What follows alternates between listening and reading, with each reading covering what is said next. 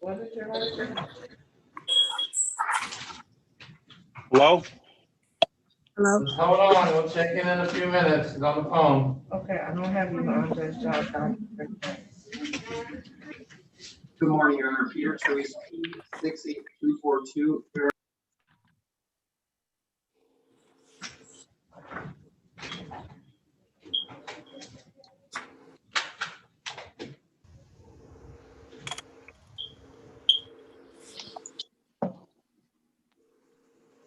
Do you have the case number?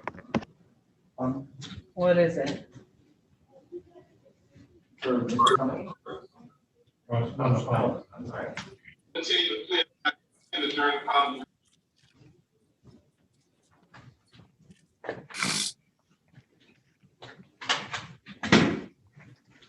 Maybe in the right-hand corner. I don't know what kind of paperwork you have, but in most cases in the right-hand corner should start with For the girl who depend on my 1-8. It's like a year. mine is her ugly ass. Yeah, that's it. That's it. That's it. That's it. 1-9. Mm-hmm. Mm-hmm.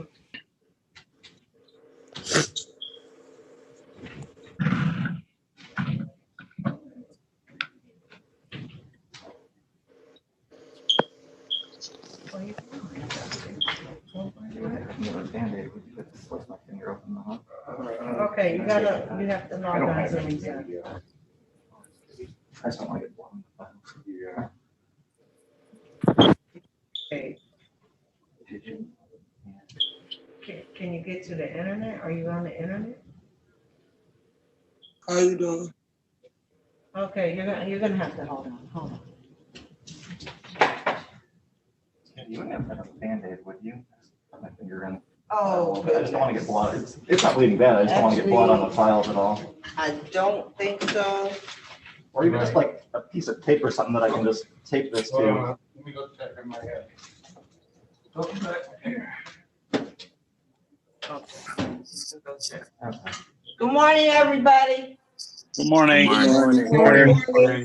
Morning. Okay, we can start checking Morning, in. Kitty. Rodney Jones. Okay, I heard Rodney Jones. Yes. Rodriguez Ali. You got your client? Okay, I got you. Who's Yep. next? Detroit Steve. Sharikian, I'm calling you on that Anthony Macklin matter, the bond that we spoke about yesterday. Rodriguez Ali. Mr. Sharika, do you have the case number? Yeah, there's two case numbers, 1805628501 and 1905594901. Okay, 190559. 4901. Oh, Mike. You don't know how to do it. all right, who's next? Steve Menken. I don't know if you, I don't know. This is Steve Menken. I have Jerry and Bryson.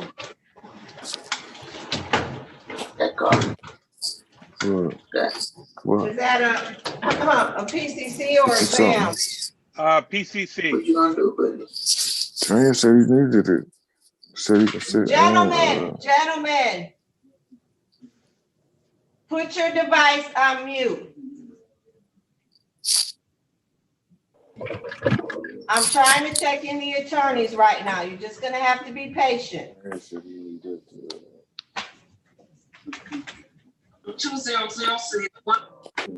All right, I'm sorry. The last attorney. Good morning. This is Attorney Andrea Fanning. I'm scheduled for an exam on Devin Todd. However, Mr. Todd has retained counsel, so it's scheduled for 2. Just trying to make sure the counsel coming in can get an adjournment. And Mr. Pope on the screen because he's the counsel. Okay, who's the retained attorney? Because I don't have an appearance for retained attorney. Mr. Pope is coming in on the case and it's scheduled for 2, but he he was on the screen, I don't know. I'm still on the screen. Oh, okay, I'm sorry, Mr. Pope. Yes. Are these your cases, Mr. Pope? The assault with intent to commit murder is the case that I want to come in on, but I know it's scheduled for an exam today. And I just wanted to make sure before I filed the appearance.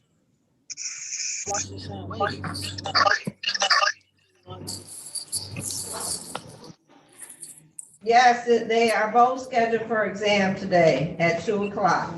He has 2 cases. I think the question is, as it relates to the assault with intent to murder, I think after talking to Mr. Pope, I think he wants an adjournment on that. And we both called in at this early hour to see how the court wishes to proceed.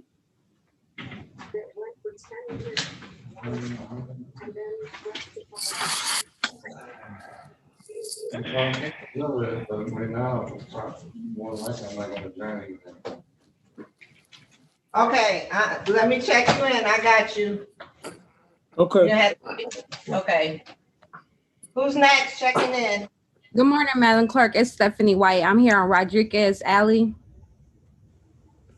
Okay, I got you. Who's next checking in? Madam Clerk, this is Chris Kessel. I have Freedom Rockymore. Is that a PCC? It's an exam that we're asking to be adjourned. We're waiting for the gun board.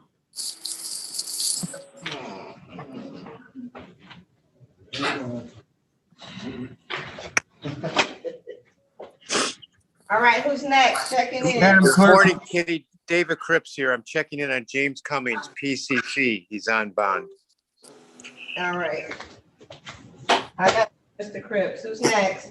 I have Charles Winston, with Richard Glanda, Charles Winston, PCC on bond. Charles Winston. Okay, I got you, Mr. Glanda. Who's next? Thank you. William Glenn on Ryan Broyles. He's out on bond. All right, I got you, Mr. Glenn. Who's next? Good morning. Julius Randolph, McRipley, Randolph. Rudolph. Is it an exam or a PCC?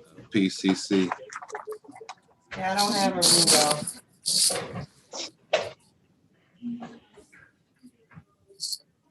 I don't have a Rudolph. I got case number 21055577301. 210555721. 7301. 73. No, I'm missing another number. 210557. 7301. I'm still missing a number. I got the 80 CTN number. 2105. Is it 3 5s or 1 or 2 5s? 2 5s. Abby. No, I'm missing a number. 055577301. That's what's on the form. Oh, 2 7s? Yes, ma'am.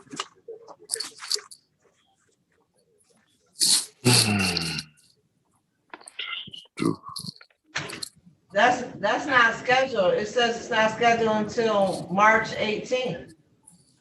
Okay, I'll double check. Thank you. All right. Have a good day. Madam Clerk, this is Richard Glanda again. I also have Deshaun Parham. It's a 1045 live exam. So I have that one too, ma'am. Rodney Jones. Okay, Mr. Glenda, you coming in on the 1045? Yes, ma'am. But I could do the Winston case, as soon as possible. Okay. Who's Thank next? Good morning. Good morning, Miss Kitty. This is Mr. Noakes. Mr. Noakes, you're on Khadijah, right? Terry. Yes, ma'am.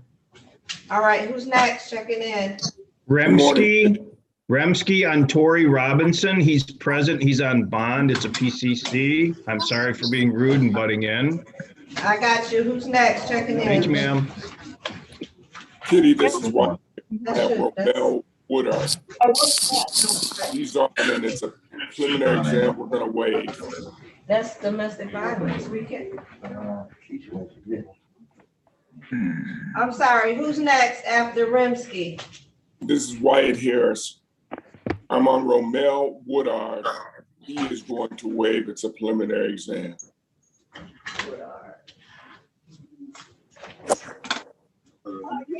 All right, I got you, Mr. Harris. Who's next? Thank you very much. Nancy Richards, I'm here on Carius Arrington. It's up for a 12:30 exam, but I have not received discoveries, so I'd like to move to dismiss.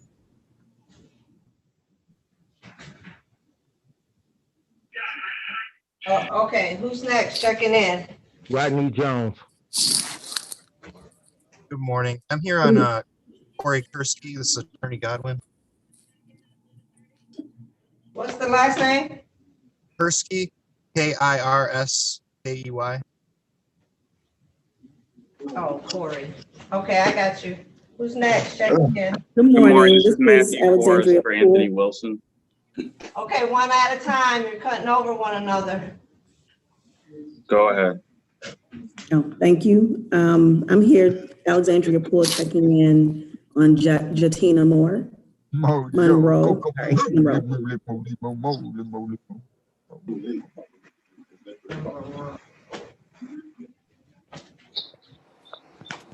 Ms. Poole, I need your P number. It's P83670. All right, and that was Matt Forrest. Yes, good morning. I'm here on Anthony Wilson. Okay, I got you. Who's next? Checking in.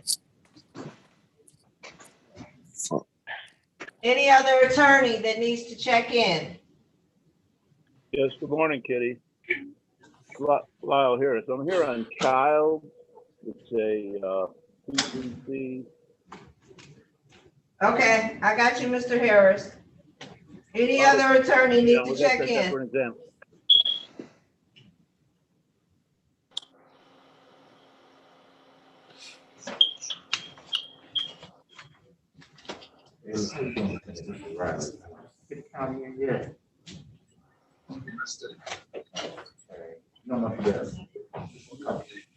Okay, all right, I'll call back. Are you? Mr. Chris? All right. Yeah, I got it. All right, let's see here.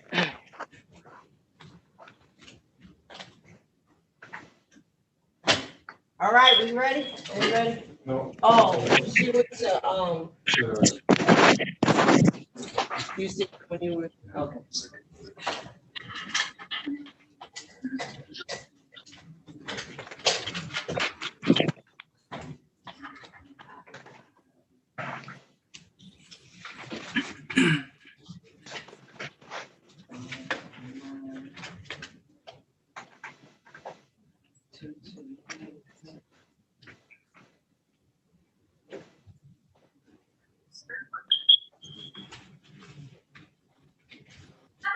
Okay, this case you set up, it's not gonna make sense for just to take it to DV.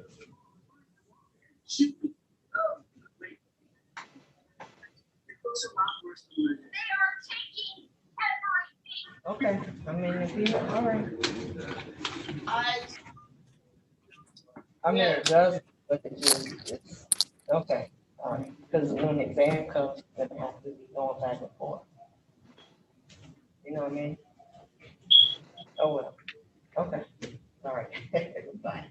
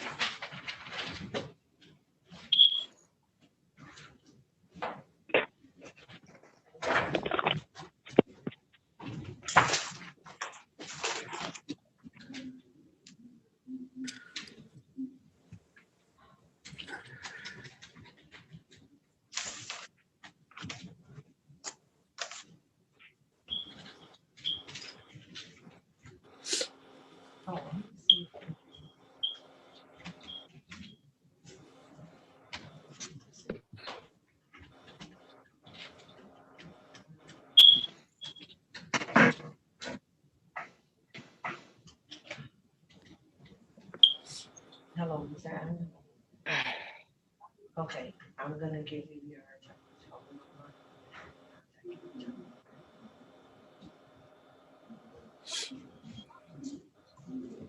Yep. 706.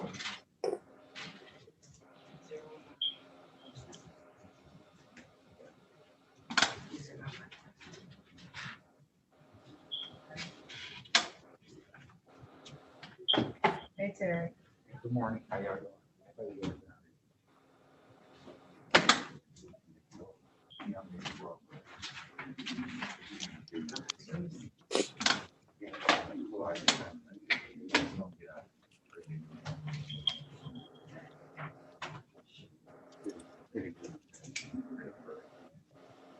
I guess this week.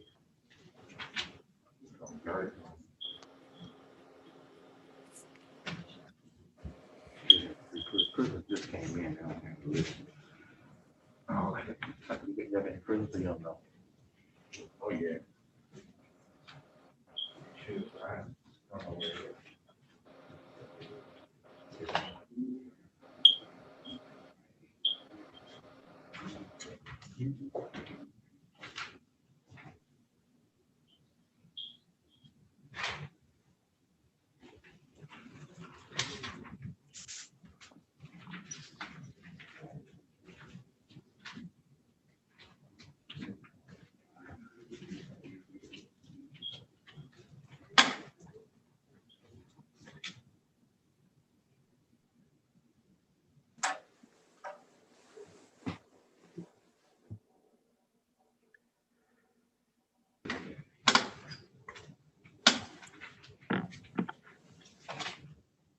Matthew, is Cummings your case? Yeah.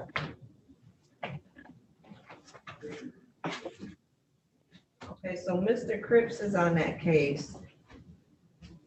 Yes, I am. And the other case, he has another case, right, Mr. Cripps? Yes, but it's not up today.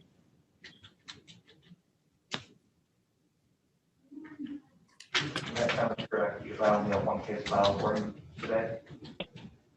I'm sorry?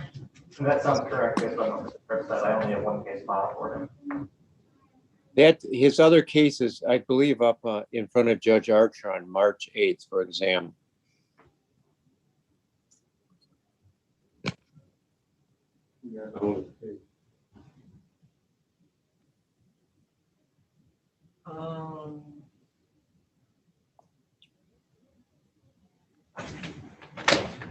I'm confused. This case number, do you have the other case number? 20-61122. Oh, she gave me the wrong case, 611.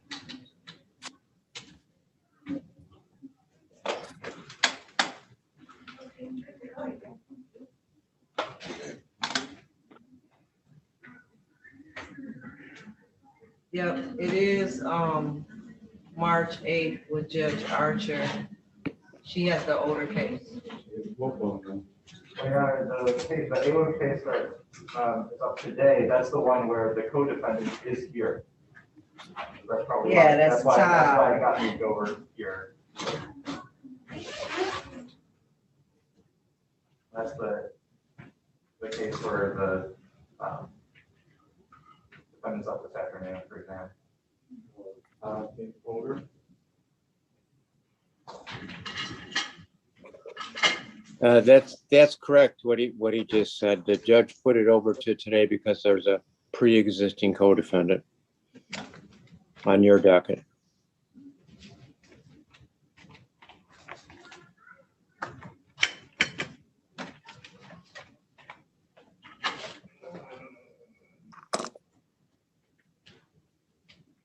Yeah, and the co-defendant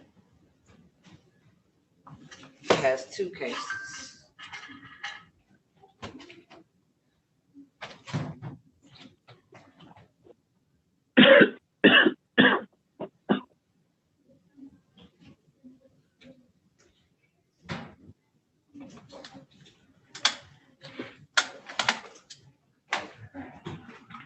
Yeah, we have the older co-defendant case.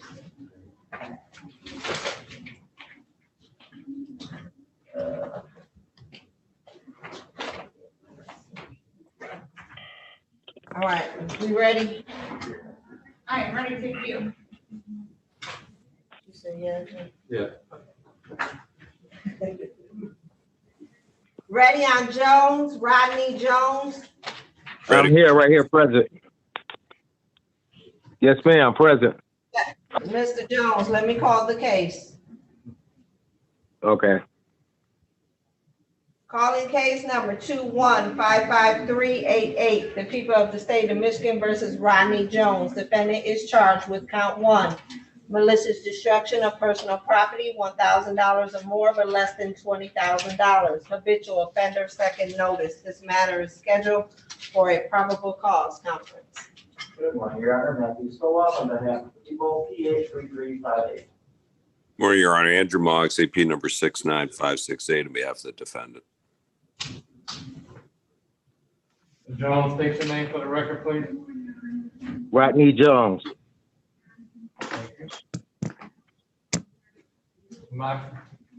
Judge, requesting an examination date, please.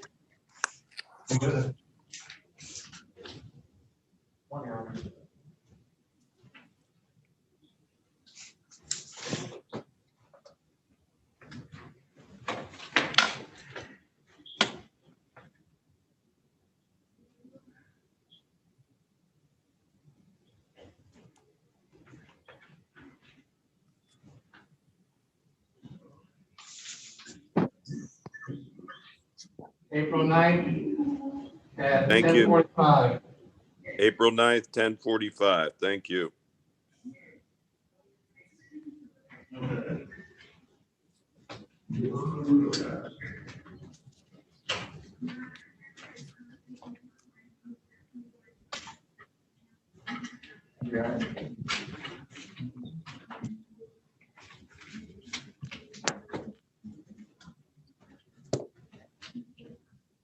Ready on Cummings.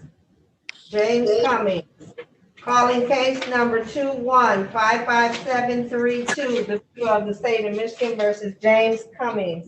Defendant is charged with count 1, count 2, count 3, count 4, assault with intent to murder, count 5, weapons, firearms, discharged from a vehicle, count 6, assault with intent to do great bodily harm, less than murder or by strangulation, count 7, count 8, count 9, assault with intent to do great bodily harm, less than murder or by strangulation. Count 10, weapons, firearms, possession by a felon. Count 11, weapons, ammunition, possession by a felon. Count 12, count 13, count 14, count 15, assault with a dangerous weapon, felonious assault.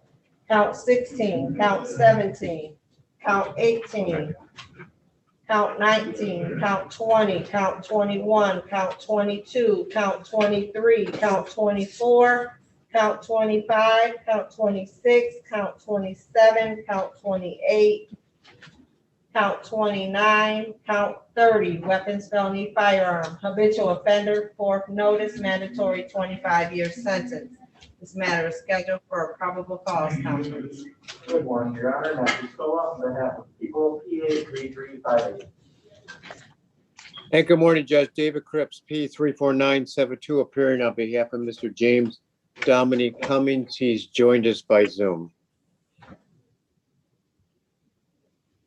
He's under the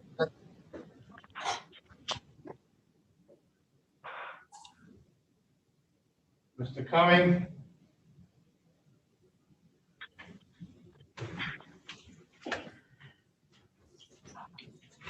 he should be designated under James. Yes, I'm here. James Cummings. State your name, put your video back so I can see you, please. There you go.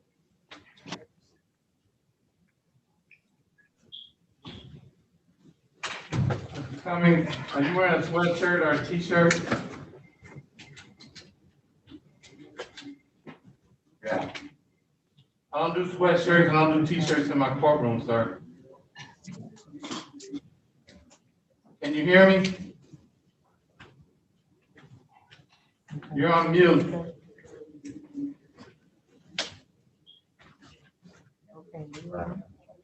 Hello? Okay, are you in a car? My phone is real low. Are you in a car? Okay. Okay. All right.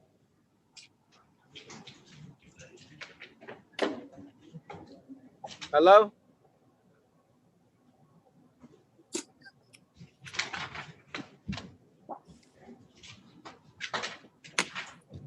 Judge, I'm prepared to waive his audio appearance. I'll advise him of everything that occurs. He's obviously have some difficulty.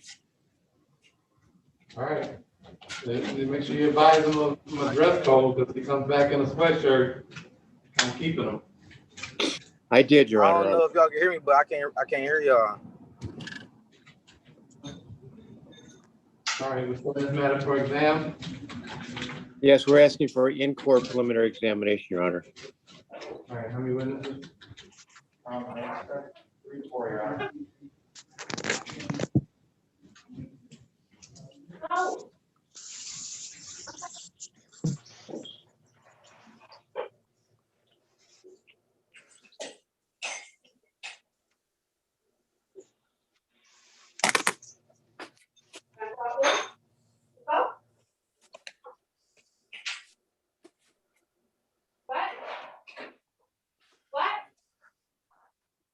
Hello?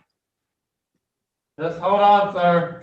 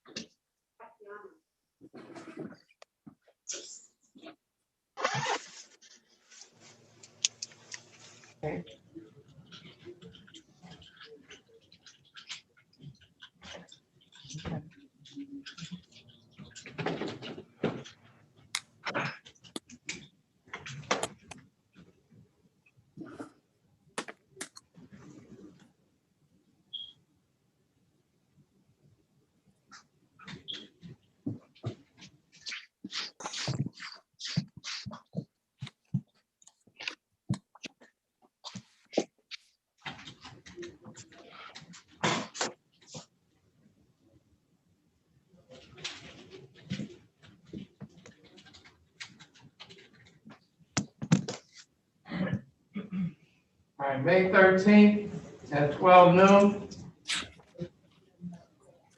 Damn. If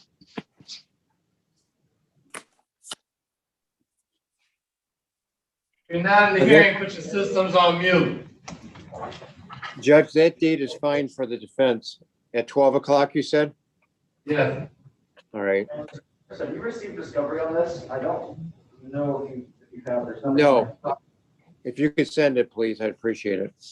There you go.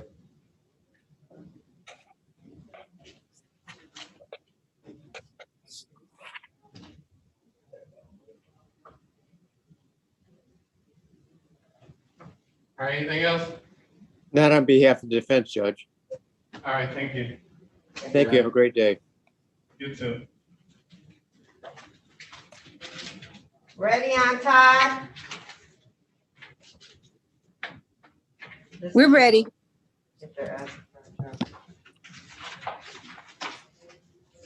Calling case number 2062201. The people of the state of Michigan versus Devin Todd.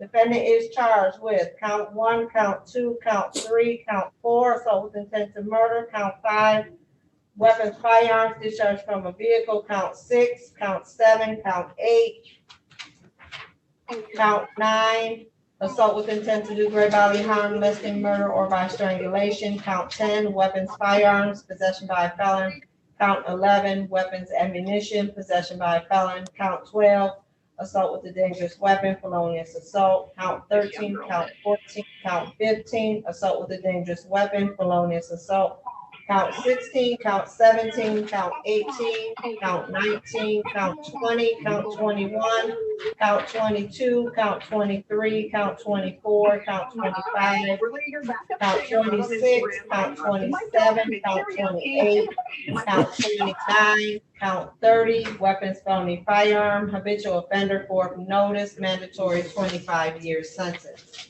Also calling case number 2059521, the people of the state of Michigan versus Devin Todd. Defendant is charged with count 1, police officer fleeing fourth degree vehicle code, count 2, police officer assaulting, resisting, obstructing, habitual offender, fourth notice. These matters are scheduled for examination. Good morning, Your Honor. Matthew Spilloff on behalf of the people, P83358. Good morning, Your Honor. Attorney Andrea Fanning, P42853, appearing on behalf of Mr. Devin Todd.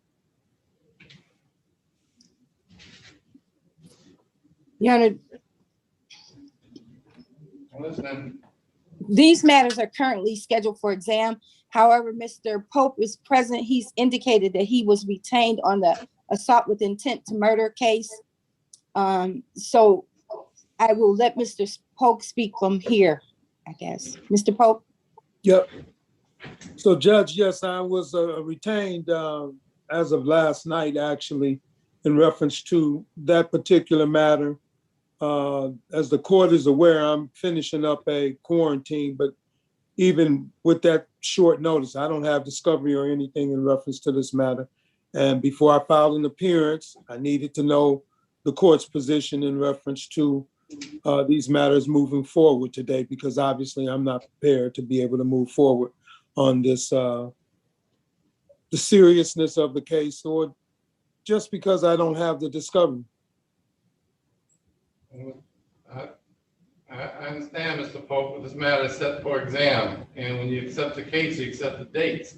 Well, Judge, that's why I haven't filed an appearance. No, I understand. Yep, that's the reason. Yep. Okay.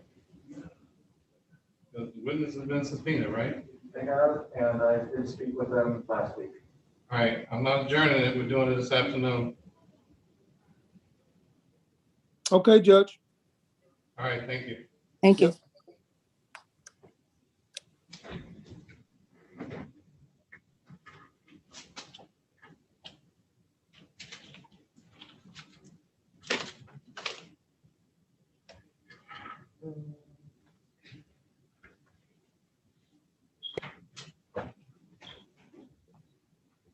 Mr.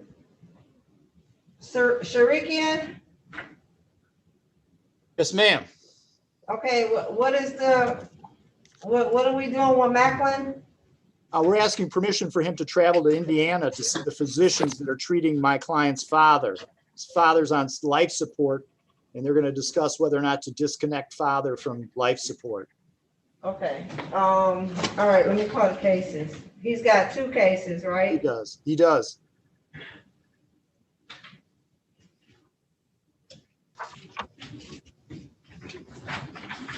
Calling case number 1856285, the people of the state of Michigan versus Anthony Macklin. Defendant is charged with count 1, controlled substance, delivering, manufacturing narcotic or cocaine less than 50 grams. Count 2, controlled substance, manufacturing narcotic or cocaine less than 50 grams. Also calling case number 1955949, the people of the state of Michigan versus Anthony Macklin. Defendant is charged with robbery armed. These matters are here on a bond hearing. Good morning, Your Honor. Matthew Spilloff on behalf of people, P83358. Good morning, Your Honor. Samuel Chirikian, appearing on behalf of Mr. Macklin, who's present by way of Zoom. Judge, if I may. Macklin, state your name for the record, please. Anthony DeJuan Macklin, Your Honor. All right, thank you. Judge, let me note that I received a phone call from Mr. Macklin yesterday regarding the situation in Indiana. His father is on life support, Judge, and it is a matter of life and death. I talked to Mr. Macklin's tether agent, Deputy Loftus, yesterday, and he told me that my client has been in compliance. There isn't any problem with his making his curfew and staying out of trouble, and that he being Deputy Loftus has no problem with my client going out of town. Judge, it'll be just for a couple of days, from Sunday, February 21st through Tuesday, February 23rd.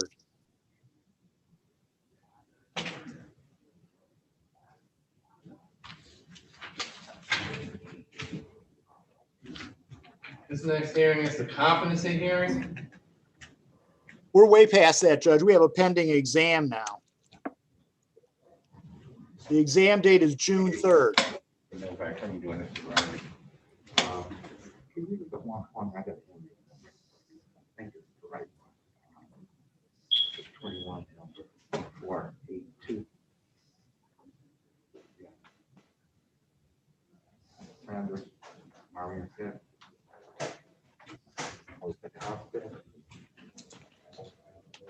All right.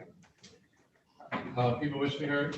Your Honor, obviously, this is only brought to my attention just now, so I'm unaware of anything regarding the case other than the charges themselves. Regarding the drug case, the people have no objection. Regarding the armed robbery, I don't know the facts of that case, so I'll leave it to court's discretion.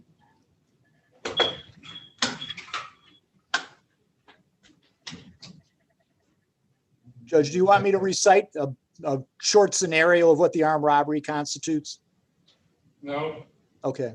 I don't need that. I mean, the only issue is whether or not I would believe he's gonna return to court when he's supposed to. I mean, he's complied with every other condition of his tether, then under the circumstances, the court's gonna allow him to travel out of state. Thank you, Judge. Can you submit an order? I have it already prepared, Judge. I just need an email address. All right. Okay. You ready? Yes.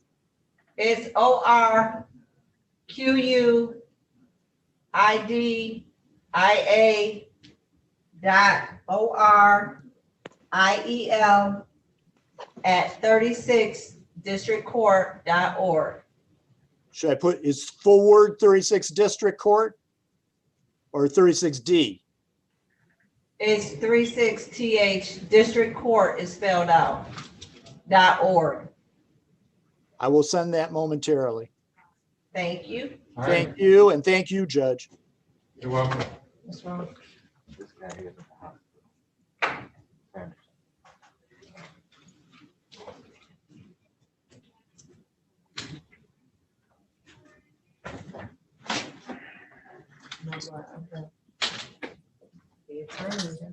Ready on Winston? Ready. Mr. Winston's on the call. Calling case number 2155562, the people of the state of Michigan versus Charles Winston. Defendant is charged with count 1, weapons carrying concealed. This matter is scheduled for a probable cause conference. Good morning, Your Honor. Matthew Sola, on behalf of the people, PA 3358. Morning, Judge. Richard Blanda, 32990 for Mr. Winston. He's on the call, sir. Mr. Winston, state your name for the record, please. Yes, Charles Winston. Thank you, sir. All right, Mr. Glenda. Judge, this is the initial PCC. I just got the case. I need discovery. If we could schedule another PCC, my client is on bond or an in-court exam, whichever the court chooses. All right, I want to adjourn the PCC, so set it for exam. You still have enough time to do whatever you need to do. How many witnesses? One, possibly, Your Honor.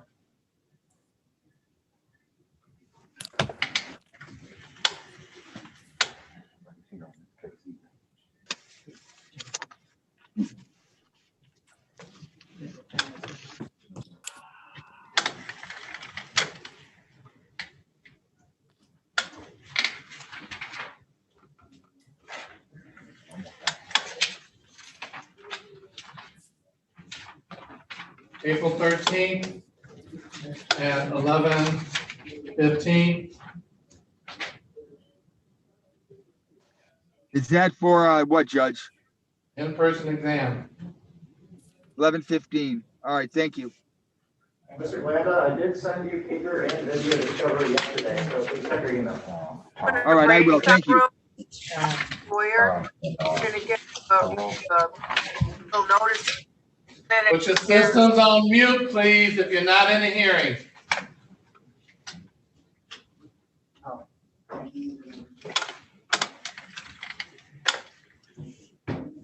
April 13th at 11:15. Thank you.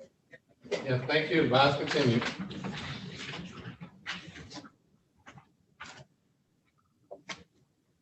Ready on Ally Rodriguez, Ally?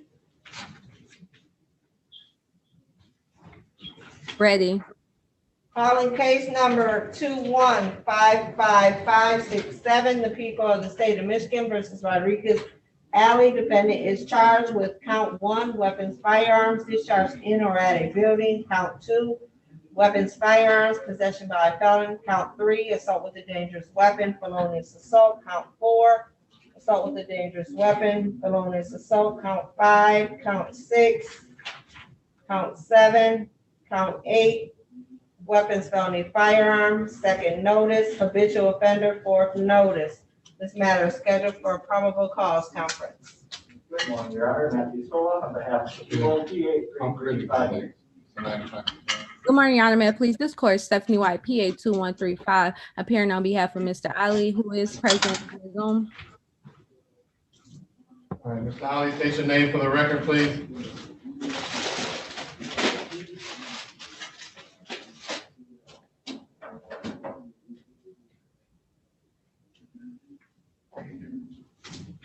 Mr. Ali, I believe you're muted. You have to unmute your phone.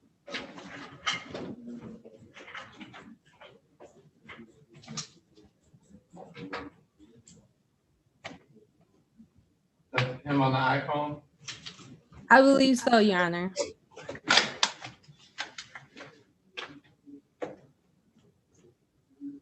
He's not coming through. All right, well, we're setting this for exam? Yes, Your Honor, we're sending for a Zoom exam. Zoom exam? Yes.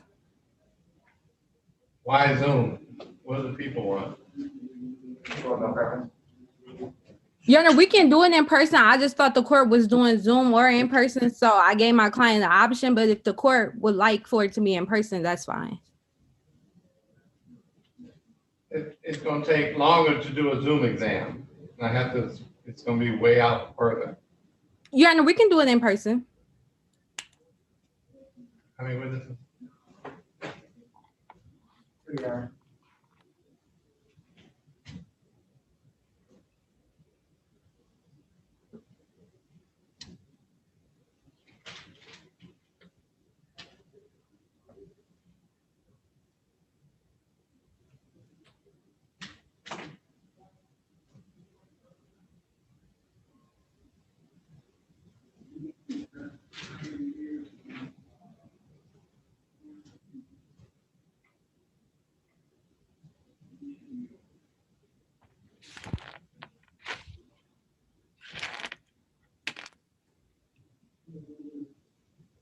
We do May 14th at 12:15.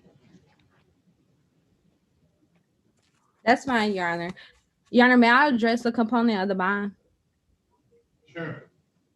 Your Honor, Mr. Ali is on GPS tether, and the alleged incident happened at his home, and because he's on GPS tether, he cannot return to his home, but the complaining witnesses in this case does not live at that address, so I'm asking that you allow him to return home.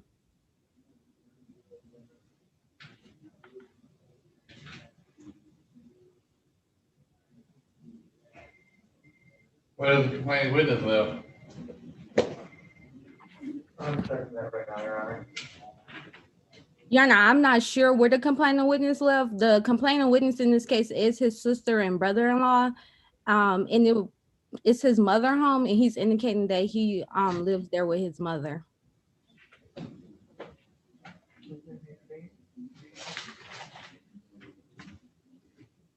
his mother a witness? No, I don't believe she's a witness, but I did ask Mr. Ali to have his mom present today to let the court know that the complaining witness does not live at that home. Yes.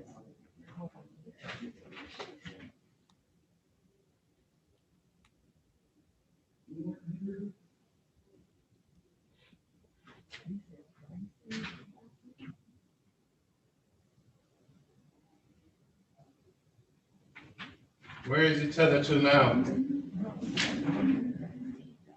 Your Honor, I believe he's tethered to his mom's friend home.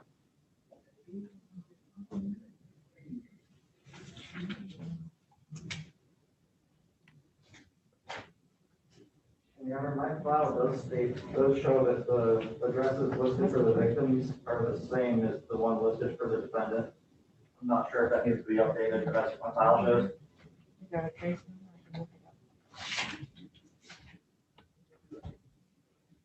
Counsel, you're gonna have to file a motion that way the prosecutor have opportunity to get the victims in. I understand, Your Honor. Thank you. All right.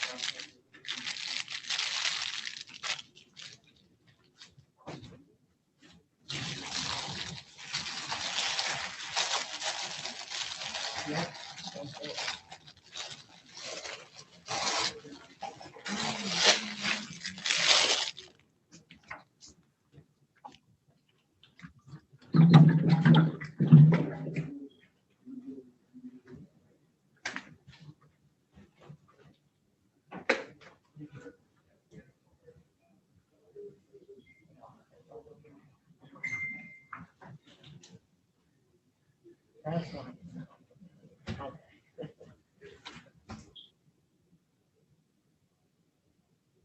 No.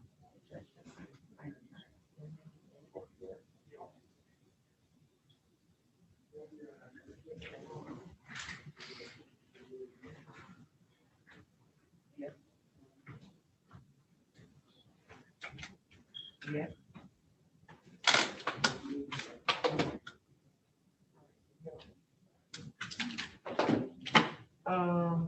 What did you want me to apologize? The attorney called and said he's gonna be 20 minutes late.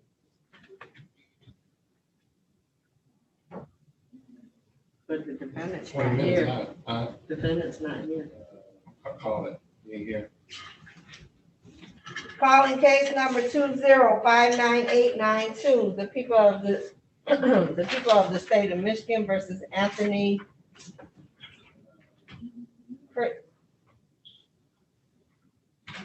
last name CRITTENDEN. The defendant is charged with count 1, weapons carrying concealed. This matter is scheduled for examination. Defendant has failed to appear.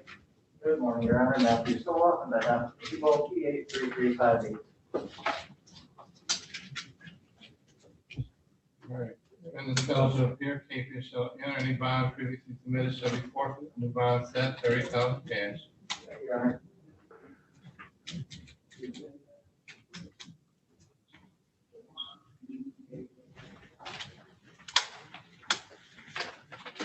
Ready on Rockamore? Ready.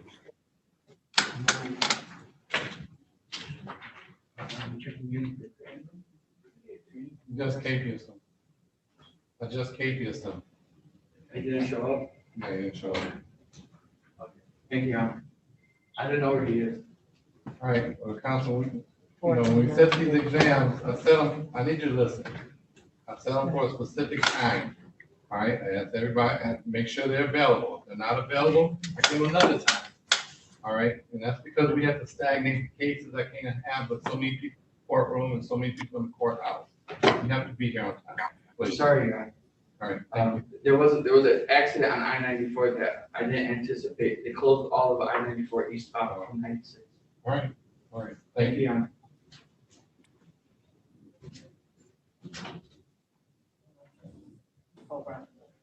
Calling case number 2059887, the people of the state of Michigan versus Freedom Rockamore. Defendant is charged with count 1, weapons carrying concealed. This matter is scheduled for examination. Good morning, Your Honor. Matthew Soloff on behalf of the people, P83358. And thank you. Good morning, Your Honor. Christopher Kessel on behalf of Ms. Rocky Moore, who is on the Zoom with us. Ms. Rocky Moore, could you state your name? Yes, Freedom Rocky Moore. Thank you. Your Honor, we're asking for an adjournment of the exam. I have submitted something to the gun board on this case for misdemeanor consideration. We're just waiting to hear back. Hopefully it will be soon, but for that reason, we're asking for an adjournment of the exam. I'm not adjourning these. Make a decision, either hold it or you waive it. Judge, my understanding is that the gun board is asking these matters to. I understand how it works. I know how it works. I'm not adjourning it. I can't make it any more simple than that. Fair enough, Judge. If would the court let me call my client and recall this matter in a few minutes? Sure. Thank you, Judge. Freedom, I'm gonna call you right now. Okay.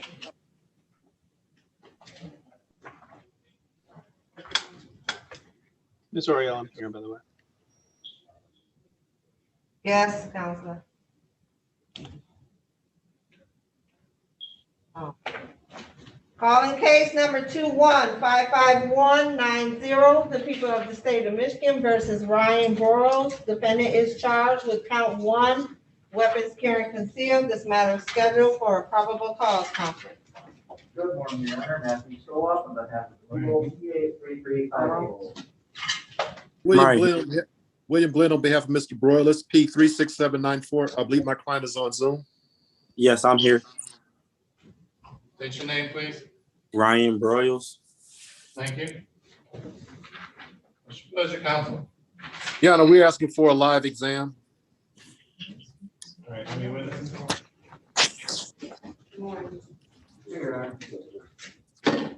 I couldn't hear you. Sure, Your Honor. You need 2 for the exam? I have a note stating that one officer recovered the gun and one made the observation. I may be able to do it in one, I probably won't know until I speak with them. Right.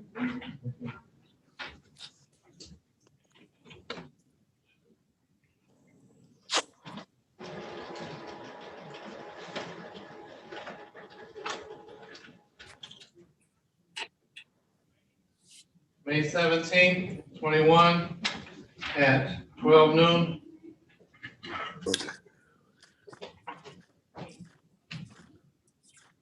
That's fine.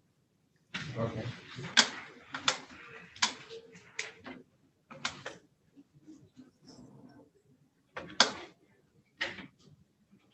All right, bond continue. Okay, thank you, Your Honor. Mr. Broyles, write that date down. I'll be in touch with you. You said May 17th? At noon, right. At noon. Okay, thank you.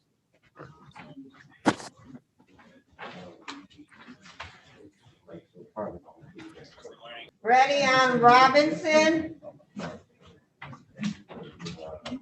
Yes. Ready, Your Honor.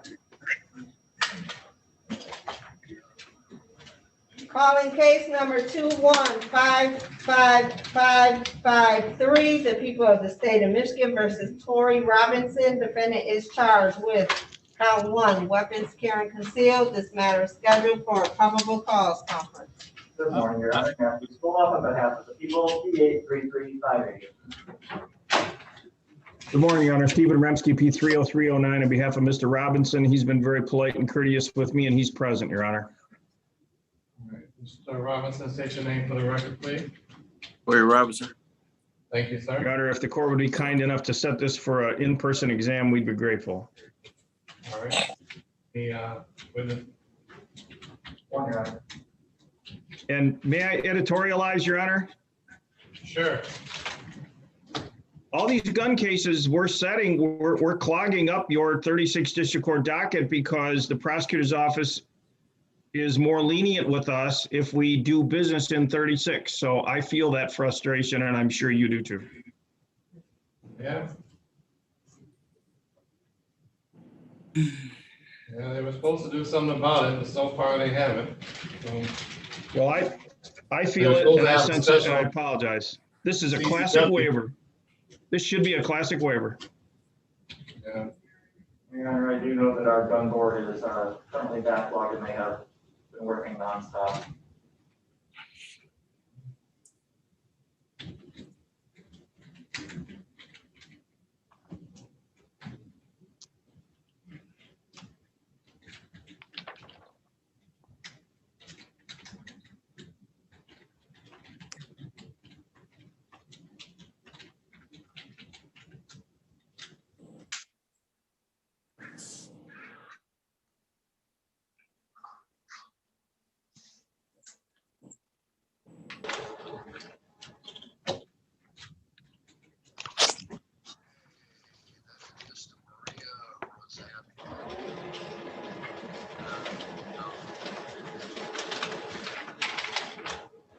Parties available May 18th at 12:15.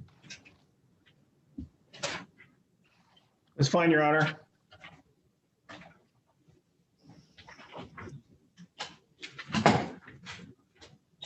You said May 18th? Yes, sir. May 18th at 12:15, in-person preliminary exam, Okay, thank you. 439.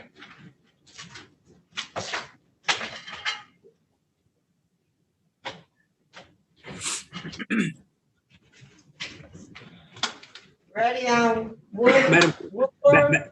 Madam Clerk, we're ready on Rockymore as well.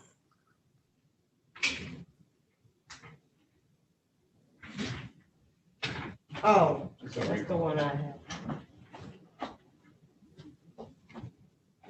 Recalling case number 2059887, the people of the state of Michigan versus Freedom Rockymore. Defendant is charged with count 1, weapons carrying concealed. This matter is scheduled for examination. Good morning, Your Honor. Matthew Stoll, on behalf of the people, P83358.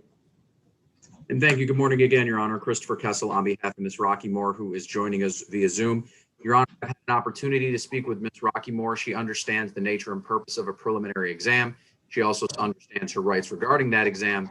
And at this time, she wishes to waive that exam and have her case bound over to circuit court for further proceedings.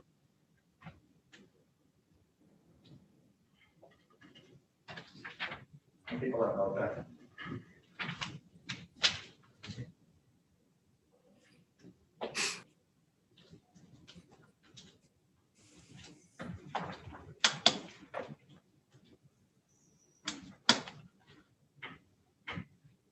All right, Ms. Rockymore, can you state your name for the record, please? Yes, Freedom Rockymore. Ms. Rockymore, you understand you have a statutory right to a preliminary exam where the state must show by probable cause a crime was committed and probable cause you had something to do with committing that crime. You understand that? Yes, Your Honor. Does anybody promise you anything or threaten you in any way to get you to waive your right to preliminary exam? No, sir. You do so freely and voluntarily after having opportunity to talk to your attorney about it.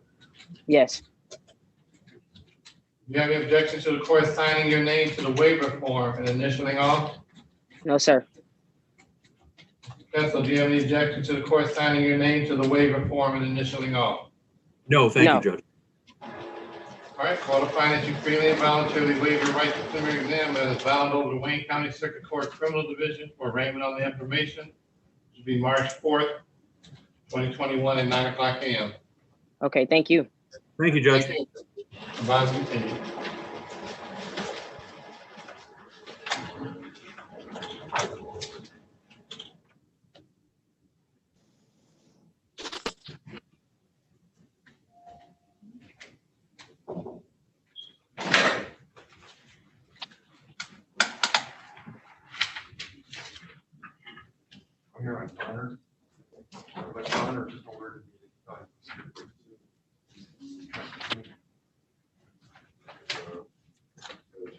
Ready on Woodward? Yes. Romel? Calling case number 2059945, the people of the state of Michigan versus Romel Woodward. Defendant is charged with count 1 and count 2, weapons carrying concealed. This matter is scheduled for examination. Good morning, Your Honor. Matthew Stoll, on behalf of the people, P83358. Good morning, Your Honor. Wyatt here, P54891 on behalf of Romel Woodard, who appears via Zoom under Romel Woodard. Mr. Woodard, state your name for the record. Romel Woodard. Your Honor, we're going to waive this examination. We have a gun board letter into the gun board. We'll waive it this time, given the court's policy. Some people have no objection later. All right, Mr. Woodard, you understand that you have a statutory right to a preliminary exam where the state must show by probable cause that a crime was committed and probable cause that you had something to do with committing that crime. You understand that, sir?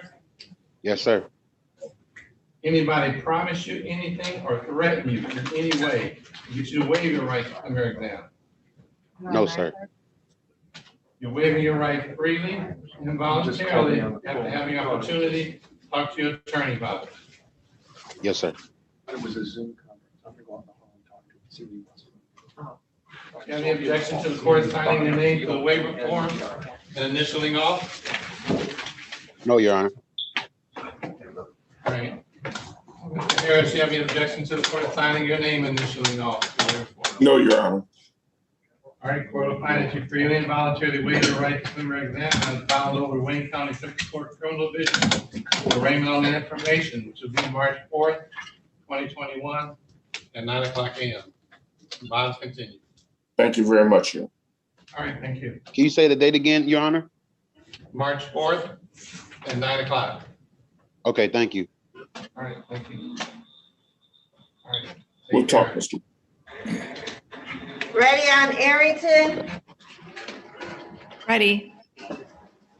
Calling case number 2062716, the people of the state of Michigan versus Terrius Arrington. Defendant is charged with count 1, weapons carrying concealed, count 2, police officer assaulting, resisting, obstructing, count 3, weapons, firearms, possession by a felon, count 4, weapons, felony, firearm, habitual offender, second notice.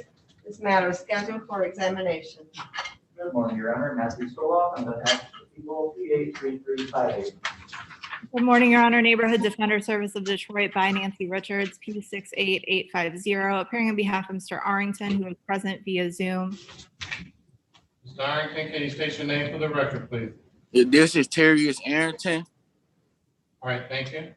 Your Honor, today is scheduled for preliminary examination at 12:30. However, I have not received any discovery, so I am asking the court to dismiss. The discovery was first requested by my office on December 29th. And Your Honor, I do have a note from Mr. Moody stating that he sent paper and video discovery to discovery@ndsdetroit.org. So Ms. Richards should have received that. Your Honor, I did double check with our office yesterday, and I also earlier this week reached out to the last contact that I had, which was Andrew Molnar, requesting the discovery, and he never got back with me. I have not received the discovery. I'm not sure if they had a typo in their address, but I am requesting a dismissal. And my file does state that discovery was sent on January 27th of 2021. You have confirmation? I do not have anything printed in my file, Your Honor. However, I do see that the note was made by Mr. Moody. I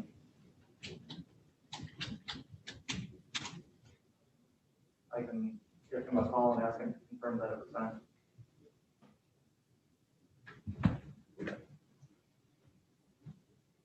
Give him a call. You need to know if he had a confirmation, because normally if he has a confirmation, it's in the file. There you go, Your Honor. If you'd like me to step outside and call him right now? Yeah. There you go.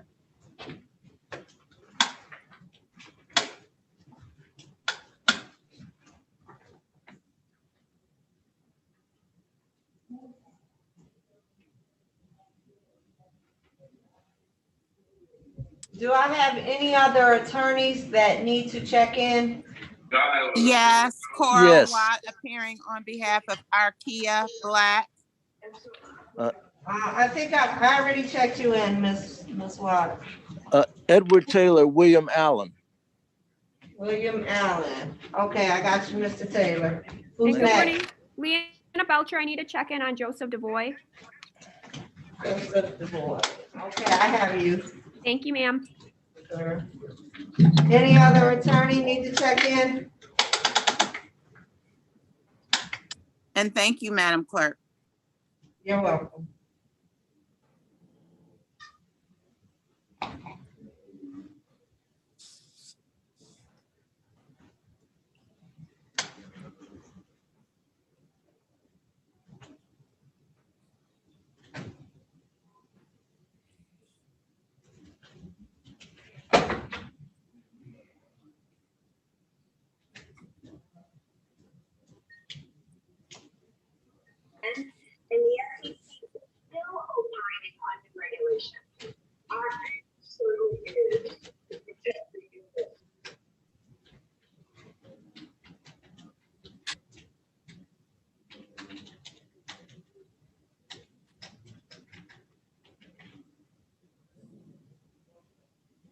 Your Honor, my colleague, Mr. Kearney, just indicated to me that he checked our discovery at Hey, no. NDS. Prosecutor stepped away. You gotta wait for him to come back. Oh, I'm sorry, Your Honor, I couldn't see. Yeah, he went to make a phone call to Mr. Moody.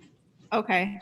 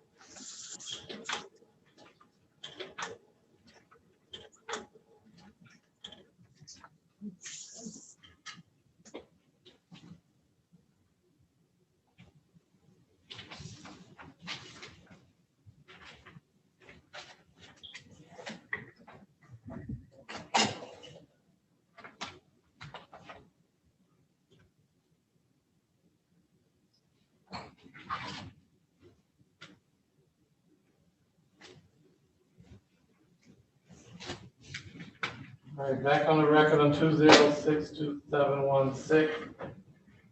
People of the state of Michigan versus Harriet Arrington.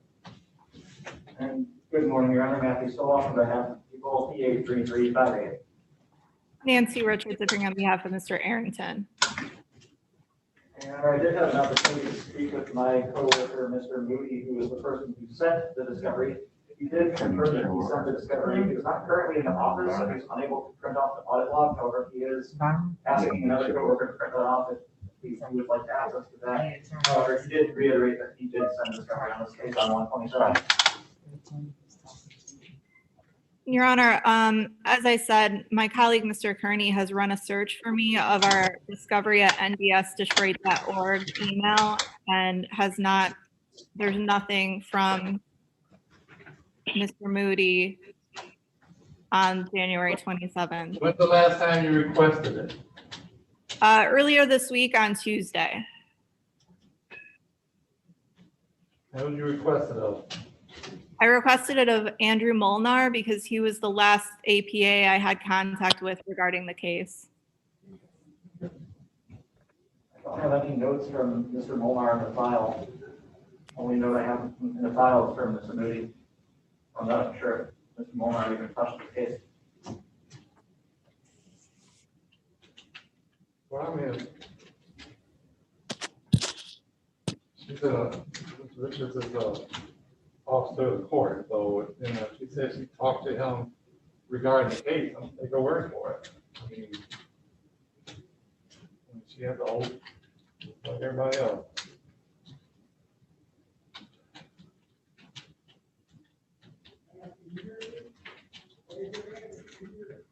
And based on the circumstances, I believe there are essentially two options, either to adjourn it, which I know Your Honor does not like doing, or to dismiss it and the prosecutor's office can refile the case.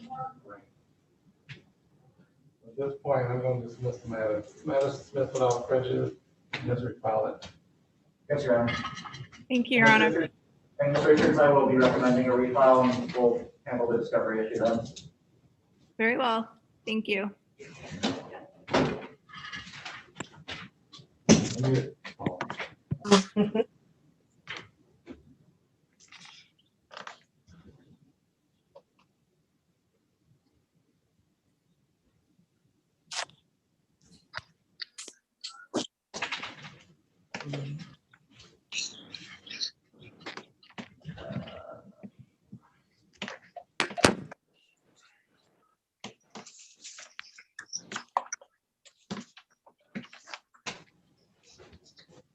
Mr. Bonner's going to zoom in, he's going to waive his exam. And the same thing is true of Mr. Boyer. It would take a moment to text Mr. Moody that you do not need that. Audit log, we're just going to refile. Okay.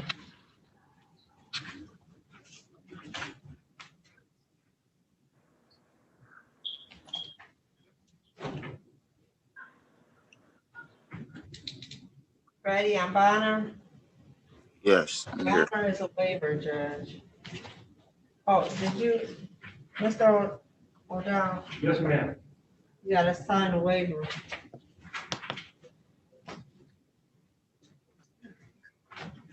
Please. Yes, I can sign it. Why is he on Zoom? I'm sorry? Why is he on Zoom? Because he got confused, Judge. He thought today was a Zoom appearance because the last one was. But other than that, I can't give you a good answer, because I'm here. Yes. This is Bond Amigo NNPR.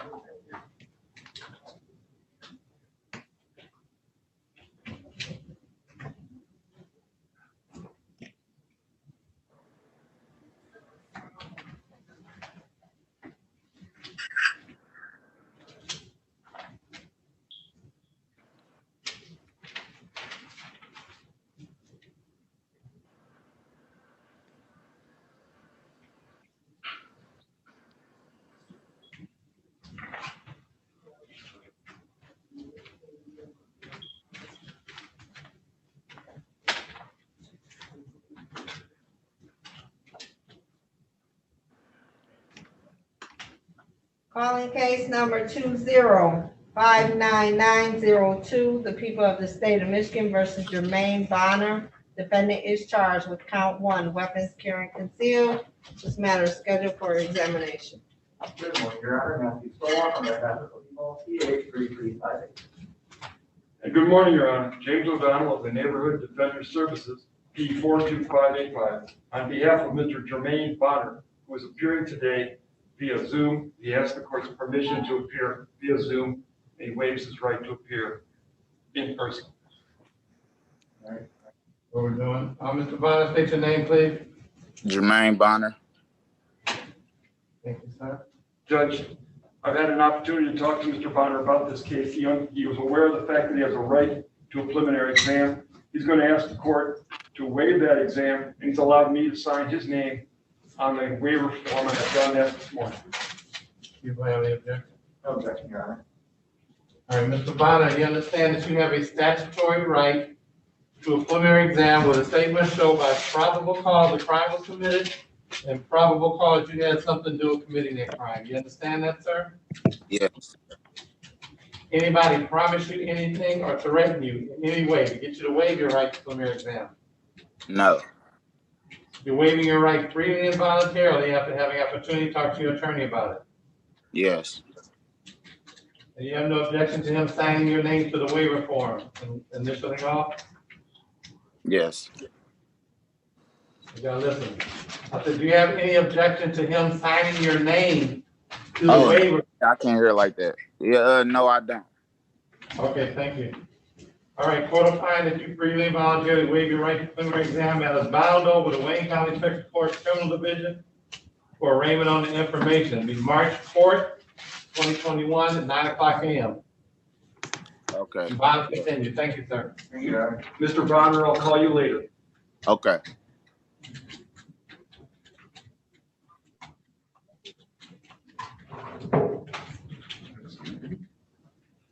And Judge, yesterday I called you about the next person. His name was Boyer.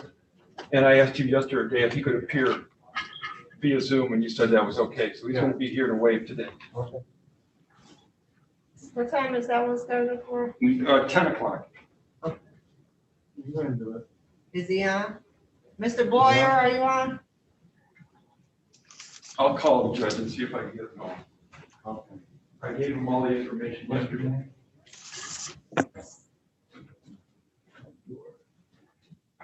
Sorry, you got that. Oh. Ready on Corey Kirksey?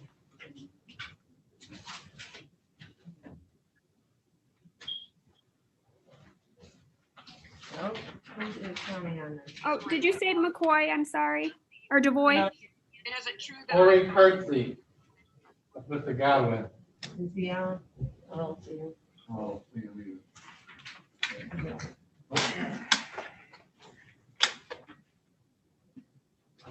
Monroe, ready on Monroe? Yes. Calling case number 2155566, the people of the state of Michigan versus Tatia Monroe. Defendant is charged with count 1 and count 2, weapons carrying concealed. This matter is scheduled for a probable cause conference. Good morning, Your Honor. Matthew Phillips on behalf of people P83358. And good morning, Neighborhood Defender Service by Alexandria Poole, P83670 for Ms. Monroe, who is present on the Zoom. Ms. Monroe, can you? Monroe, take your name for the record, please. Or she was present on the Zoom. I have spoken with her this morning. I would ask to waive her presence if she's not on right now. All right, waive her appearance for purpose of this hearing. It's a pleasure. Your Honor, we're asking for an in-person preliminary exam. How many witnesses? One? One, Your Honor, yes.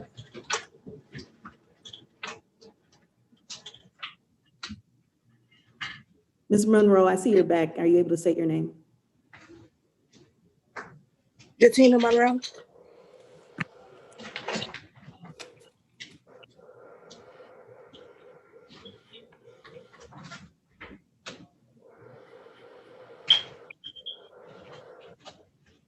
May 19th at 12:30. Okay, that works. Thank you. Also, I have not received digital discovery as of yet. Ms. Poole, I did send paper and video discovery to discovery@nbsdetroit.org, and I sent that yesterday. Yesterday. Okay, thank you. Ms. Monroe, you can sign off. Okay, thank you.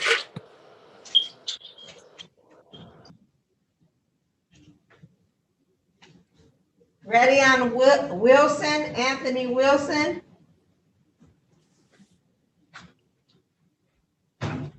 Ready. Calling case number 21-55606, the people of the state of Michigan versus Anthony Wilson. Defendant is charged with count 1, weapons, firearms, possession by a felon. Count 2, weapons, ammunition, possession by a felon. Count 3, weapons carrying concealed. Count 4, count 5, weapons, felony, firearm, habitual offender, second notice. This matter is scheduled for a probable cause conference. Good morning, Your Honor. Matthew Phillips on behalf of people P83358. And good morning, Your Honor. Matthew Forrest, appearing on behalf of Anthony Wilson, who is present. Mr. Wilson, state your name for the record, please. Yes, Anthony Wilson. Thank you, sir. Counsel? Your Honor, at this time, I'd ask the court to set an in-person preliminary exam date. How many witnesses? One, Your Honor. One.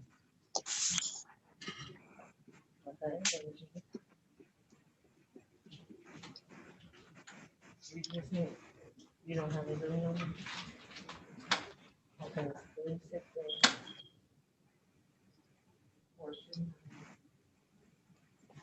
0000. All right. Yeah.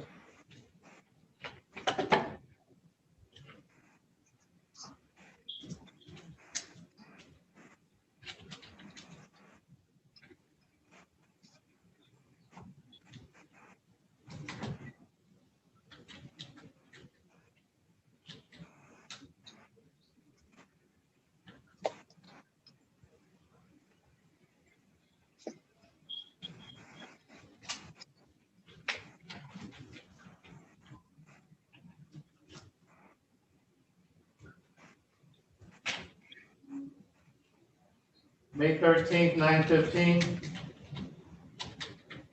That's a good date. Yes, Your Honor.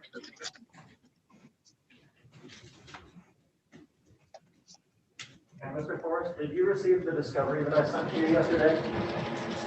Yes, I did. Thank you. Thank you. All right, Bob, continue. Thank you. Thank you.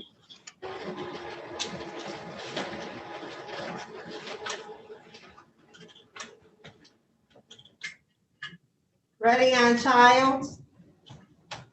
Yes. Calling case number 2155767, the people of the state of Michigan versus Javante Giles. Defendant is charged with count 1, robbery armed, count 2, malicious destruction of fire or police property, count 3, police officer assaulting, resisting, obstructing. This matter is scheduled for a probable cause conference. Good morning, Your Honor. Matthew Stoloff on behalf of people, P83358. And Judge Lyle Harris for Mr. Childs. Judge, I believe he is in custody. However, I'm not sure he's going to be able to make it on video, so I would ask to waive his presence and set this for exam. Right, for waiver of appearance for the purpose of this hearing. How many witnesses? One moment, Your Honor.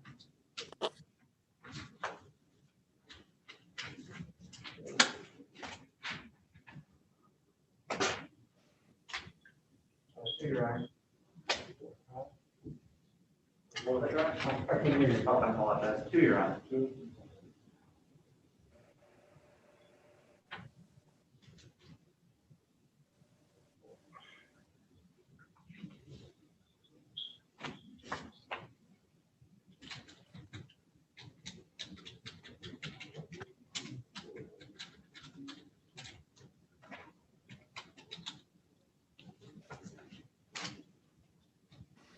March 4th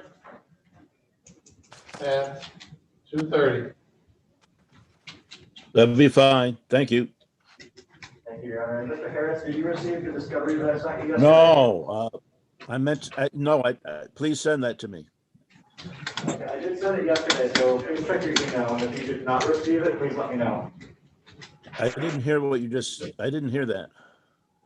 I said that I sent the discovery yesterday, so please check your email. If you did not receive it, please let me know. Who are you, just in case? This is APA Matthew Stoloff. Oh, Matthew. Okay. Thank you. Thank you all. I'll check.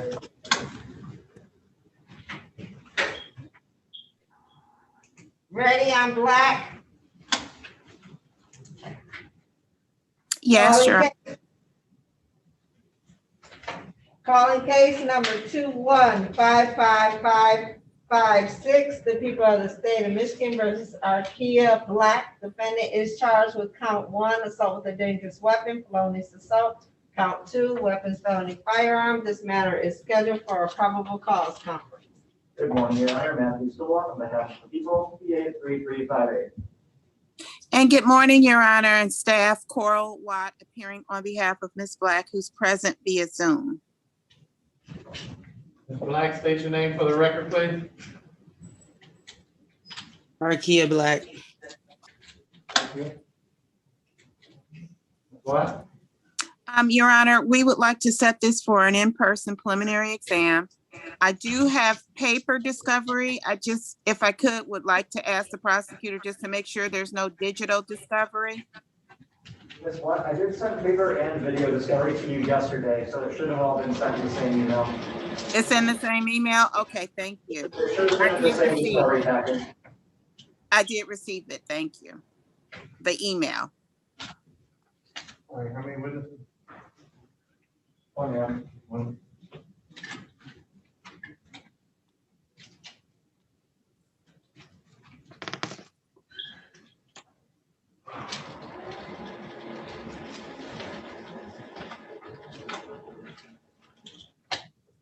May 19th at 12 noon.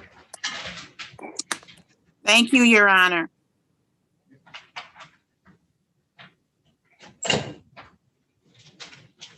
Ms. Black, if you have any difficulty accessing the video, please let me know. I sure will. Thank you. Have a great day, everyone. You too. Take care. Ready on Allen, William Allen? Ready. Calling case number 1961826, the people of the state of Michigan versus William Allen. Defendant is charged with count 1, assault with a dangerous weapon, felonious assault. Count 2, malicious destruction of personal property, $1,000 or more, but less than $20,000. This matter is scheduled for a probable cause conference. Good morning, Your Honor. Matthew Stoloff on behalf of people, PA3358. Good morning, Your Honor. Edward Taylor, P57166, appearing on behalf of Mr. Allen. For the purpose of this hearing, Your Honor, I'd like to waive my client's appearance. I spoke with him earlier today. He has an antiquated phone and he cannot download Zoom on it, Your Honor. And we're requesting in-person exam. All right, waive his appearance for the purpose of this hearing. How many witnesses?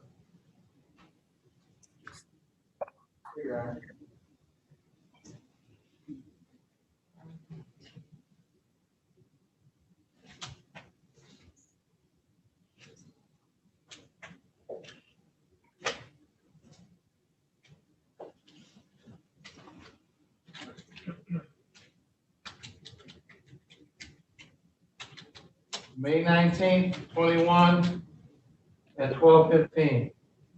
May 19th. Yes, May 19th at what time, Your Honor? 12:15.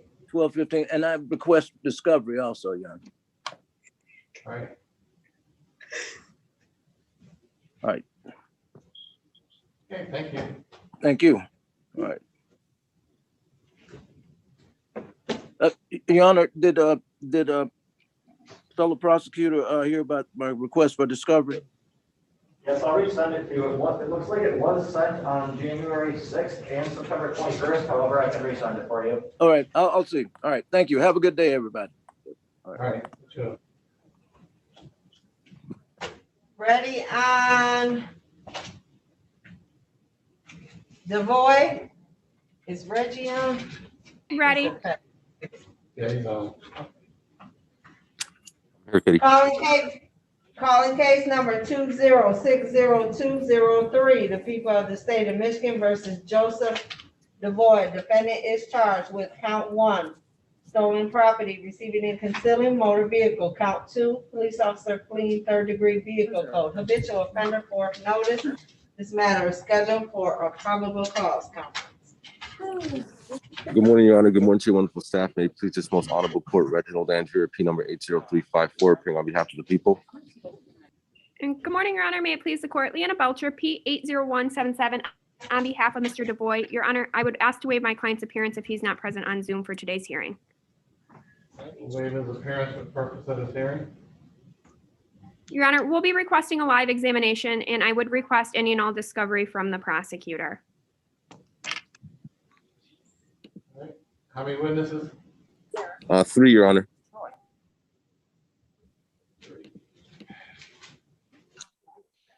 However, Your Honor, I may be able to do it with 2 with the introduction of the MSP forensic report.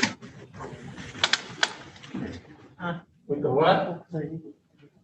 If I introduce the MSP forensic report for DNA analysis, Oh, all right. I may be able to do it in 2 without the original author. All right.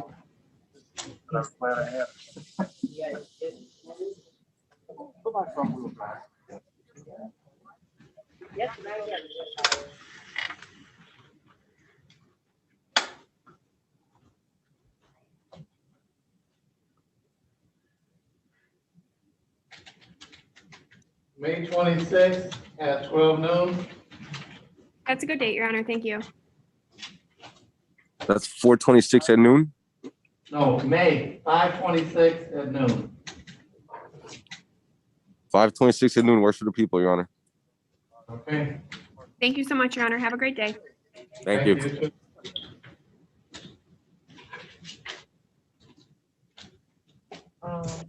our 10?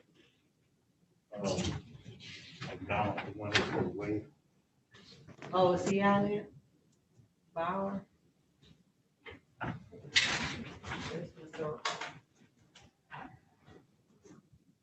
You talk to your client? No, it's nothing, nobody picks up. Has he checked in yet? Nope. No. Because the day that You I was. don't see him, right, Judge? Nope, not. All right, I'll try one more time. I was on the phone with him 2 days ago. About today. Is Attorney Godwin on, Judge? Nope. Okay, that's all I have right now. We got Attorney Carney. I don't know who he's on. And we got, Mr. Notes, but he's waiting on his, Mr. Kearney, who 15 Judge Malik Robinson. Malik Robinson. Oh.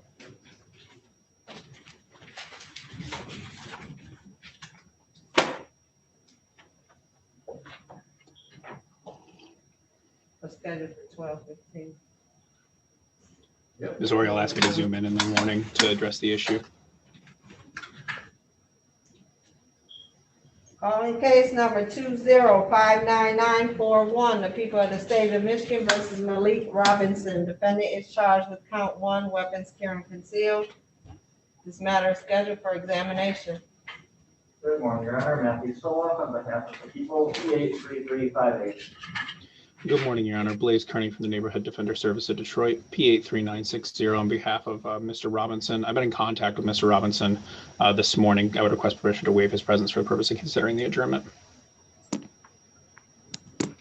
Okay, waive his presence for the purpose of this hearing. Thank you, Judge. Yesterday, I had zoomed in to ask who the APA was going to be in the courtroom today. At that time, it was Mr. Moody.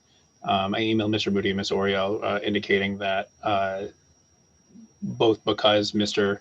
Robinson is out of custody and I've received my first dose of the vaccine, but that amount isn't considered effective until 14 days after the administration of the first dose at about a 65. I'm just reciting my email. I apologize. 65 to 89% efficacy after 14 days has elapsed. I was requesting that the court adjourn this exam until after that period has run. I can make more detailed representations to the court ex parte, so it's not streaming on YouTube, about my particular medical conditions that are making me make this request. I'm not asking the court more often than not is asking me to stop doing preliminary exams because I'm going on too long. So I'm not trying to procure an adjournment where I otherwise wouldn't be getting one. But I do have a concern until I have become appropriately vaccinated for coming to court for a preliminary exam for an out of custody client. I understand.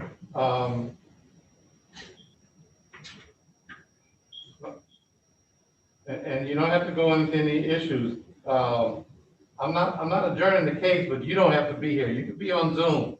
The client has to be here though.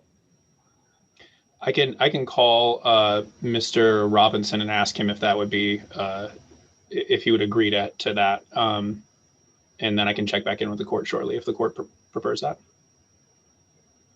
It's up to you. That's okay. Yeah. Understood. It's just not my right. It's his. So I have to check with him first. It's his right to be here in person. It's not his right to have you here in person. It's his right to have you represent him. And you can do that through Zoom. So regardless of what he says, I don't care.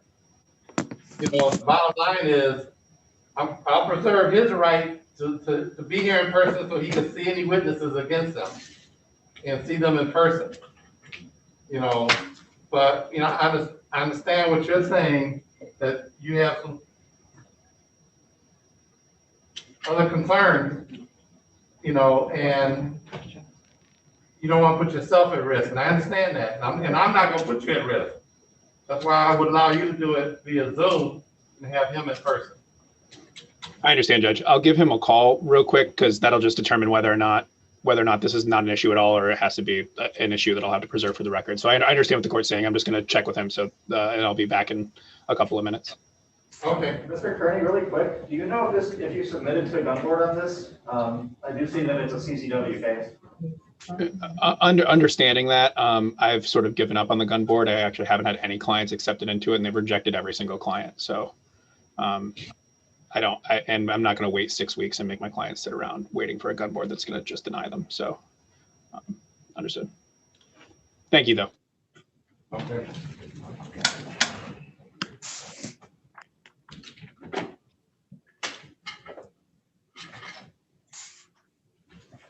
Judge, one of our exams for 12 o'clock, Sanders, is in the hospital. The defendant is in the hospital.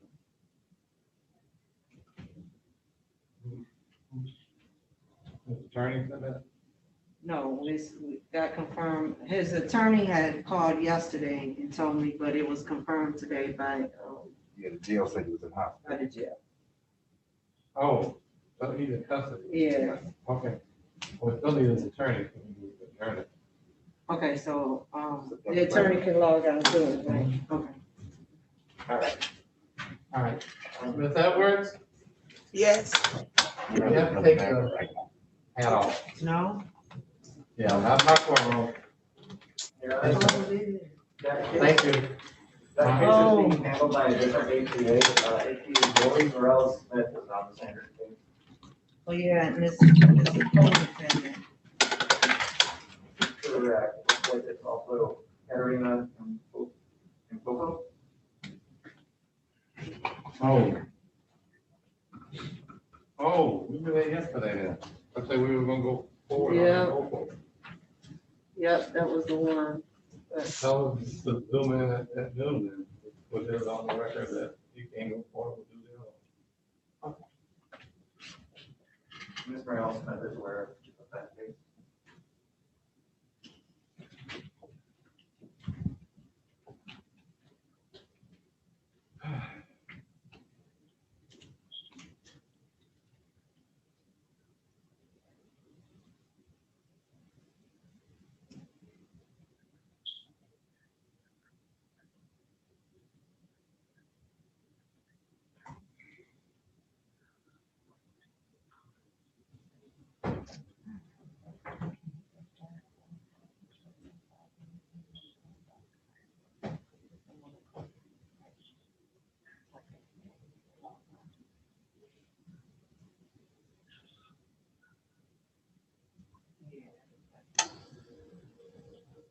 Oh, wait a minute. The other ones you want on Zoom too, Judge? Who? The other, yeah. No, the person. we don't- Oh, no, that one's gonna hold counsel. Okay. Confusing me because he started asking about the code. Well, why is there what the code? What we doing?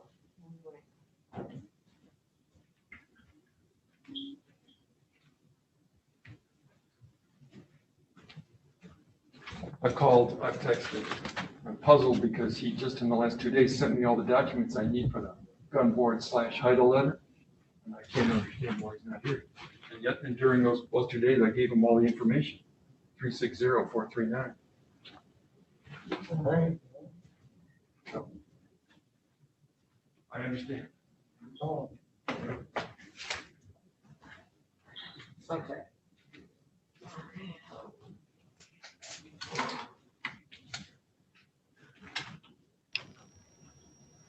Mr. Robinson finds that situation agreeable, Judge. All right. Be back on that, was it 12:15? Yeah, I instructed him to come and he's on his way down there now, just sit in the parking lot, and I'll come in at noon and see if the court's ready, and then I'll just ask him to go in the building then, if that's okay. Wait a minute, I couldn't hear. He's on his way down there now. I told him to just stay in the parking lot until about noon, and then I'll call him and I'll check in with the court and see if they're ready for him to come in the building then. Okay. All right, thank you. I'm going to take care of a couple matters in Third Circuit, and I'll be back. All right. Ready on Boyer? Yes. Calling case number 2059888, the people of the state of Michigan versus Abdul Boyer. Defendant is charged with count 1, weapons carrying concealed. This matter is scheduled for examination. Good morning, Your Honor. Matthew Phillips, on behalf of the people, P83358. And good morning, Your Honor. James O'Donnell of the Neighborhood Defender Services, P42585, on behalf of Mr. Abdur Boyer. Judge, Mr. Boyer was to appear today for a preliminary exam. However, in phone communications with him, he was supposed to appear via Zoom today to waive his exam. And we discussed that and planned for that, and I can't explain his not appearing today. Judge, I'd asked for an adjournment, but I understand that he was supposed to have been here today. All right. All courts can enter the case, the case shall enter any bond fee submitted shall be forfeited. New bond set at 30,000 cash. If you find them, bring them on Zoom. All right, Judge, thank you. I'll work on that. In fact, I'll wait outside for a while. Okay.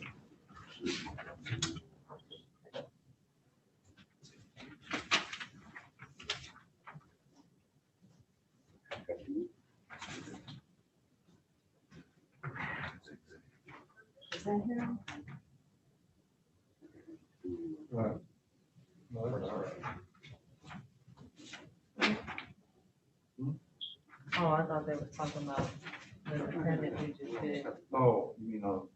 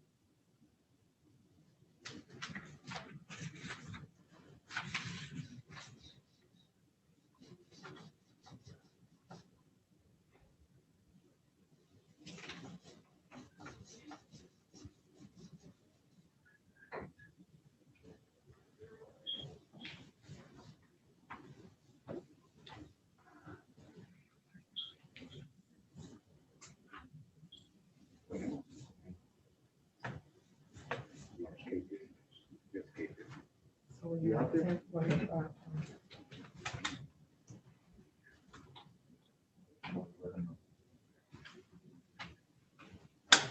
happened? Somebody got hurt? Somebody out there practicing. Abdul? Yeah. No, he's not out there. There's an officer on cases. Oh, okay. He came here, right? Yeah. Cool.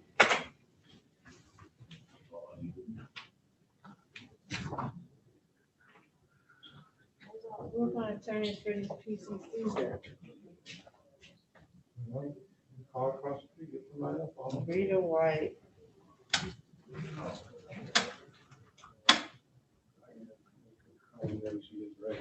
Godwin is not back.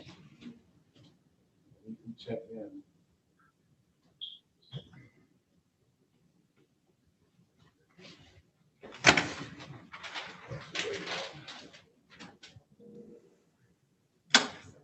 Computers down.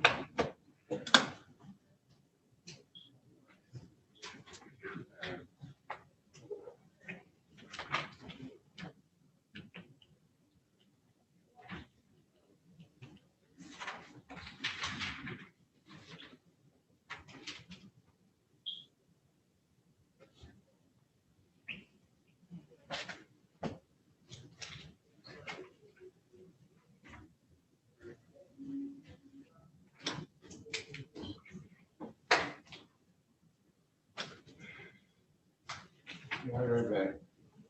Okay. First one, baby. All right.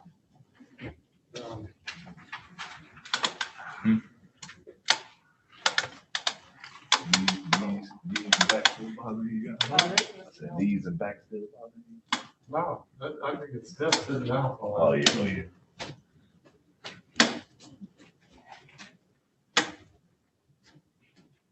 Good morning. This is Kitty Johnson, checking status on Khadijah Terry. It was from yesterday and it was adjourned to today. Khadijah Terry. It's a female.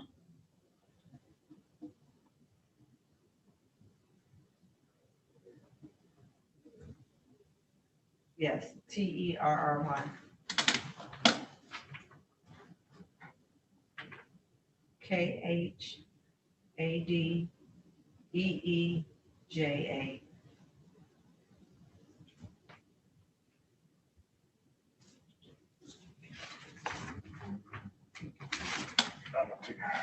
I'll take a bath.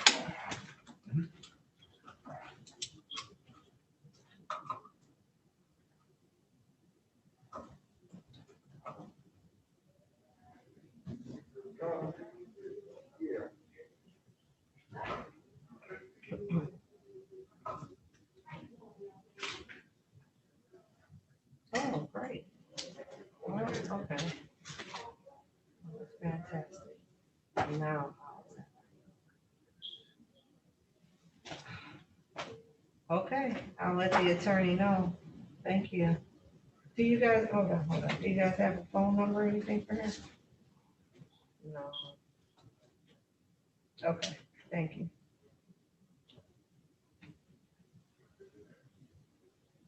All right, thank you. All right. Mr. Noakes, Good morning, Miss Kitty. What's going on? how are you? I'm well. How about what's going on with my client? Yeah, apparently they released her last night. Okay, then I'll call her. So you do have her phone number? Yes, I do. Let me see if I can get a hold of her. Okay, you gonna come back on or Let me make sure that ain't. or you wanna try to just waive her appearance for today? No, let me call and see about getting her. And if I can't get her, then I'll look to waive her. All right.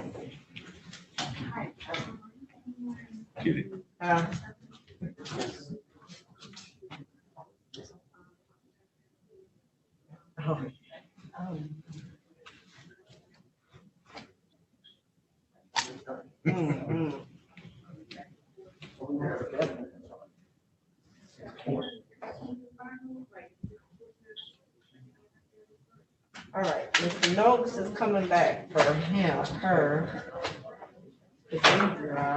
I got John. So Shanetta and I swapped. She Oh, what about this?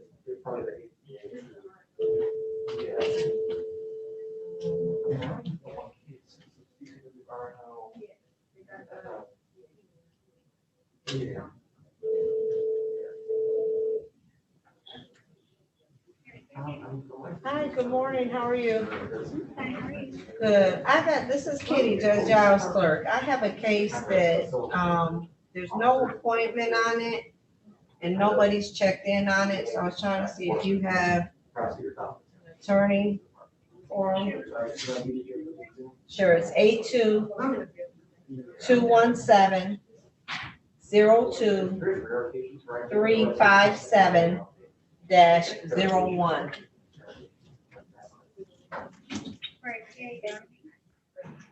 No, I got Deetra Edwards.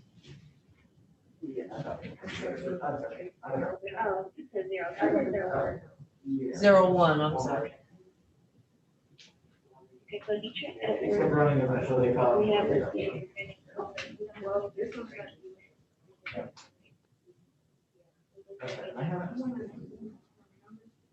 Is that for today? Yes, I'm sorry, yes, it's a PCC for today.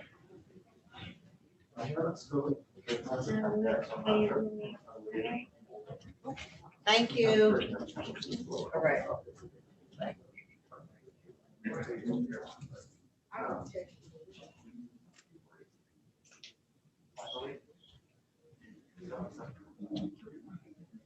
I'm getting hungry.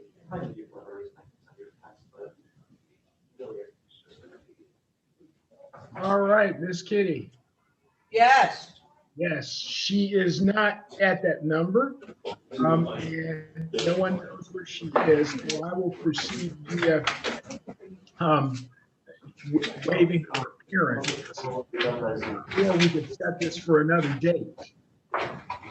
He's probably not gonna adjourn it again.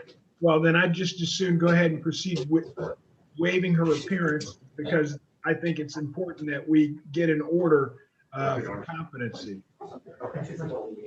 Okay, sounds good. The judge went to stretch his legs. He'll be right back. Good. Yesterday, I guess we What? What's good? So you said we look good right now. So yeah, maybe yesterday. Depending on his 2 o'clock exam. You don't mind that kid, because I'll be leaving. I'm leaving today. I'm leaving that too. Oh, well, I'm about to beat you. I'm about to leave that too. This is always intent to murder. I'll pay the Lord the money for it. So Danielle is handling the 130 exam. She said that one's gonna take a while too. Oh, that's right, we got a 130 extortion. I want to be here. It's with SAT. Danielle's actually handling it, which I found is ironic. Just got transferred, but Oh, okay. she'll be back. I get to see Danielle. She said that one's gonna be a while. It's definitely gonna run past you. Oh, really? Yeah, so when I was telling we're office mates, so I just told her, oh yeah, and you have a case tomorrow, at 1:30 and mine are up at 2. She's like, yours are not gonna be going at 2. Dang, she can't, too bad she can't get her witnesses early. She can't come in early? I can ask. You shoot her a text. I'm not sure if she'll be able to do that on short notice, but Oh, yeah, probably not. I can send her a text and ask. The reason I was thinking is because our 12:30 waived. Oh. Huh? You gotta get the 12:15. Yeah, but the 12:15 is a CCW. No, the 12:30 actually got dismissed. Oh, yeah, the That's 12. the one with that discovery problem. Yeah, 12:30 got dismissed, that's right. I did get a text though. Discovery was sent.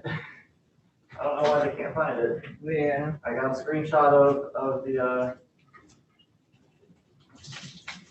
audit log that shows it was sent, but we'll just refile it. Yeah, so did you need the dismissal, copy of the Yes, dismissal? I'm not sure why they couldn't find it, but I have a screenshot that says it was sent, so. You know what?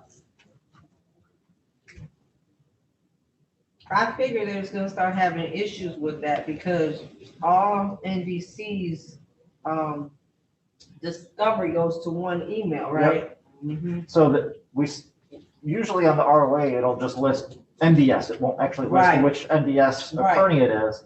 So we send them to discovery@ndsdetroit.org. Right. Unless I know, if I know who it specifically is, if it's the PCC and I see who it is, I can send it to that specific person. Right, that person. But generally speaking, I'll send it to discovery@ndsdetroit.org. Right, right. Cause see, I won't, And that's I- how it is in the system. So I won't know until they check Right, in. same. And if they don't check in, I don't know who the And attorney is. and I know I know there's been problems because it's happened before where defense attorneys from NDS have said that they haven't received it. And it's been a problem with their their support staff, either not sending it or sending it to the wrong attorney or sending it to the wrong place. Right. This was an instance where I don't know what happened because I know Mr. Kearney tried to see if he could pull it up and he wasn't able to pull it up. So I don't know. The only thing I could think of is that it was sent and that it wasn't down. So when we send it, we give a certain amount of days that they have to download it before it expires. I'm betting that time expired and they just never downloaded it. That would be my explanation. That would make sense. That's why when I send it, I give an expiration date of 900 days. When I do it. I know other APAs give 30 days, some give 2 weeks. Technically, they're supposed to download it right when they get it, but at the same time, I'm like, well, you know what? If we were in a regular setting without COVID, Right, they'd be getting a physical file and they just have it for indefinitely anyways, so. Yeah, that situation would have been avoided, but. Yeah, what can you do? Regardless, we'll just refile. We'll start back at square one, I guess.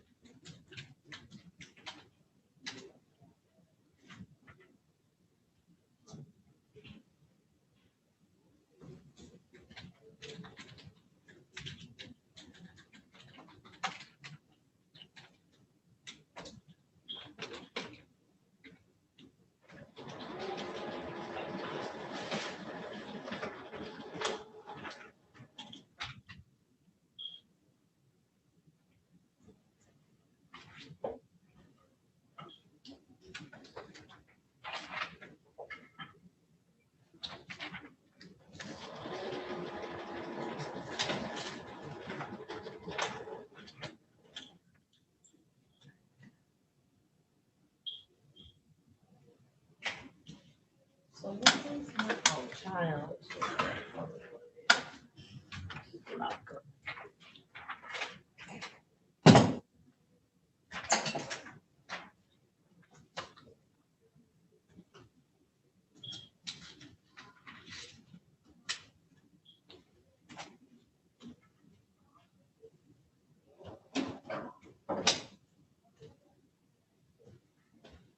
Oh.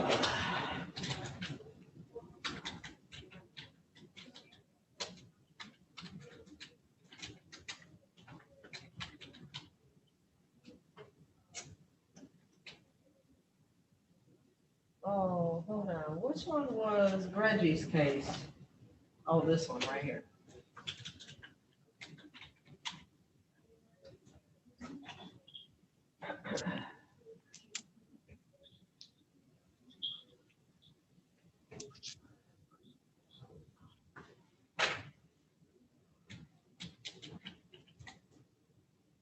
Hmm. Hmm.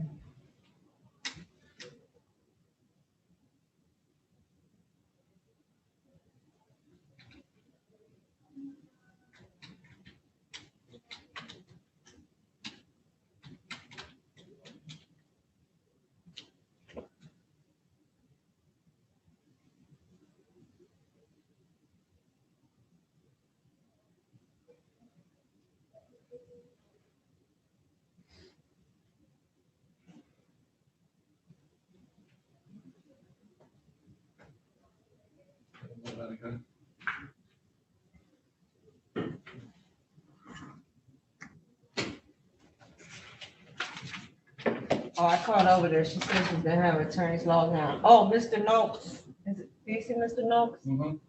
So,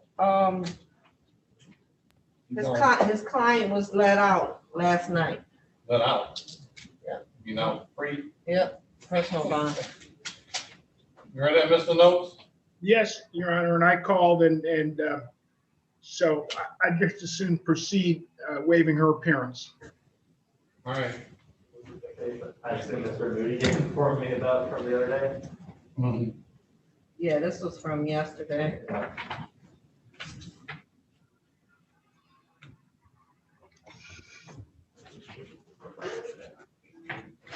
Supposed to bring her on, but she didn't like wearing clothes. So. Yeah. I was informed. Calling case number 20, oh, is the court over? Yes. Court. Oh, okay. I'm sorry.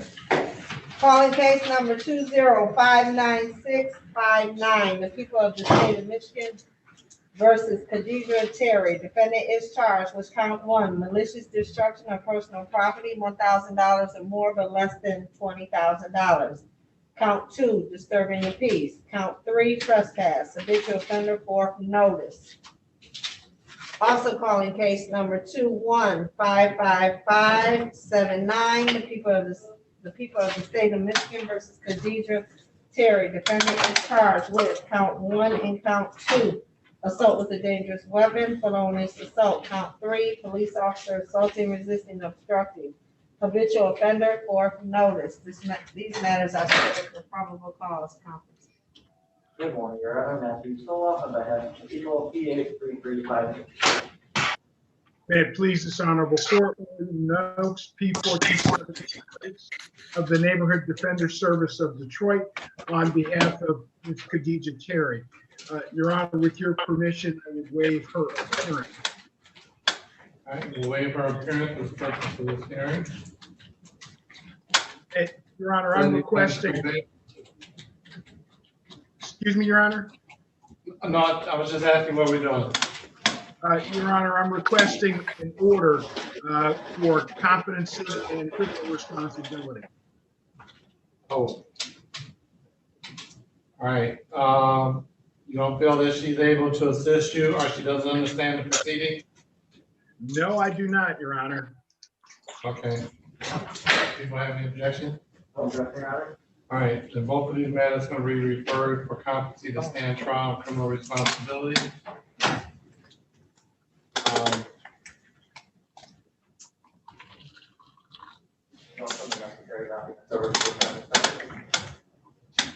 We do that. Oh, you mean?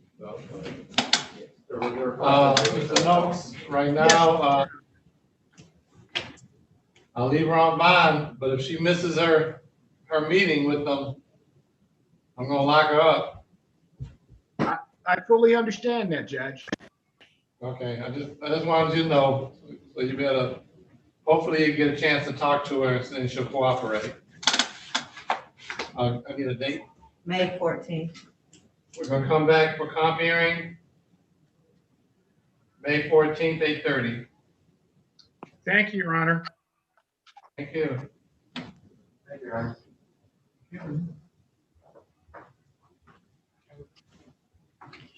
What was that second case? Blair only told me about the one case file.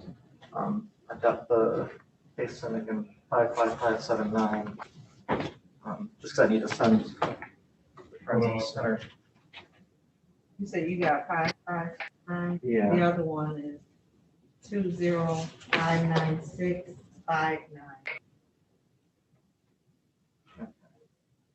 What were the charges on that?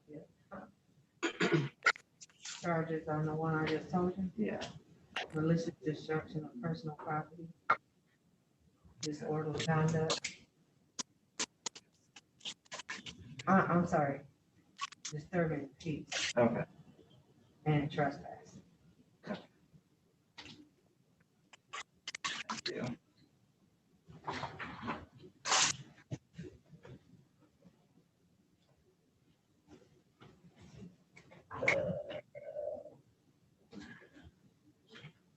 Hey, Mr. Glenn.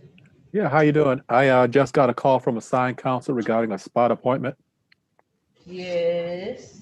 Okay. Which one? That's not Edwards. Mr. Glenn, I'm sorry, can I have your P number? Yes, P38683.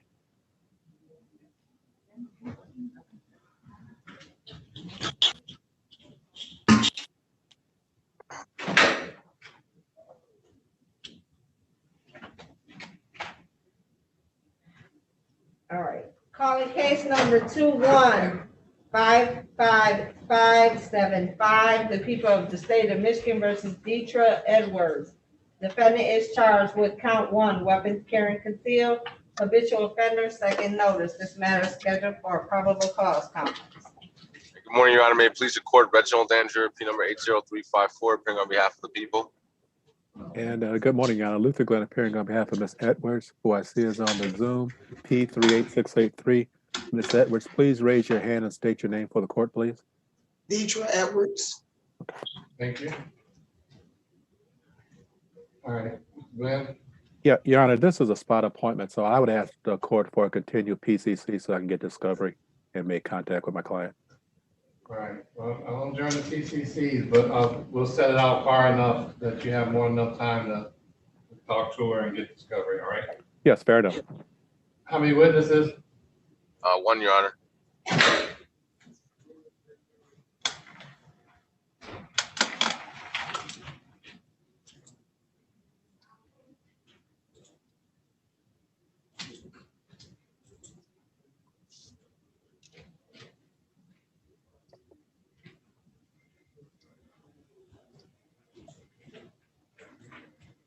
May 18th at 9:45. 9:45, May 18th, that's good. Okay.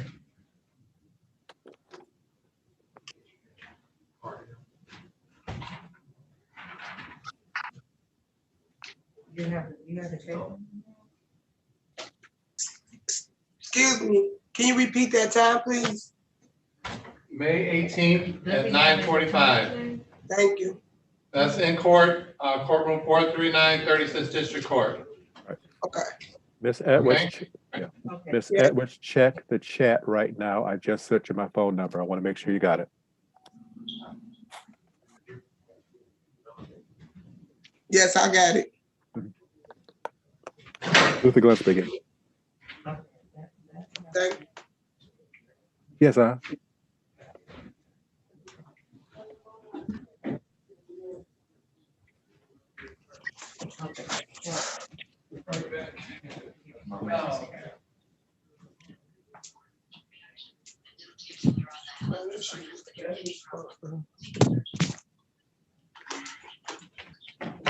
Anything?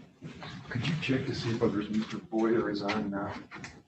His phone number starts with 424. Any Boyer on, Jeff? Oh. Step away. Let me check. Because I can't, the only thing I can see is what's up there right now. But he can see, oh, that might be him right there. All right. Oh, there he is. Is your name Mr. Boyer? Yes, ma'am. All right, there he is. All right, I'll wait in the front.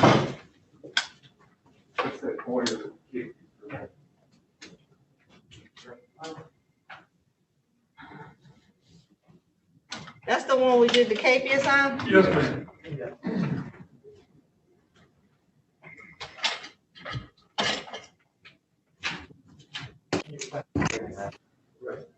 CR439 Judge Giles courtroom.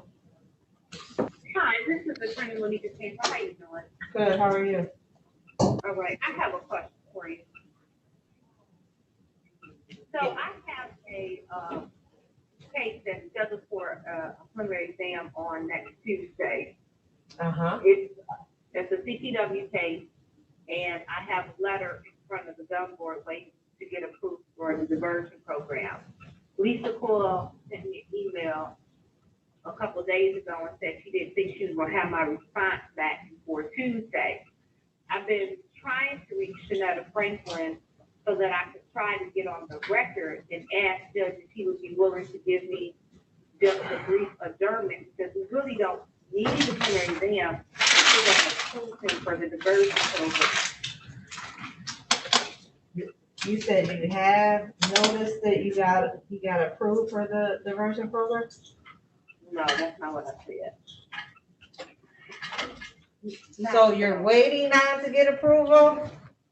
Yes, Lisa Paul, the head prosecutor of the diversion program, sent me an email that said she won't have my response ready for Tuesday, which is when my preliminary exam date is. So I was trying to see if I could ask Judge Giles if he would consider adjourning out a couple of weeks of preliminary exam so I could get the response. Because if he gets in the version, there's no need for the exam. I understand. You can ask counselor, but you know Judge Giles doesn't do adjournments. So you're telling me there's no way he's going to agree? I'm saying you can ask if you want to try to log on Zoom, but you know Judge Giles doesn't do adjournments. So you just told me, you don't tell me no. I'm giving you heads up. You can always try. Is he in the middle of an exam now? We're getting ready to call a case right now. So this isn't a good time to ask. I mean, you can come on. We haven't started, but it's not an exam we're holding, if that's what you're trying to see. Oh, yeah, I just wanted to try to zoom in if he's getting ready to hold an exam, he's gonna be here for 2 hours. I mean, I'll just try and let him know. At least I can tell this one I tried. Okay. What's your Zoom number, may I ask right quick? 360-439-0000. Thank you. You're welcome. Right. All right. You have more of a chance, I told him, he laughed. You have more of a chance of winning the lottery than Mr. Carmen walking in that door. Because he had an 8:30 case with Judge King this morning, Zoom, PCC, no show. Katie is there, Katie is here. Oh, the same person? Same person, yeah, two CCW, FIP. Where's Mr. O'Donnell? Oh, there he is. Judge, Mr. Boyer is on Zoom. Hold on, Mr. Glenda is who? Parham. Parham. Okay, so we'll do Parham. DeBoyer. Calling case number 2059965, the people of the state of Michigan versus Deshaun Parham. Defendant is charged with count 1, weapons carrying concealed. Count 2, police officer assaulting, resisting, obstructing. Count 3, weapons felony firearm. This matter is scheduled for examination. Defendant has failed to appear. Good morning, Your Honor. Matthew Soloff on behalf of the people, P83358. Good morning, Judge. Richard Twanda, for Mr. Parham. Judge, this matter goes back quite a ways for a ECC. This matter was set for an in-court exam today at 10:45. It's now 10:45. I've tried to get in contact to no avail, Mr. Parham, but the phone number I have, number doesn't seem to be in service. He had another matter up this morning at 8:30 in front of Judge King for a PCC via Zoom, and he failed to appear. So there was a case issue there. All right, make your charge, in bond previously submitted shall be forfeited. New bond says 30,000 cash. Thank you. Thank you.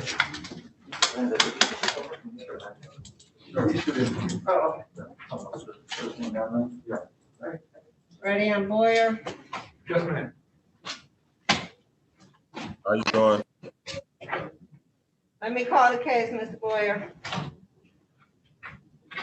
Calling case number 2059888, the people of the state of Michigan versus Abdul Boyer. Defendant is charged with count 1, weapons carrying concealed. This matter is scheduled for a warrant hearing. Good morning, Your Honor. Matthew Soloff on behalf of the people, P83358. And good morning again, Your Honor. James O'Donnell of the Neighborhood Defender Services, P425. On behalf of Mr. Abdu Boyer, Judge, Mr. Boyer is now on Zoom. Earlier, when the case was called and he was not present, the court issued a capias. I'd ask the court to recall the capias and warrant at this time. Well, I normally would. We got a number of issues. One, Mr. Boyer don't know how to get anywhere on time. Your hearing was set for 9 o'clock, 10 o'clock, excuse me. 10 That's o'clock. 1.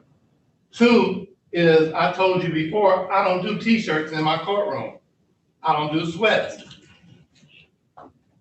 And you just gonna wear what you wanna wear.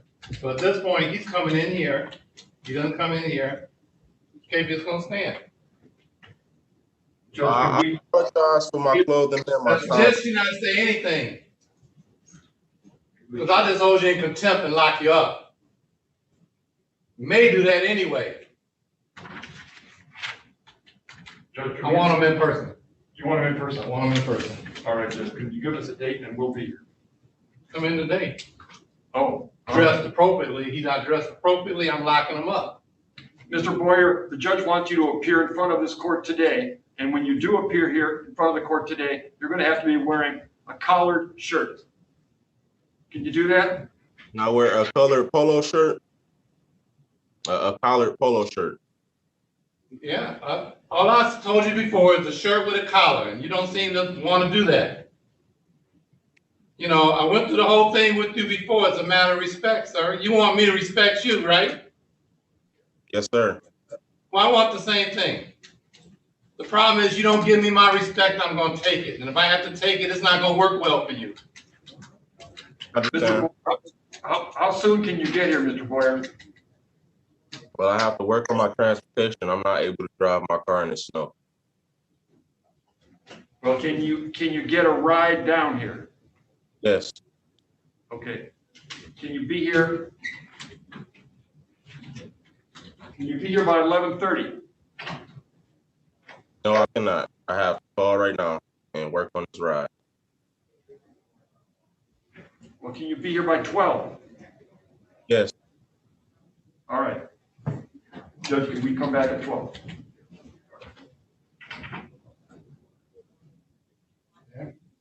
All right, the court will see you at 12 o'clock, Mr. Boyer. I'll be here.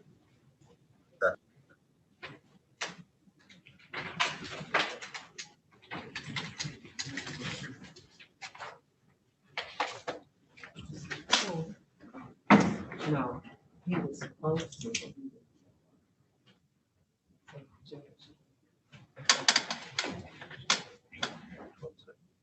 Yeah.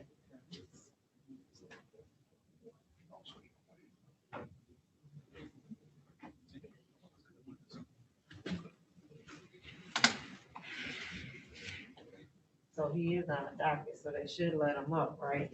Right. Huh? Right. Good morning, counselor. Good morning. Judge, she has an exam scheduled for Tuesday, and she's waiting on approval for diversion. She wants to know if she can ask for an adjournment.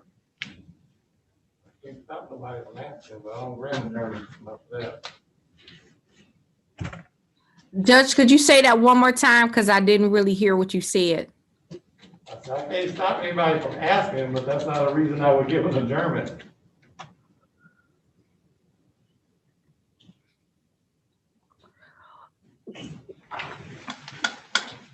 Well, the only reason why I'm trying to ask, Your Honor, is because Lisa Coyle from the Wayne County Prosecutor's Office emailed me and said she didn't think she could have it by Tuesday. And if we hold the exam and you bind this case over, then he won't be eligible at that point for the diversion program. So I don't want him to lose out on that opportunity, because this is one of my few clients that has got an excellent chance of getting it. I understand that, but, you know, I'm not gonna base my docket on what the prosecutor does or doesn't do. You know, I would be adjourning everything. I'm not gonna do that, so I'm not adjourning it. He can decide to waive it, or he can decide to hold it, it's up to him. I'm not gonna wait on the prosecutor's office to do anything. Thank you, Your Honor. All right. Thank you.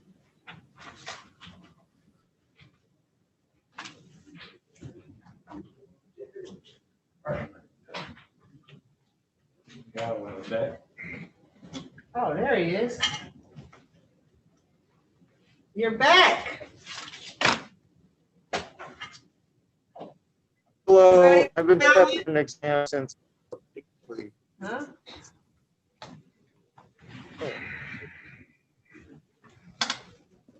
I have no idea what you said. You're breaking up, Mr. Godwin. Oh, I'm sorry. Earlier, their exam test.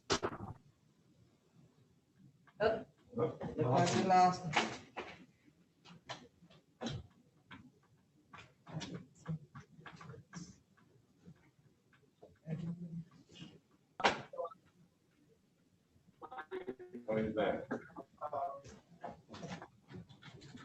Hello.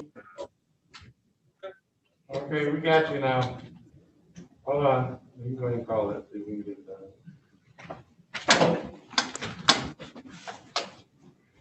done. Calling case number 2062203, the people of the state of Michigan versus Corey Kirksey. Defendant is charged with count 1, controlled substance possession, cocaine, heroin, or another narcotic less than 25 grams. Count 2, police officer assaulting, resisting, obstructing. This matter is scheduled for a probable cause conference. Good morning, Your Honor. Matthew He's on the back now. Good morning, Your Honor. Matthew Stoll on behalf of people, P83358. Mr. Godwin, can you put your appearance on? Sean Godwin, P745004 for Mr. Kursky. All right. Waive his appearance for the purpose of this hearing. Yes, please. All right. Does this matter for exam? Yes, Your Honor. All right. How many witnesses?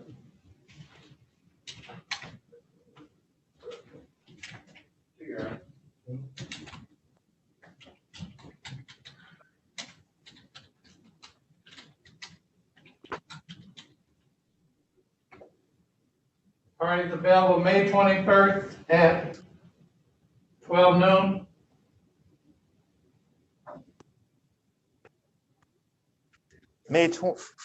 You say May? May 21st at 12 noon. Okay, that is a good date. Thank you. And I do need digital discovery. Yes, Mr. Giles, I did send paper discovery. I've made a request to the officer in charge of the case for any digital. So if I receive any, I will send that to you. Thank you for the discovery received so far.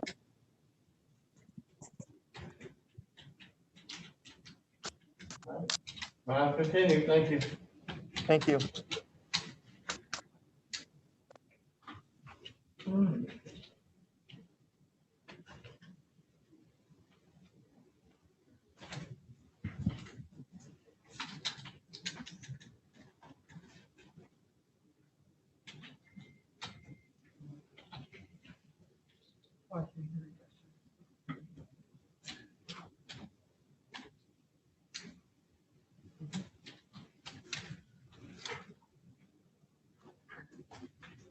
Yes. Mm-hmm.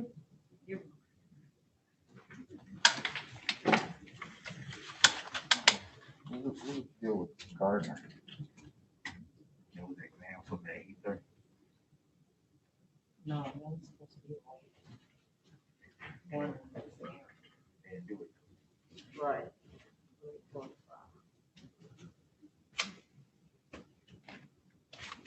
Double check. Oh, here it is.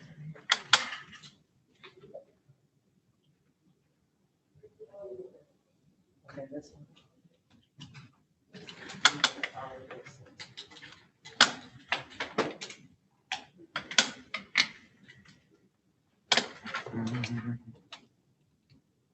Oh, no, that's supposed to be PCC. Yeah, this is from downstairs, they put exam. She Katie is.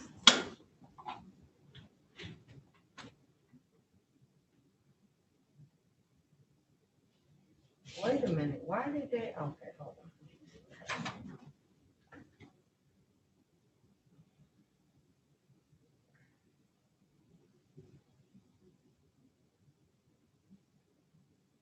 Oh, that was from September, okay, September 20th, September 10th, she Katie is.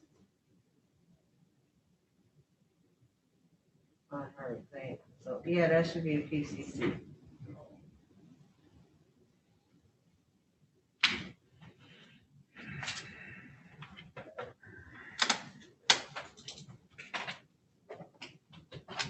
That's the Gardner case, right? Yeah, Gardner. I figured that was a typo or something. I thought that was the one that was a waiver, but that's not it.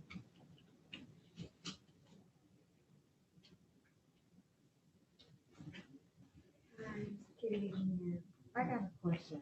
I have the tape.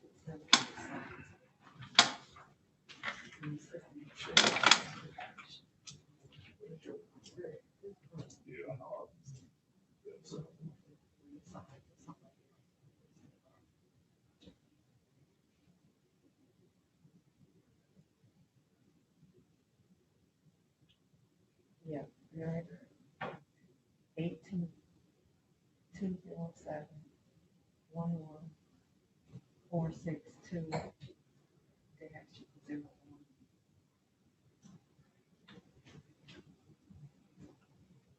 Yes. Oh.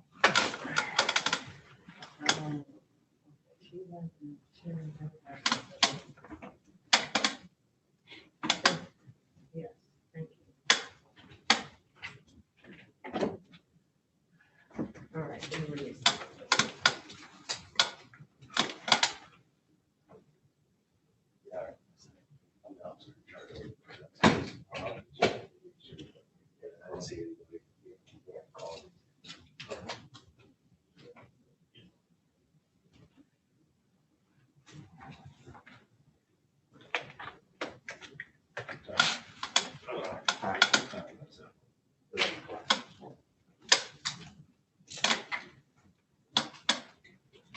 Alrighty.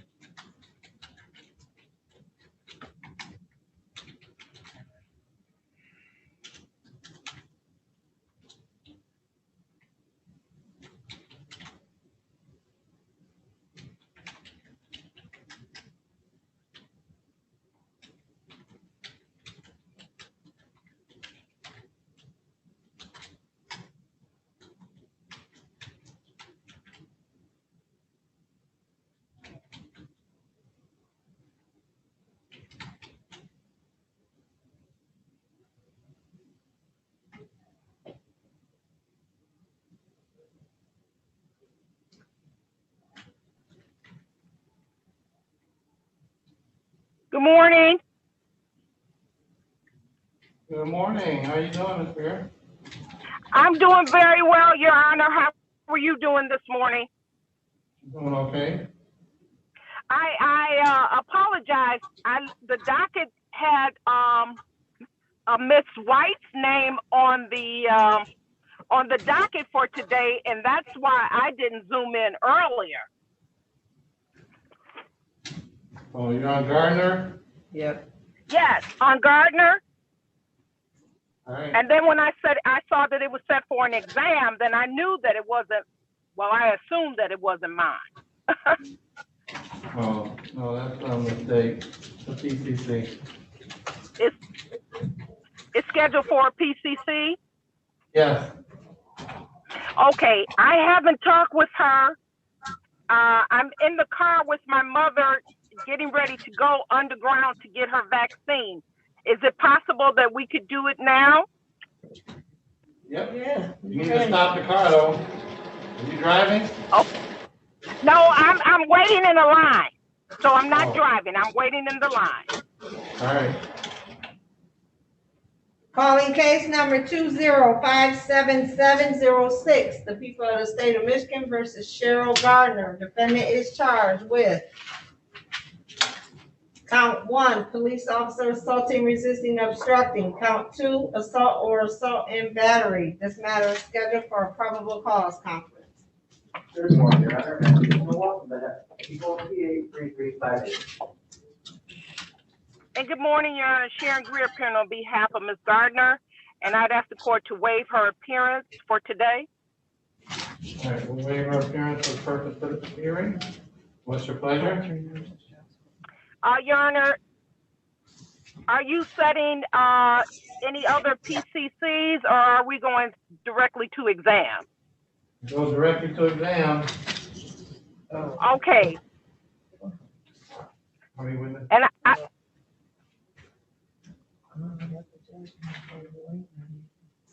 One, Your Honor, possibly 2, but I believe I can do it 1. All right. I would ask the court if you could set me out a little distance so I can have an opportunity to investigate and actually talk with my client and see what's going on. All right, no problem. Thank you, Judge. Ms. Greer, have you received discovery on this? I did have Ms. White listed on my case file, so I'm not sure if discovery was sent to you or not. I don't believe so. Okay, I'll have it sent to you then. All right, May 26th. May 26th at 12 noon. May the 26th at 12 noon? Yes. No, you need to be here. Okay. 36 downtown. Is that in person or on Zoom, Your Honor? It's in person. Okay, in person.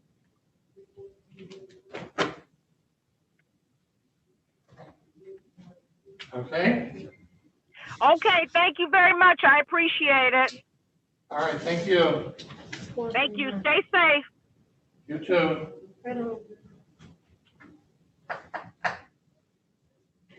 Nope, we did appearance.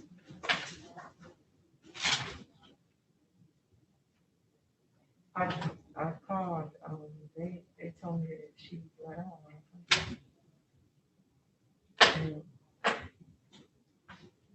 Right, because that's what made me call. I was like, oh no, she's not on there for the call. Because the attorney sent it. And the corporal was like, no, she let out last night.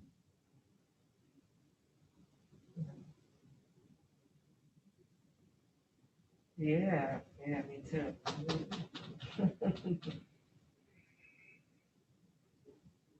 Yeah, we did Charles, actually. That was the only one, right? Besides, yeah, she couldn't. I do have to make something. Thank you. All right, you too.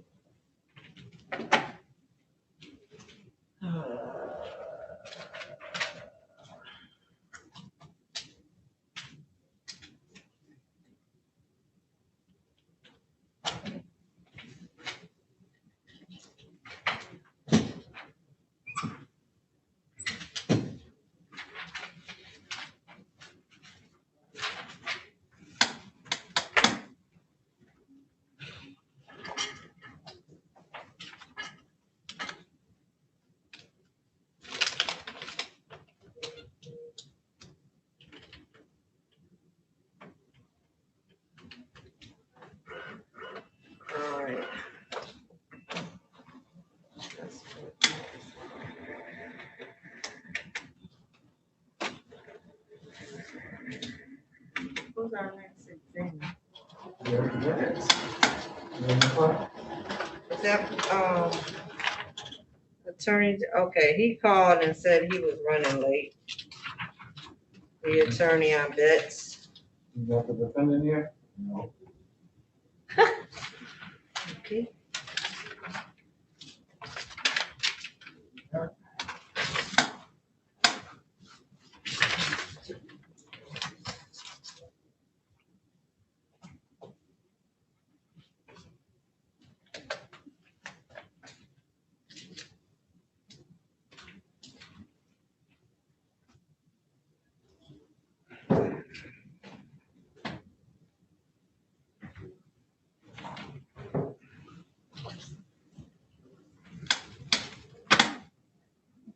Okay, so that. We did Wood, Woodard. We did Woodard, right? Yeah. Curtis Johnson at 11:30. All right. So Curtis Johnson. That's Curtis Johnson. Neil.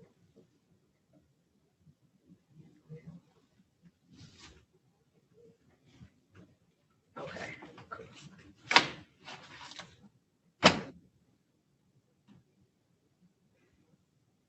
Wait a minute. Malik Robinson is at 12:15. Okay.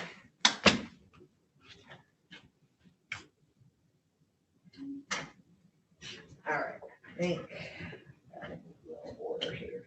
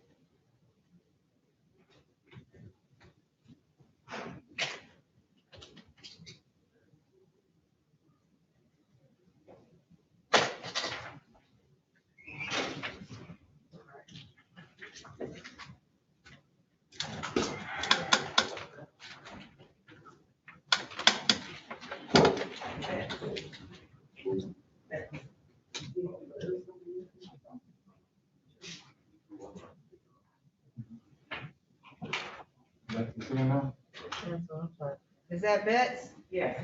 Officers on Betts. Officer? Oh. No. No defendant?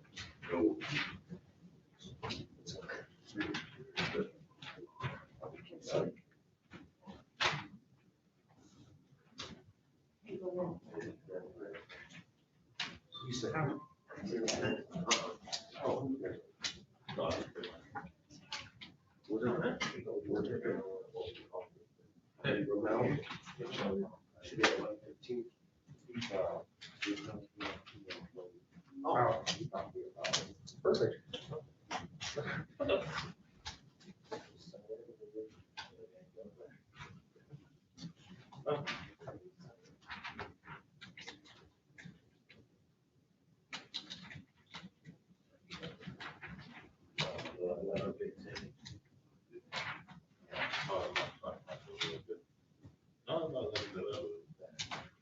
Ronald up there. I know.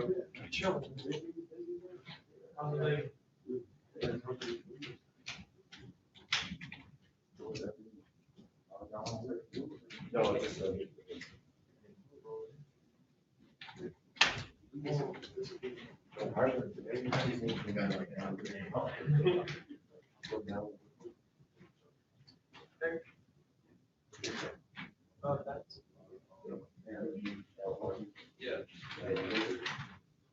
Double check to see if that's. Okay.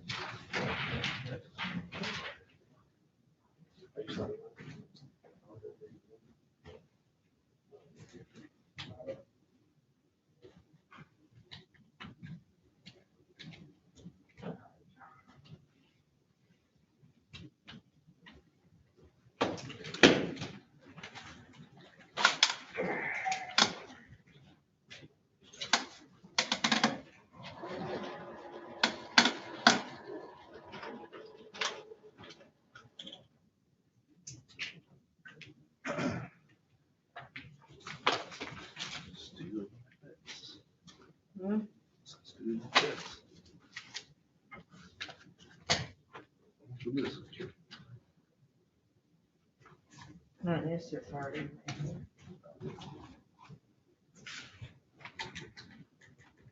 I got 23rd to see about mine. What? This is killing. Oh.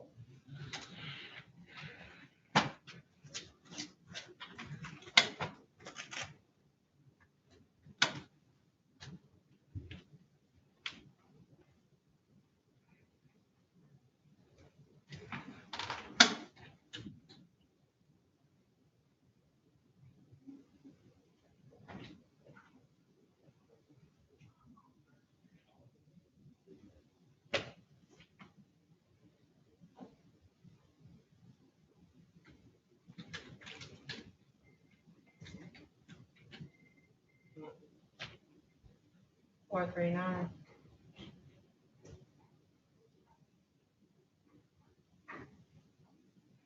No, are you almost here? What's that? Your attorney, I bet. I'm KPS, I'm not really know. The judge said We he's waited long gonna enough. KPS him because client's not even here.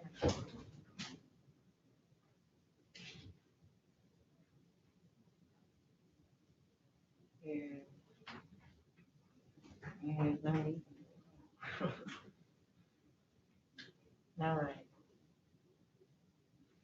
All right. You said okay. He was aware of the court date.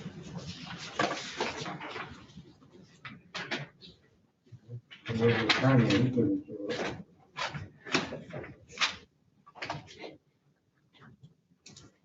You ready? Calling case number 2059996, the people of the state of Michigan versus Derek Betts. Defendant is charged with count 1, weapons carrying concealed. This matter is scheduled for examination. Defendant has failed to appear. Good morning, Your Honor. Matthew Stoll, on behalf of the people, PA3358. Right, from the field up here, you can show enter, and bond previously submitted shall be forfeit. The bond set 30,000 cash. Thank you, Your Honor.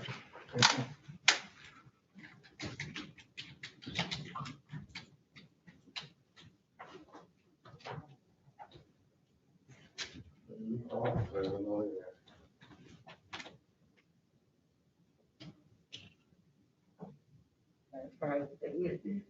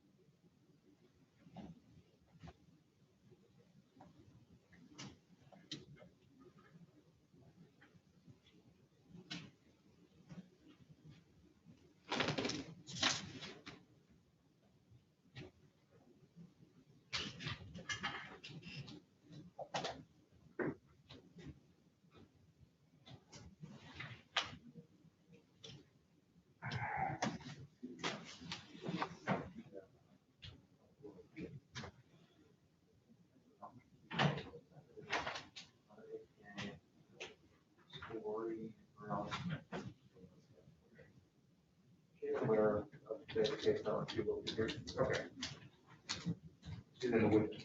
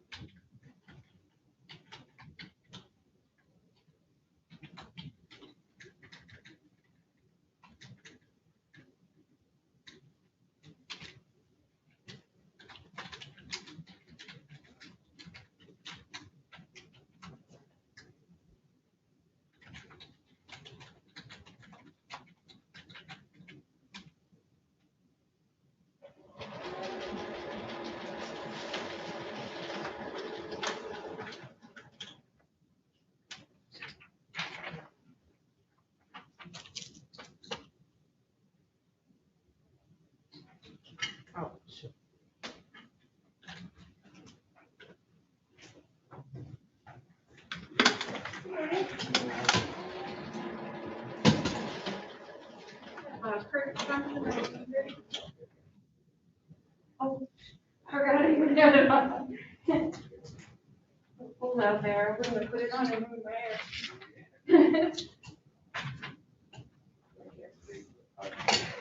Oh, you're not very cold. Oh, okay, here. All right. Officers checking in on that one yet?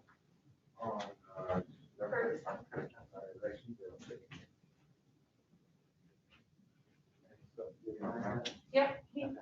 Have you live where? Oh, we're not. Oh, yes. A live, in the middle of the wall next door. Both of them are sitting down and not related. Assuming you have a finish, so let's hear, we're good to go. I'm not sure when we last seen it.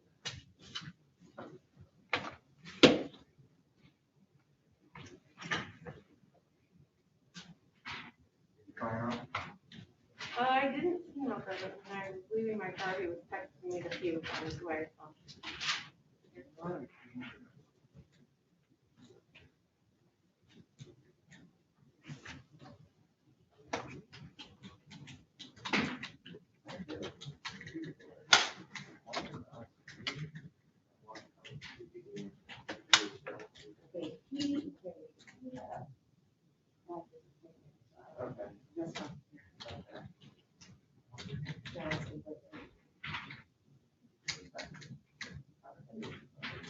You ran the bullet.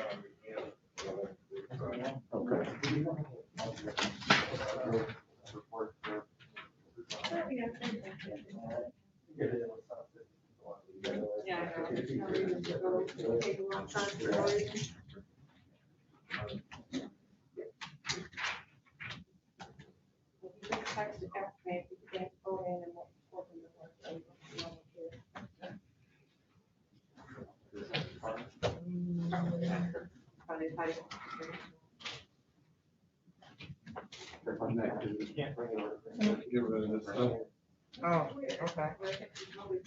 That looks fun. I think the reason why is, well, on the picture, there's, whereas there's here. I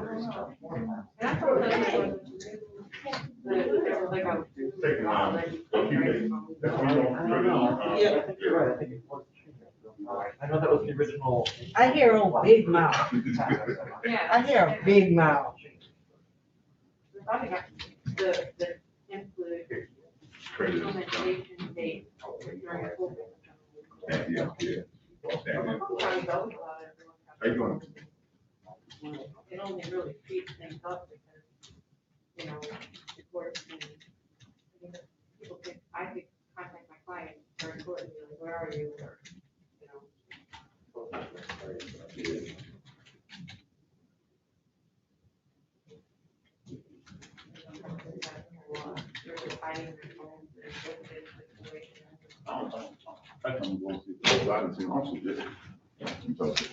Talk to my buddy over here for a second.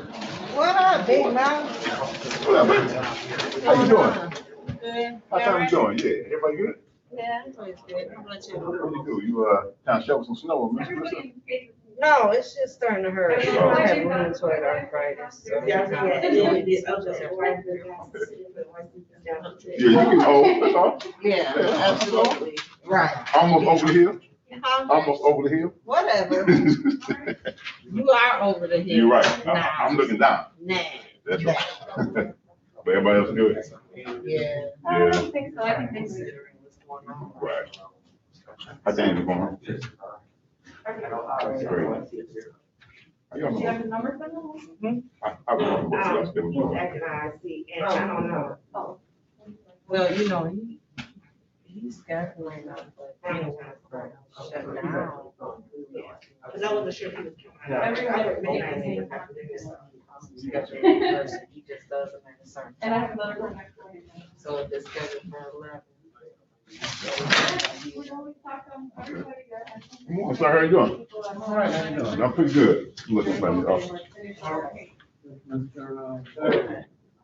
Good. So Mr. Johnson, we can learn how to get places on time, so you late. It's 11:29, you're supposed to be here at I thought it 11:30. was 11:15. Oh, I have 11:30. I told him 11:30. I believe it's, I believe Yeah, it's Johnson 11:30, is Your Honor. 11:30. Okay. My apologies. I thought it was 11:15. I haven't seen him yet. Okay, so I know I need one proof of actual. So we ready on Johnson? Ferguson, the cease for the I think ready. Right, I'm going, taking more time. Okay. I know the subpoena for that, so. Weird. They're just making sure they got their officer. All right, you're right. I'm like. Nope.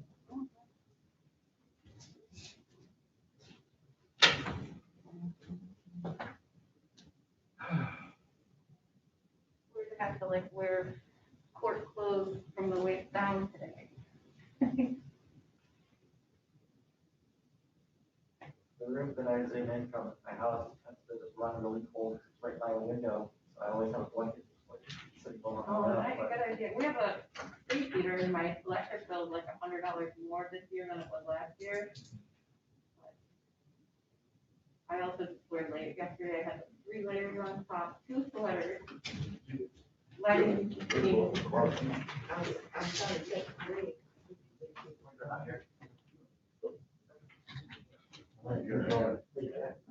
Call it Johnson. Yep.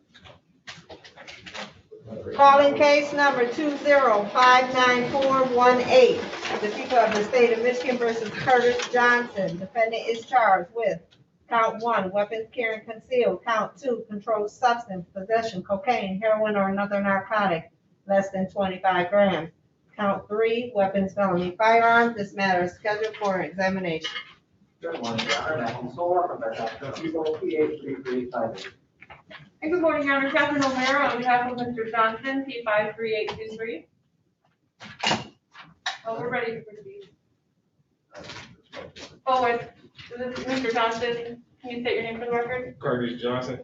Mr. Johnson, you got a shirt with a collar on underneath? Yes. Okay, thank you. Just checking. I told him, Your Honor. Your Honor, at this time, the people are unable to proceed. The 2 officers necessary for testimony today have failed to appear and from their absence. And then for dismissal, Your Honor. Matter is dismissed. Thank you. May I dismiss the form, please? And bottom. I'll send on to the steward.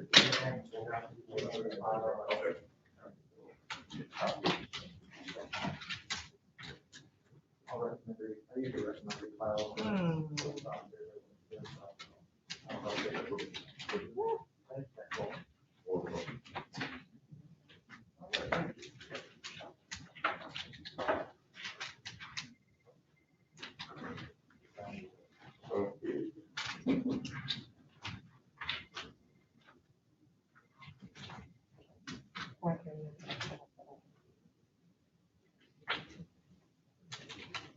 Yes. No.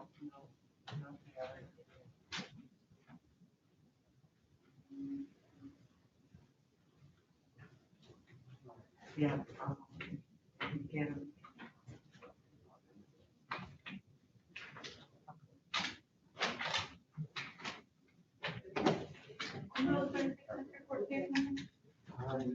Yeah. 2005 9418. Oh.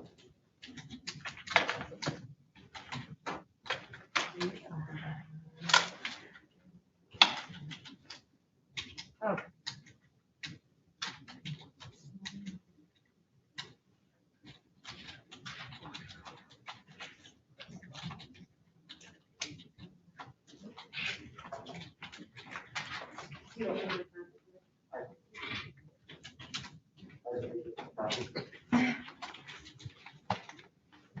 Thank you. Good to see you. Good think I've just heard you on the Zoom more than actually.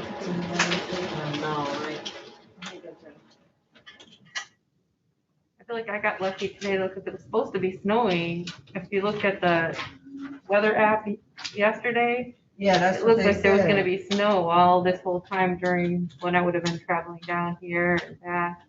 Well, I was happy it wasn't. I Me was happy too. it wasn't. Yeah, but you know, if it's coming down, that's when it's slippery and people are stupid. They haven't driven very much. Right. That is true. Yeah. There was one car that was backwards on a off ramp with like several police cars with their lights on and a courtesy van there. So people are still having problems. The ice just comes up, you know, like snow will fall, you know, that's been piled up and fall onto the road. And then people look at that and Trying to fix stuff, but. I can do it. yeah. It looked pretty when it first came down. Right, just an inch maybe. Yeah, and it was nice. Most of my neighbors were like me and just shoveled instead of using those loud snow blowers, so it could be nice and peaceful and quiet. And but then yesterday I didn't know why I was so sore. I was like, oh no, am I getting COVID? And my bones are achy. And then I was like, oh no, it's from shoveling all that snow. Right. That's a lot of, you shovel? You use the shovel? Yeah. That was a lot of snow. I know, and a lot of just like picking up snow, carrying it all the way over to where you could dump it, and then going back for more, because you know, there's not always a place left. The piles get so high. That's why they make snow blowers. Now I'm strong though. Right, she got a real workout. My wife and I just picked up and got our. Oh, wait. Can I get one for me too? One is yours. Oh, and one My is prosecutor. oh, you're gonna give the prosecutor his? Or Yeah, should I that's give? the prosecutor. Okay, okay. Thank you. You're welcome, thank you. Everybody stay safe. Oh, Golden Tree, yeah.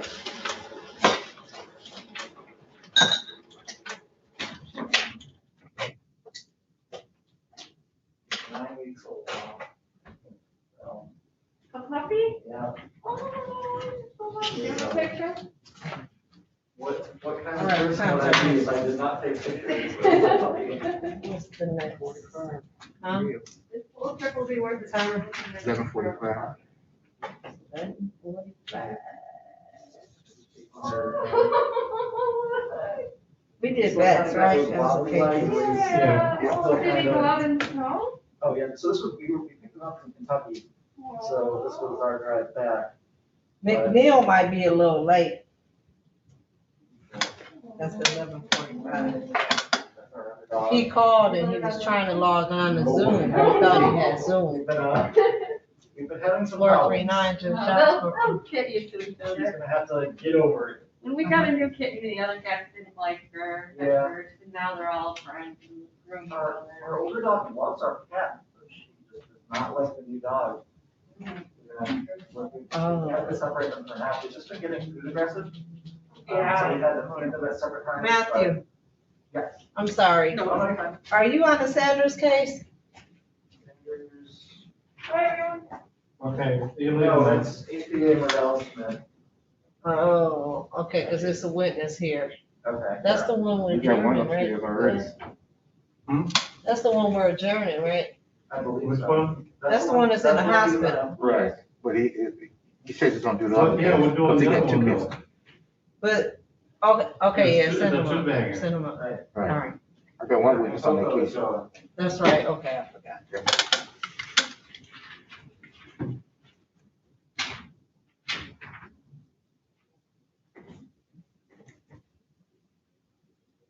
Yeah, I still have Neil and Robinson at noon, or 1:45 and noon. And I believe Houston I still have, and I know I spoke with the defense attorney, that was gonna be a waiver.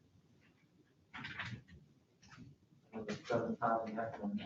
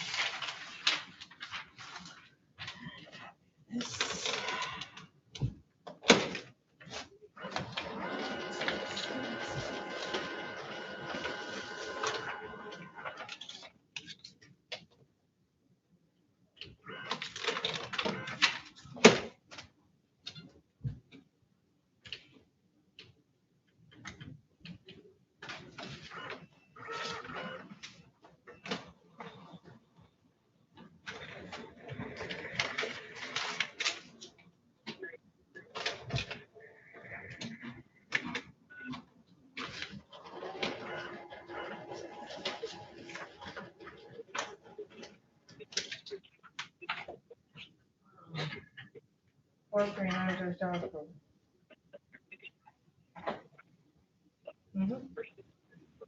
Hello.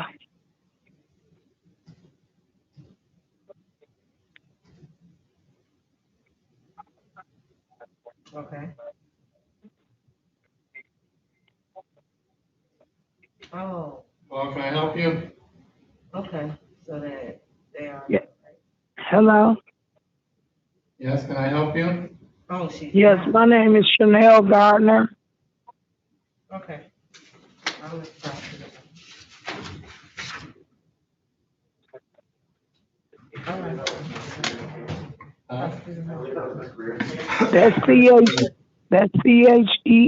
CHERNYL Gardner. You know, I got you. Hold on a second. Kitty, what did you say, Gardner? Gardner? Yes, Gardner. You got it. GARDNER. Hold on, please. Just hold on a second.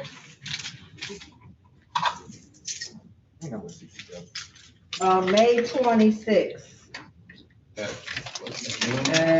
Noon. Your preliminary exam is set for May 26th at 12 noon. Mine, Gardner. Yes, your exam is set for May 26th at 12 noon. Thank you very much. All right, that's in person. You have to dress for court. Don't do t-shirts or sweats. May 26th at noon. Yep. Thank you very much. Happy New Year. Happy New Year.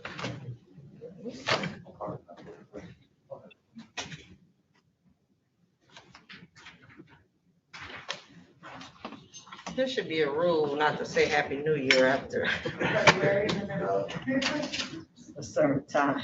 Not as bad as still driving down certain streets and see people's Christmas lights go up. Oh, yeah. Not only up, but on. Right. Everywhere. If you were across the street from us, our bedroom window faces, they have a massive, massive setup where it like, it may as well be a street light. And it goes directly into our bedroom window, and they only took it down maybe a week or two ago. You have to get like some, the special, Blackout shades, yeah. See, you shouldn't have to go through all that. Yeah, I mean, I would have, but we was not quite on the street and after. I'm happy with all of our neighbors except for that one. So, all in all, I'll take it. We've had terrible luck with neighbors when we were in apartments.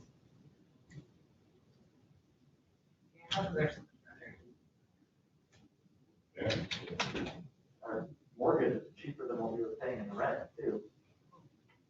As you can. Rent is not. You're in the city, it's gone up so high.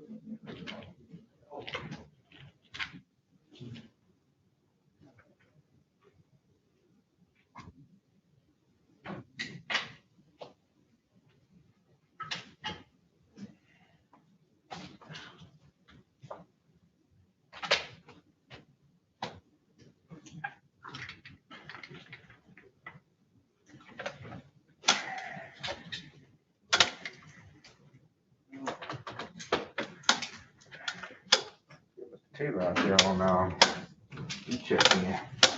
Who? Taylor, Attorney Taylor. Oh, the attorney.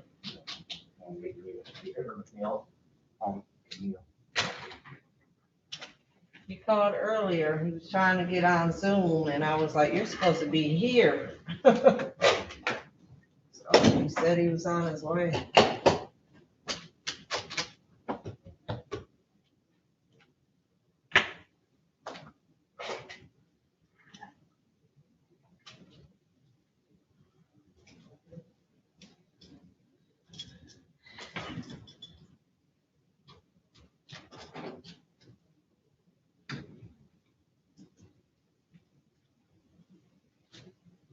Judge, I'm gonna run to the restroom.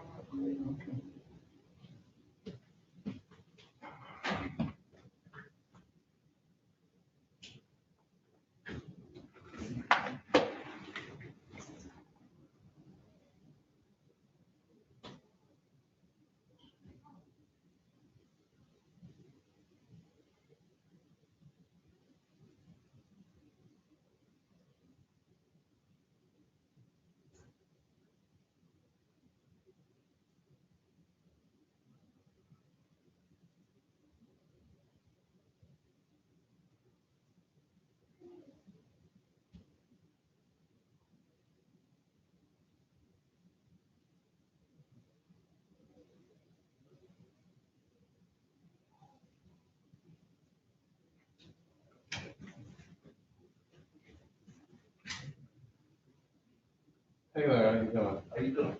Good. Yeah, I just talked to my client, he's be about 5 minutes.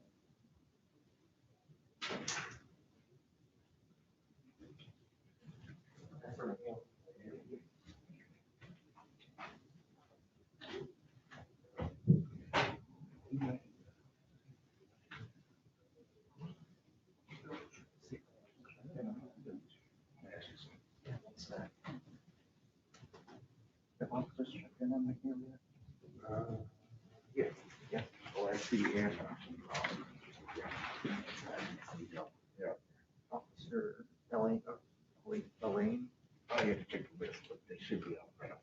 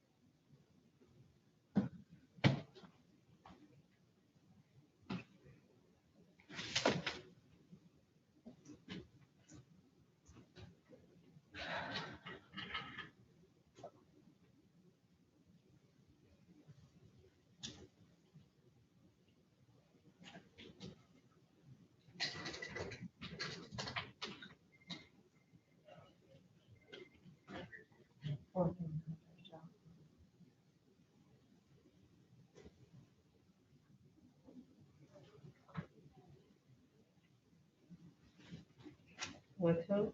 I mean, who's your client? Oh, okay. All right, thank you.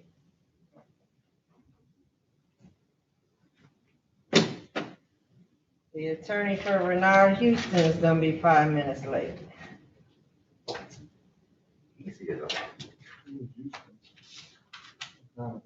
Start 12 o'clock, one of the 12. And he's outside. Who's outside? Mr. Houston, he's out on highway.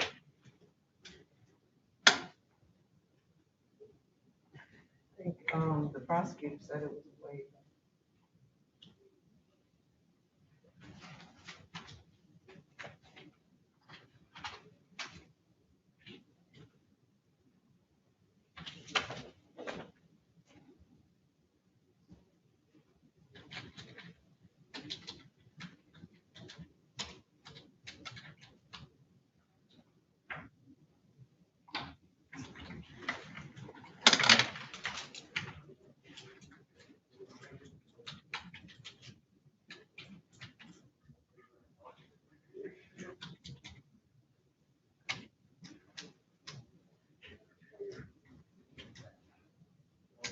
He's in line outside. He should be able to go out there. I don't know what cake is. I'm about to run out of time. Only set so much time for these. I said, I only set so much time for you. Okay, This is a one witness thing. That's why. We're gonna wait, Your Honor. The thing is, he knew he was supposed to be. He told me he thought he could zoom in. Yeah, he called. He said he couldn't. I never told him that.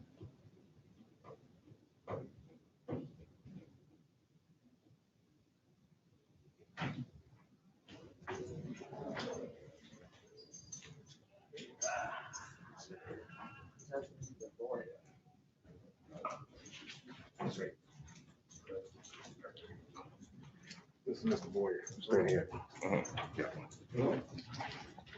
Where did the attorney go? I just saw him outside. I think Mr. Boyer, attorney? Yeah, Okay. Mr. Ronald. All right. Just saw him off. Oh, that's one of what. Yeah. Oh.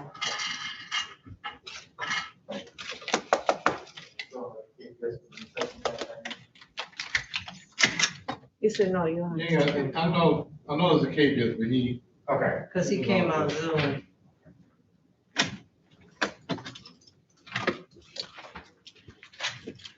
All right, wait on attorney for him. Yeah, he can, wait with his His attorney. attorney is there. Okay, we outside. I just saw him outside. They can just walk by.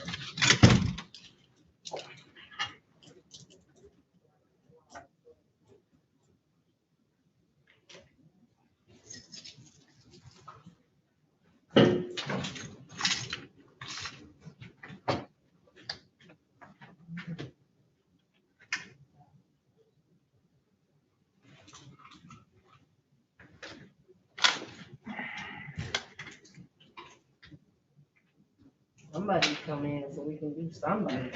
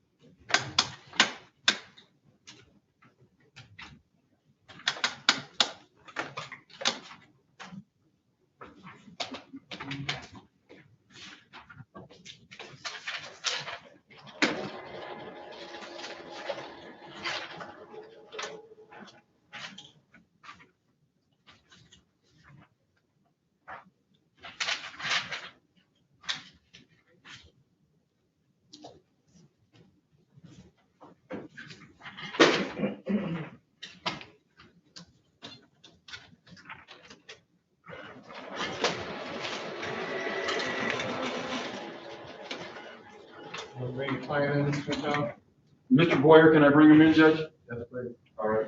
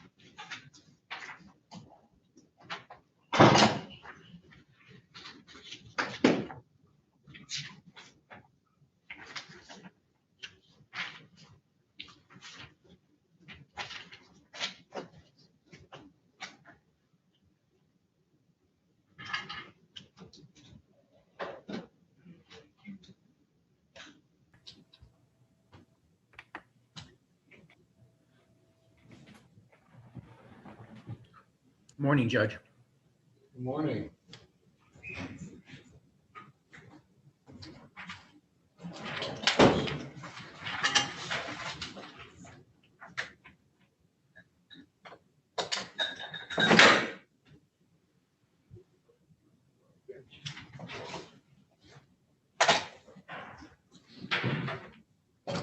Ready and Boyer?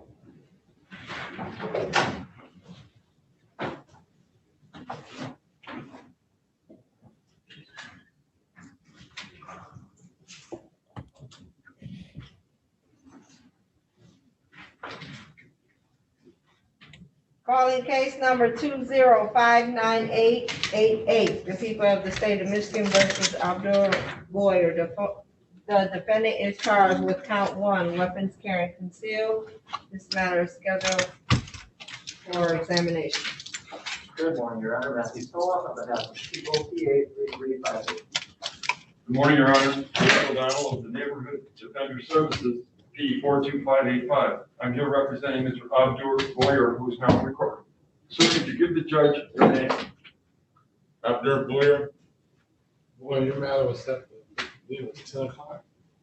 That's correct. Yes, sir. What happened to you at 10 o'clock? I apologize for being late. My reasoning, I don't like giving excuses. I just went to sleep studying, and when I woke up, I knew that I was late, so I just had to get in the car. I was not thinking about, the collared shirt, and I apologize for that. I just knew I had to get into that car.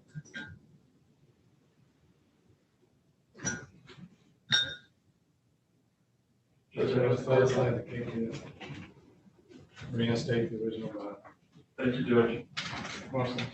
Judge, we're here, as I said before, we've discussed his right to a preliminary exam. He's going to ask the court to waive that exam. He knows that if there was an exam, there would be witnesses called, and that as a result of waiving the exam, there will be no witnesses.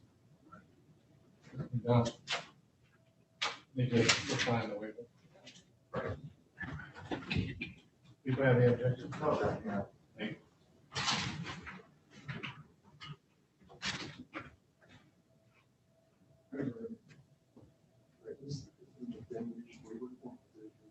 Hire your own attorney. You can request a court appointed attorney, which you've done. I have the right to exam what the judge will respond. But by signing this waiver, you're not having the waiver. And over to circuit court.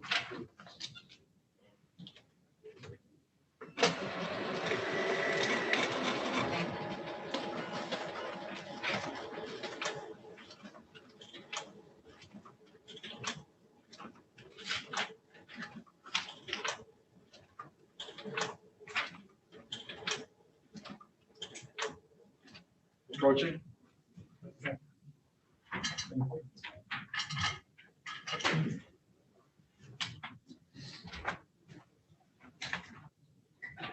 Boy, you understand you have a statutory right to preliminary exam where the state must show by probable cause a crime was committed and probable cause you had something to do with committing a crime.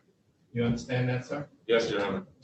Anybody promise you anything or threaten you in any way that you should waive your right to preliminary exam? No, sir. You waive your right freely and voluntarily after having the opportunity to talk to your attorney about it. Yes, I do. You signed the waiver of examination form? Yes. All right, for those trying to freely and voluntarily waive your right to preliminary exam as filed over the Wayne County Circuit Court Criminal Division for randomized information, which will be March 4th at 9 o'clock. Thank you, Judge. Thank you, Your Honor. Mr. Boyer, just so you know, now I'm very old school. I've been doing this a long time. All right. So now there are a number of judges in this court, across the street, that are a whole lot younger than I am, and they run their courts differently. All right. But right now, you don't know who you're going to end up in front of across the street, right? Correct? Correct. Okay, so, you know, it's up to you. You want to take a chance, but just, you know, have respect the court. Just the court. Okay? Yes, sir. All right. Thank you, sir. Thank you. Judge, should I let Mr. Robinson know that he should come into the building? Yeah. Yes. I will. I'm finishing up my last matter. They're grabbing my client right now for Third Circuit. I'll be back before 12:15. All right. You ready? Come on. Are we ready on McNeil? Yes, sir. Oh, it look like we're ready.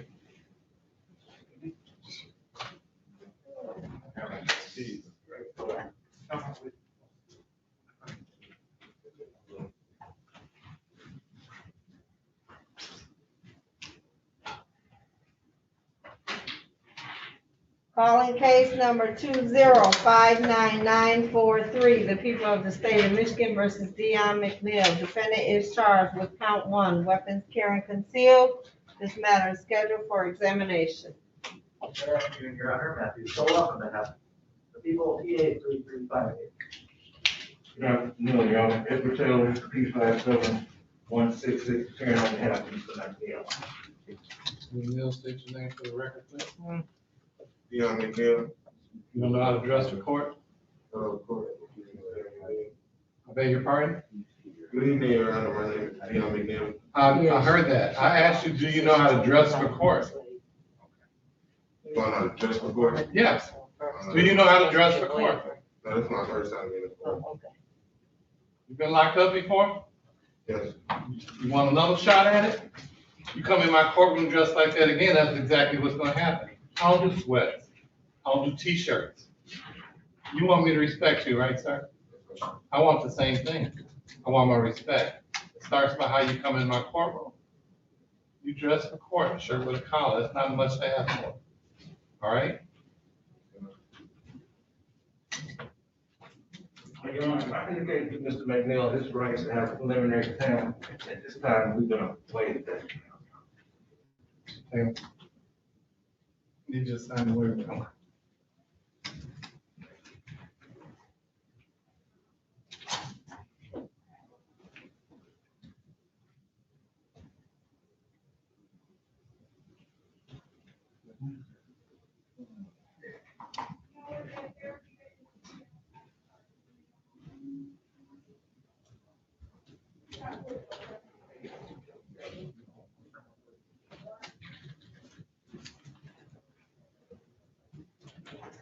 Thank you.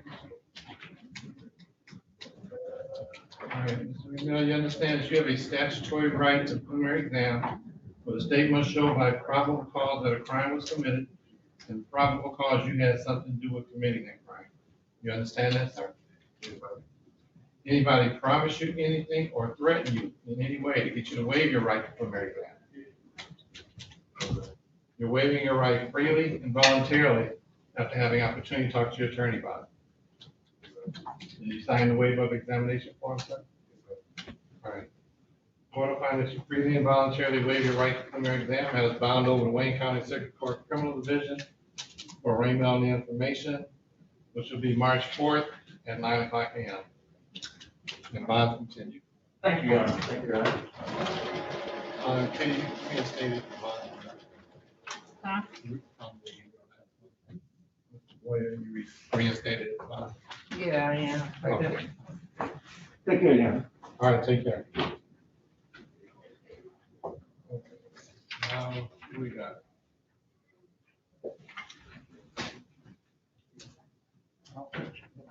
We have, Sanders is the one that's in the hospital, right? Yeah.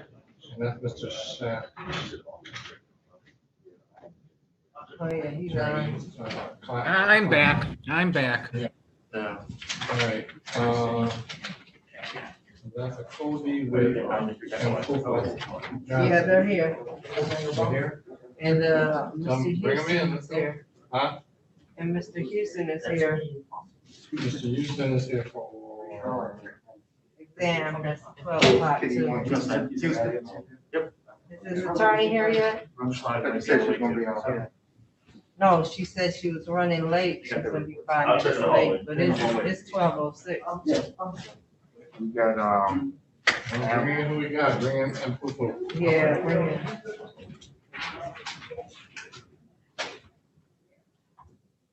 We done, so we've done all the PCCs. Yep. Huh? Yep. Yep. I'm just gonna go think for a witness up for follow, but. All right. Real quick, we got, well, get back up. I was gonna hold. Do we have anything else ready? Yeah, you ready to do, and Fufu?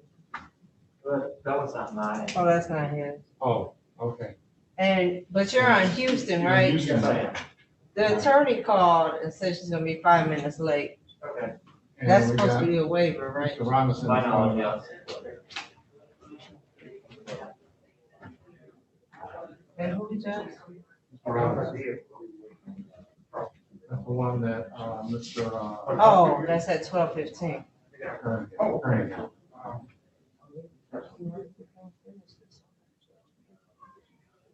Prosecutor's in, witness room. Oh, come on, you gotta go. Yeah. And then we have.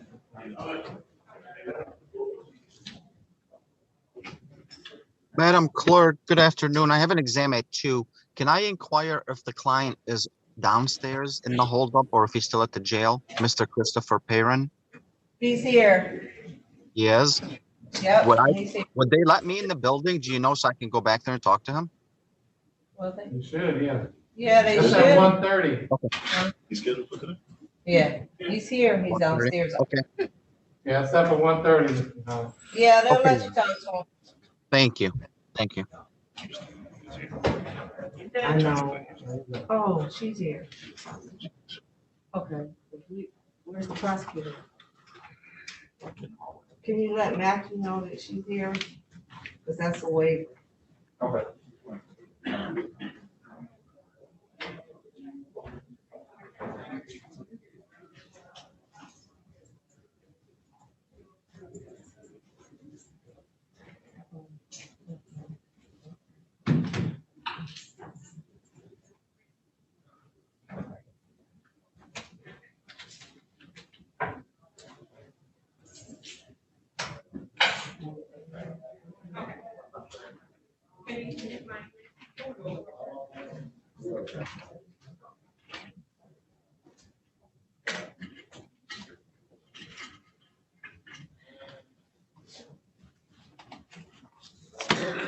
Here, long.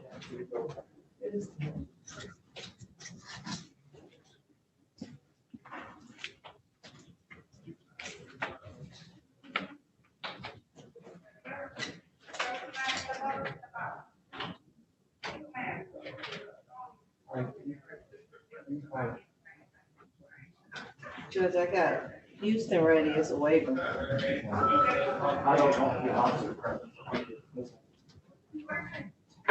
Okay, come on in. Yep.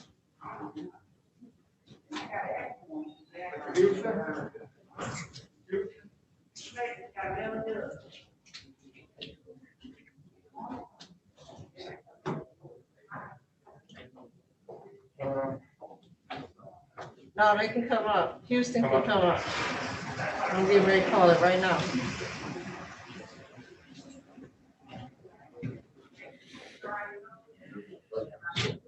I need my file long.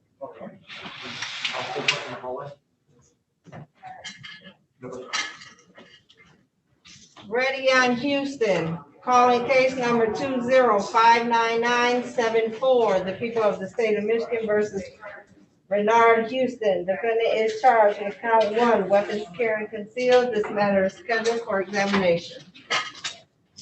Good afternoon, Your Honor. Matthew Stoll, on behalf of People 28335.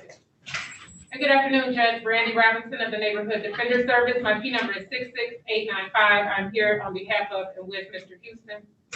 Houston, state your name, please. I was Ronald Houston. Yes, sir.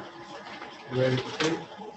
Your Honor, at this time, people are unable to proceed. The officers let's go to appear. Judge, with that, I would ask the court to dismiss, please. All right, we'll dismiss without prejudice. Thank you. Welcome, thank you. Ms. Neal, dismiss the form, please. Yes, I will. All right, you call the other one.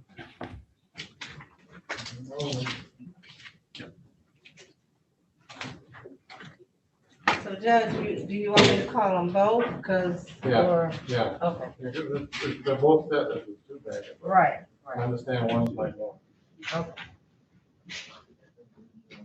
Calling case number 2155378, the people of the state of Michigan versus Marion Sanders. Defendant number 1 is charged with count 1, assault with intent to murder, count 2, robbery armed, count 3, conspiracy to commit robbery armed, count 4, assault with intent to do great bodily harm less than murder or by strangulation, count 5, weapons, dangerous weapon carrying with unlawful intent, count 6, count 7, count 8, count 9, count 10, weapons, felony, firearm.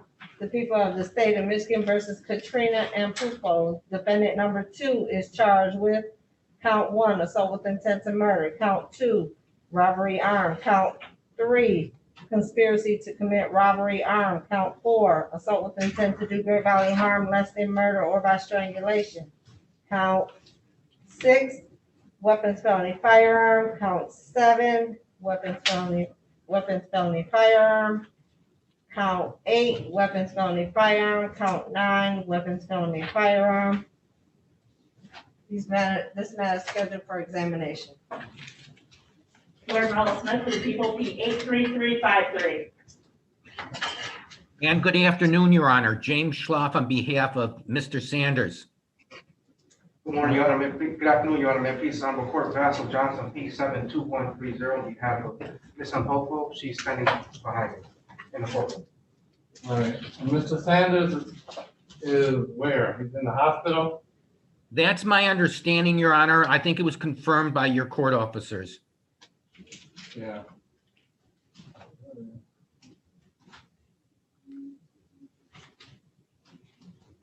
Well, so Mr. Sanders, we're gonna put this over.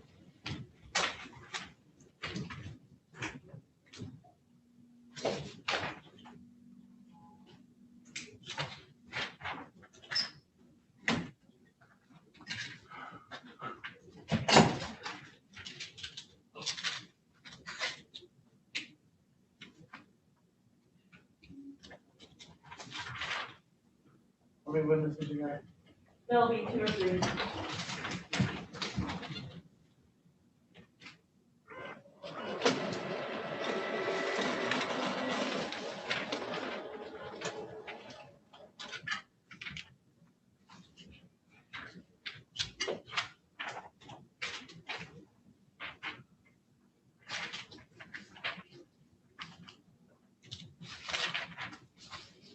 May 18th at 12:30.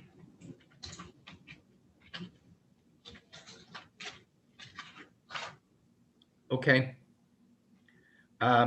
There is one other thing, if I may, Judge. Since the co-defendant's exam is going, would the court order a transcript? So I'll have that testimony for my exam later on. Well, I order, you can order it. I don't order them. All right, I'll make a motion. You don't need a motion to get a transcript. All you do is request it from the court reporter. Huh? You what? That's what? If I want court appointed, I make a motion. Give it.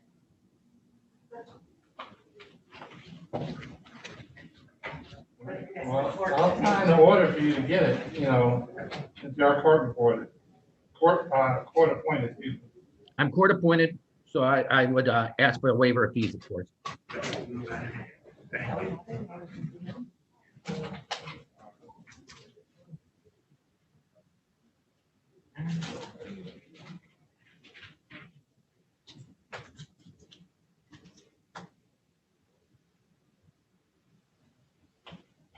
All right. You ready to proceed to, Ms. Popo? I'm sorry, go ahead. I have a motion, Your Honor. So, we had a, brief hearing by Zoom yesterday, whereby I had told the court that, Ms. Smith had just sent over the discovery, some of the discovery, they were like 8 gigabytes long. And that was on Tuesday. And yesterday, they just started downloading, and I wasn't able to go through all of the discovery. And Your Honor did state that this case has been going on since January. So at this point in time, Your Honor, I would move to dismiss. And I still don't have any 911 calls, any statements of missing vocal at all. She just sprung it on me on Tuesday, and I wasn't even able to download it on Tuesday. It completed downloaded yesterday, and I still had motions to file in the circuit court of Oakland County. I just wasn't, it was just impossible for me to get through all. There were 6 videos, and they were, 2 videos were 30 minutes, the other 2 were 1 hour and 45 minutes, and the other 2 were 2 hours and 15 minutes. It was just been impossible for me to finish it all. And Your Honor, at this time, the people would be asking for an attorney to be appointed to the complainant victim. Due to the circumstances and the allegations. So we, at this point, Possibility he could say something. he or he. Okay. And the only statement we have from the witness, I'm sorry, from the defendant is in the packet. There is not a video of that statement. There were 2 statements of missing vocal. One was at the hospital, one was at the DDC. Detective Ronald. Right, and I confirm the Well, second. I make my position real clear. If you don't provide discovery, and especially if you don't provide reasonable, I mean, every court order has a requirement of reasonableness to it, attached to it. You know, and it is unreasonable to give them that kind of information in regards to the videos that are that long and expect them to be ready for this exam. Now, that said, I don't have a problem dismissing it.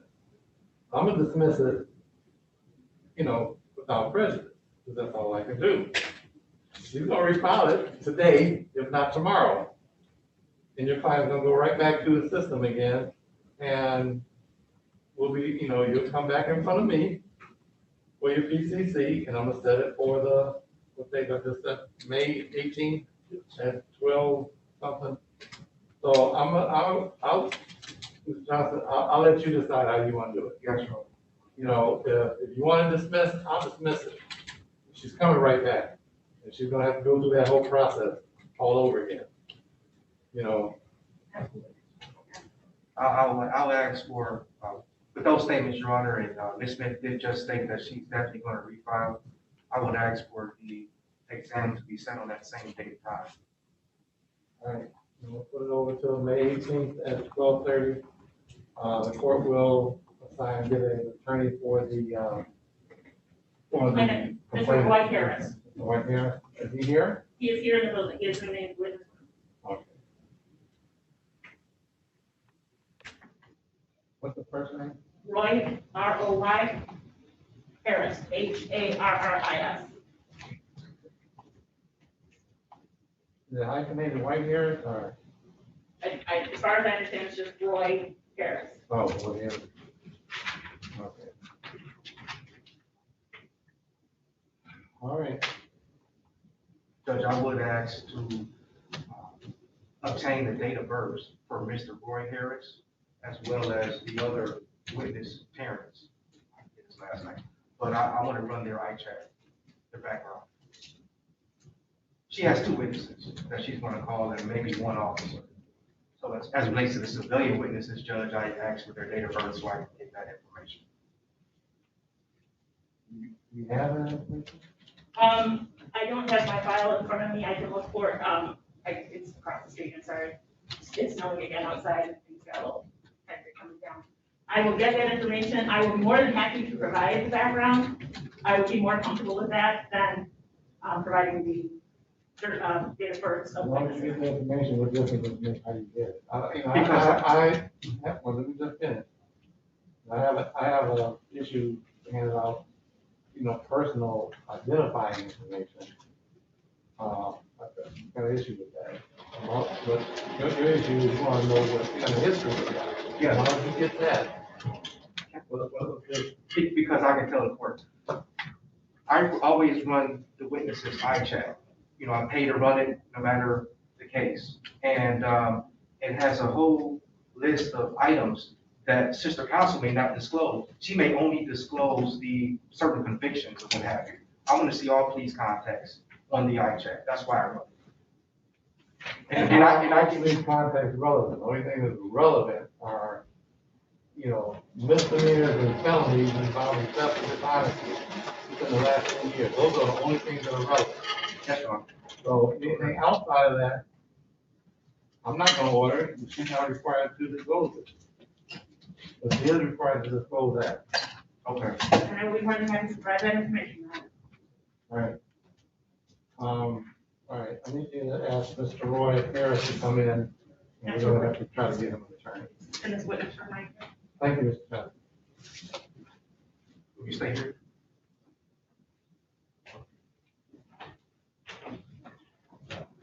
Need an attorney for him today, Judge? Yeah. Yeah, at least that way he can be, stay. Oh, you don't have to stay. Okay. Oh, yeah, we got the date, 5/18, 12:30. So we're finishing, I didn't need to get the attorney for Mr. Harris. Hi, it's me again, Judge Giles, Kitty, Judge Giles Clark. Hi, I need an attorney for a witness. What's the date, Judge? What's the date of the exam? The date of, May 18th. May At 18th. 12:30. But you need them today, right? I need him today because he needs to, this is for a witness. But he needs them today because it's a witness. that needs to be attended.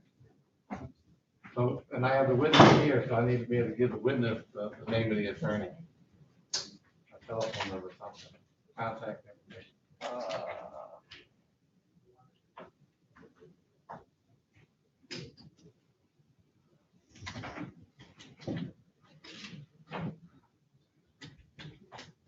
Mr. Robinson show up?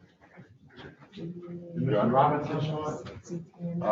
Don't believe Yes, so. he should be out in the hallway, Judge. The court officers wouldn't let him come in with his phone, which is not entirely correct, but he should be outside.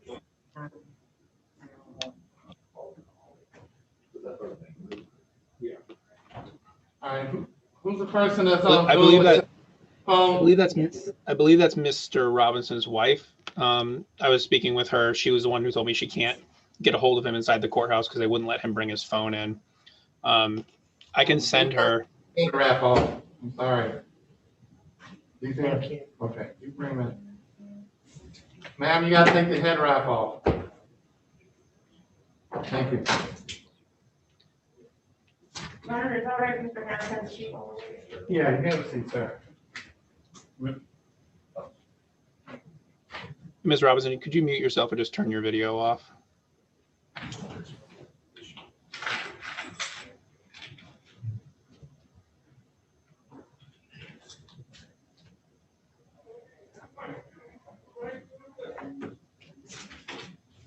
She said she's gonna call us back, or she's gonna have someone come on the room. Yeah, she said she's gonna have someone come on in. All right, we're gonna do Robinson, right? Yep, Robinson is here. That's all before we do. Mr. Harris? Mr. Harris, I understand that you're a complainant in the case we just adjourned. It's also my understanding that there may be some testimony that could possibly be elicited from you during the examination that might incriminate you. Might say that you committed some kind of crime, all right? And you have rights against self-incrimination, all right? So we're gonna assign you an attorney, or someone you can talk to in regards to your testimony, okay? Is that yes? You gotta answer out loud. Yes. Okay. All right, we're just waiting to hear back from them, and that way, it's not gonna be until May but give you plenty of time, you'll be able to talk to the attorney and get all your questions answered. And they'll be able to advise you. All right? Say yes? You gotta answer out loud, again, everything's being recorded. All right, thank you. Thank you. Do you want us to wait in here or just back and wait? We're back in the way, witness, as soon as we get the information.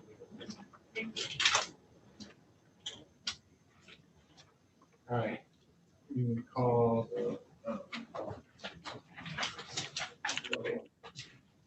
That's what we're calling, Just- Malik Robinson. yeah. Judge, can we address one more point on the Ample case? Ample case? Okay, hold on. Before we lose the prosecutor. Let me see the file. What you said you want to address the issue? One more issue under discovery. Okay. Okay, so there was 2 interviews done. One was at the hospital and the other one was at the DDC. But one of the interviews, they were in a car, a scout car. So I'm asking, she was in the backseat of the scout car. So I understand there's no, so quote unquote, interrogation video like in the room. But if there's a scout car video of that or a body cam, I would love to have that, Judge. I would love to have what she stated to the officers. I believe it's in the video that was already provided. No. You haven't looked at them yet, though. Yes. Or have you? Take a look at them. Okay. If it's not in there, then come back on Zoom. All right, we'll do. Thank you. Okay. Yeah, We if still it's got not part of what time. you've already been given, I will have to find the result. I'm pretty sure it's-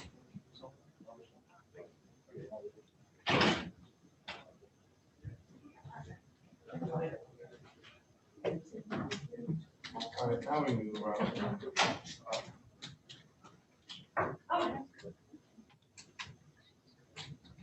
Oh.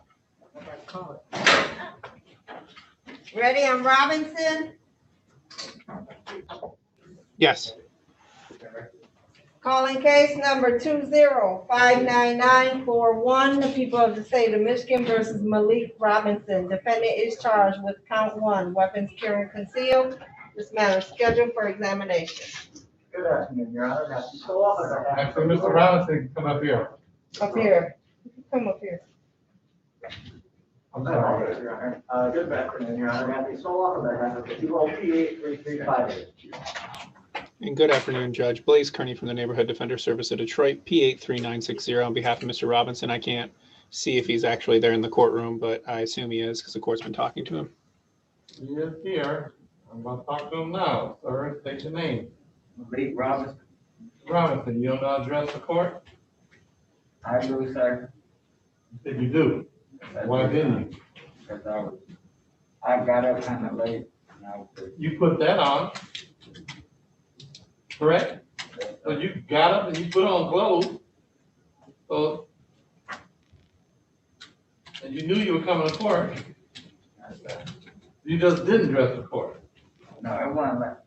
Yeah, it was. Exactly like that. I got 6 kids. I had to get them straight too. You don't dress for my court, I dress you. And that's where we're at right now. So when we finish this, I probably will dress you.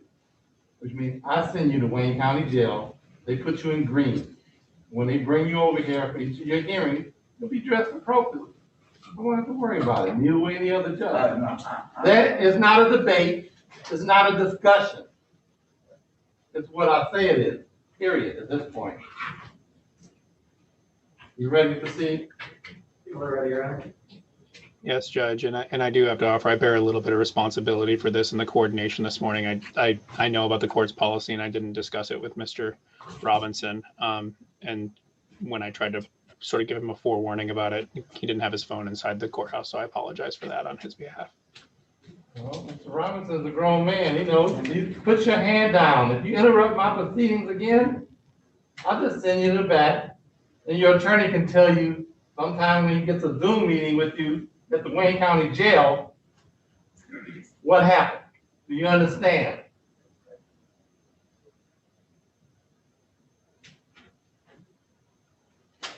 Attorney's grown. He's responsible for himself. Understood, Judge. All right. Any preliminary issues? Yes, Your Honor, the people would request a mutual sequestration of any and all witnesses with an exception to the officer in charge, Lewis Carey, who is present in court. Any objection? Yeah, no objection, Judge. All right, any other witnesses testifying today at trial or any time in the future must leave the courtroom, including Zoom and YouTube, or be denied a future testimony, with exception to the officer in charge. Mr. Robinson, I think, is your wife Cookie? That's her name? Huh? Her name is Sarah, sir. It's a phone, say Cookie's phone. Yeah. All right, is she a witness in this case? Yes. Okay. And the last name is Robinson, right? Yeah. Ms. Robinson, you gotta go off. Because if you stay on, then you won't be able to testify down the road if it goes down the road. Okay? All right, thank you. All right, you can call your first witness. Thank you, Your Honor. This time, the people call Officer Jacob Patterson.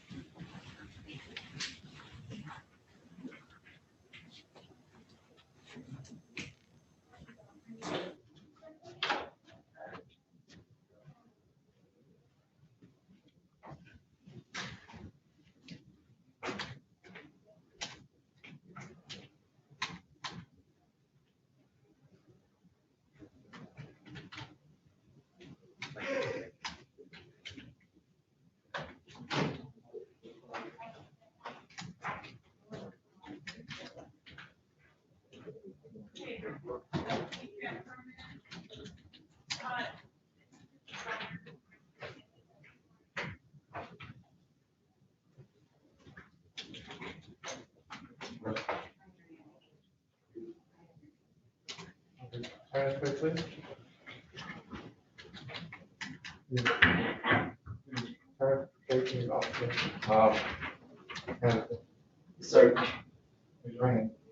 You swear or affirm to tell the truth, the whole truth, and nothing but the truth, so help you God. Yes, sir. All right, you have a seat, sir. You may proceed. Thank you, Your Honor. Good afternoon, Officer Patterson. If you have any difficulty understanding me or hearing me, please let me know, and I'll do my best to speak up or rephrase the question. Please state your name for the record. Officer Jacob Patterson, Mr. Patterson, where are you currently employed? Detroit Police, How long have you been employed there? 3 years. Were you working in your capacity as a police officer on August 28th of 2020? I was. And were you in the area of Stansbury and Linden? Yes. Is that in the city of Detroit, county of Wayne? Yes. And what were you doing at that location? On patrol. And what did you observe when you were at that location? I observed the offendant standing in the street at the intersection, as previously stated. And do you see that individual in court today? I do. Can you please point to him and identify a piece of clothing that he wears? Wearing the red and white jacket. Thank you. Your Honor, what the record reflects that the witness has identified the defendant. And when you saw him at that location, what did you observe about him in particular, if anything? I observed that in his sweatpants pocket, left sweatpants pocket, as he was walking from the street to the sidewalk, was hanging real low, had a pendulum-like swing. I could also observe the faceplate of the magazine from the handgun. And after you observed that, what, if anything, did you do? I'm sorry, what? After you observed that, what, if anything, did you do? I asked the defendant what he had in his pocket. And what did he say? He said it was his gun. And after he said that he had a gun, what did you do? I asked if he had a CPL. And what did the defendant say? He said he did, but it wasn't on him. And what did you do after he said he did not have a CPL? I recovered the handgun from his front left pocket until I could confirm whether or not he did have a CPL. And do you recall what that handgun looked like? It was a black handgun. Did you eventually send Dean to determine if you had no CPL? I did. And what did you discover after you checked the weapon? He did not have one. And what did you do? What did you do after you discovered that he did not have a valid CPL? Placed him in handcuffs, arrested him for CCW person. Was he conveyed to DBC without any incident? Correct. Thank you. I have no further questions. Cross. Good afternoon, Officer Patterson. Good afternoon. So when you were on patrol, were you responding to any reports of any crime? Say again, please. Were you responding to any reports of a crime? Negative. That's a no? Correct. Okay. And how many officers were you on patrol with that night? It was me and 2 other officers. And were you armed? Yes. All 3 of you? Yes, we were. And when you turned onto this street, you indicated that you saw Mr. Robinson standing in an intersection. Where in particular? Was he in the middle of an intersection? Was he in the street? Was he behind a car? What was going on? He was in the street. Okay. And was there anybody else around at that time? Civilians? From what I can recall, there were a couple other people in the area. Would it be fair to say that people were playing music? I don't recall if I was playing music or not. Would it be fair to say that people were hanging out in this location? Yes, there were some people hanging out in the location. Okay. And so were you driving the vehicle? I was not. And when you made this observation, and I just want to make sure I got this correct, when you made this observation, where were you making the observation from? Was it inside of the car or outside of the car? Inside of my vehicle. Okay. And about how far away were you from Mr. Robinson at the time you made these observations? Originally, I'd say about maybe 5 feet before he started walking away from my vehicle. Okay, you were 5 feet away from him. Approximately. Okay. And you were still in the vehicle?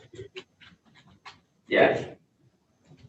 And so the driver of the vehicle had pulled this vehicle up within 5 feet of Mr. Robinson? Well, as we were turning the corner at the intersection is when I observed Mr. Robinson in the street. Okay. Now, you stated that your observations that you made is that Mr. Robinson had sweatpants on, is that right? Yes. And that his sweatpants were hanging low. Can you describe what you mean by that? So in particular, his left sweatpants pocket, his front left sweatpants pocket was hanging real low, as if there was a heavy weighted object in it, and also had a pendulum-like swing in regards to the heavy object that was in his pocket as well. Okay. So what you saw wasn't his sweatpants hanging low. You saw something in his pocket that appeared to have some weight to it. Correct. And when you say a pendulum-like swing, do you mean that when Mr. Robinson moved, that object moved along, sort of swung in his pants pocket? Correct. Okay. And how did you observe this scene? Where did Mr. Robinson move? As he was walking. So he was crossing the street when you pulled into the block. Negative. He was standing in the street, looked in my direction, and then began to move to the sidewalk. So he was moving away from the car that was driving down the street. As we turned the corner, he looked in my direction, began to walk towards the sidewalk. Understood. Now, did you see anything else other than that from inside the car? The base plate of a magazine inside his left pocket. Okay, so from inside of a car, you could see the faceplate of a magazine in a person's sweatpants pocket. You said base plate. That's the bottom. Base plate, sorry. From how close we were at first, yes. Okay. And then after I exited my... Go ahead. I'm sorry. After I exited my vehicle and approached him, I observed it again. All right. And let me be clear. So after you made this arrest, you go back to the station and you talk to the officer in charge. Is that correct? OIC of the case? Yes. I didn't talk to any officer in charge. So you don't have any information about, you never told the officer in charge what it was you observed that night? Negative. What is in my report is what I observed. Okay. So you had nothing to do with authoring the investigator's report in this case? I'm sorry, say that again? You had nothing to do with authoring or providing any information for the investigator's report in this case? Other than my report. Okay. Now, you claim that when you made these observations, you got out of your car. Is that right? Yes. And when you got out of your car, what did you do? I approached Mr. Robinson and asked what he had in his pocket. He stated it was his gun. I asked if he had a license to conceal carry. He stated yes, but it wasn't on him. So let's back up here a second. When you get out of your car, did you have your gun drawn or not? I did not. Okay. And what did Mr. Robinson do in reaction to seeing you getting out of your car?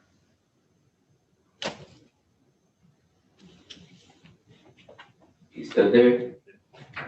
Okay. Did he raise his hands? Put his hands up? I don't recall him raising his hands or anything. Okay. At what point did you ask him what is in your pocket? It was the first question I asked him. Okay. So where were you in relation to him physically when you asked him this question? Were you right up on him? I believe, I don't recall if I had exited my vehicle before I asked the question or after I asked the question. So you might have asked him what was in his pocket from the car? Possibly, but when I exit my vehicle, I ask those kind of questions when I believe that I'm encountering someone who's concealing a firearm. Understood. So when you asked that question of him, you believed that he was concealing a firearm? Yes. And the other two officers that were with you, they also exited the vehicle. Is that right? From my recollection, they did. And those officers were around Mr. Robinson when you were asking him about the gun and the CPL. Is that right? I don't recall exactly where my partners were standing. I mean, you'd have to ask them that. Well, I mean, I'm asking you what you saw. What I saw, I was focused on Mr. Robinson. You weren't focused on where your partners were. Well, not exactly where they were standing in regards to me, how close they were to me. Okay. Now, it would be fair to say that you and your the two other officers that were with you were all within 5 feet of Mr. Robinson when you were having this conversation about his CPL. Is that fair to say? Seth doesn't know where they were. How can he answer the question? I'm setting up an impeachment, Judge. Huh? It's a foundational question for an impeachment. But he can't answer it. He said he was focused on Mr. Robinson. He can't say where the other two were. And I'm impeaching the credibility of that answer. Not by answering where they were. You can't impeach that way. You have to impeach with something else. Officer Patterson, you were wearing a body-worn camera that night, correct? Correct. And that body-worn camera, when you press the button, it begins recording video and audio of what you can see in front of you. Yes. Okay. And you activated your body-worn camera that evening. Yes. And you uploaded it to evidence.com in accordance with the Detroit Police Department procedures, correct? Correct. And your body-worn camera depicts you and your fellow 2 officers standing within 5 feet of Mr. Robinson while you're having this conversation about his CPL, does it not? Objection, this is asked and answered. We've already covered that the witness will not recall exactly what they're saying. Well, you can answer that you saw the body, if you reviewed and saw his body, camera, you saw what was on it, you can answer it, so I'm not allowed. I did not review my body cam footage. Understood, but you could tell us whether or not something is in fact your body-worn camera footage if I showed it to you, right? I could, yeah. Okay, so I'm going to share my screen.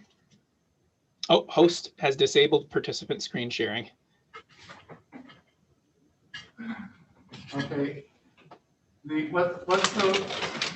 I guess give me an offer of proof on what difference does it make if his partners were within 5 feet of Mr. Robinson or not? Custody, Judge. If they're asking him about what is in your pocket and he says gun while 3 armed police officers are around him and his hands are up, I think that constitutes custody for Miranda purposes. Well, 1, I don't have his hands up, and 2, I'll let you show it, but I disagree with your assessment.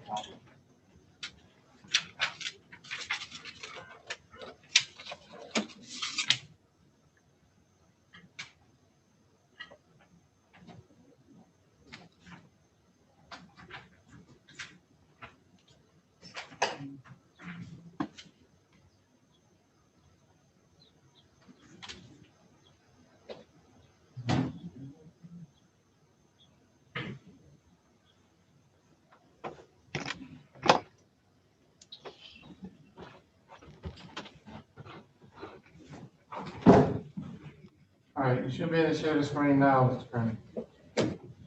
Thank you, Judge. I just had a small snafu here. Should be okay now. All right.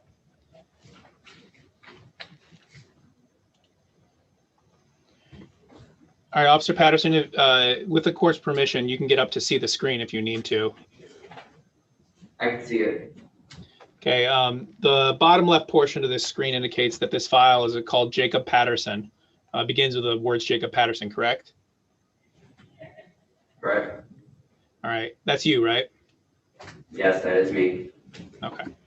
And I'm going to play the first few seconds of this video, and I'm going to mark this as Defense Exhibit 1 for identification, Judge. As this video is running, when you hit that button on your body-worn camera, the previous 30 seconds is displayed without audio, correct? Correct. And what we can see is we're depicted here prior to 30 seconds as we can see the inside of a DPD patrol car with a laptop open, correct? Correct. All right. And as we get up on 30 seconds, and I'm paused at 30 seconds for the record. What we can see here is a man with his hands raised with white t-shirt and white sweatpants on, correct? Correct. That's what Mr. Robinson was wearing that evening, right? He was wearing sweatpants. I don't recall what kind of t-shirt he was wearing. If you listen closely here, what we just heard is the man saying, "I've got my license," and you saying, "Where is it?" Is that correct? I didn't hear. We couldn't hear anything. Really?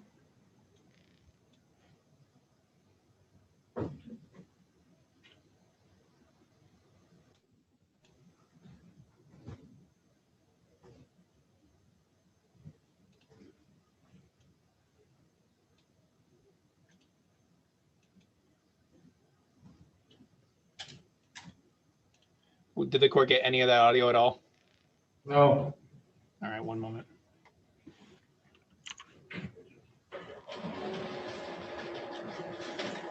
Your Honor, I was just informed by my coworker that Mr. Kearney needs to share the sound from his computer within the Zoom app.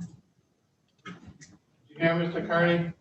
Yeah, I did hear that. I'm going to stop the sharing real quick. And yeah, share sound. Okay, got it.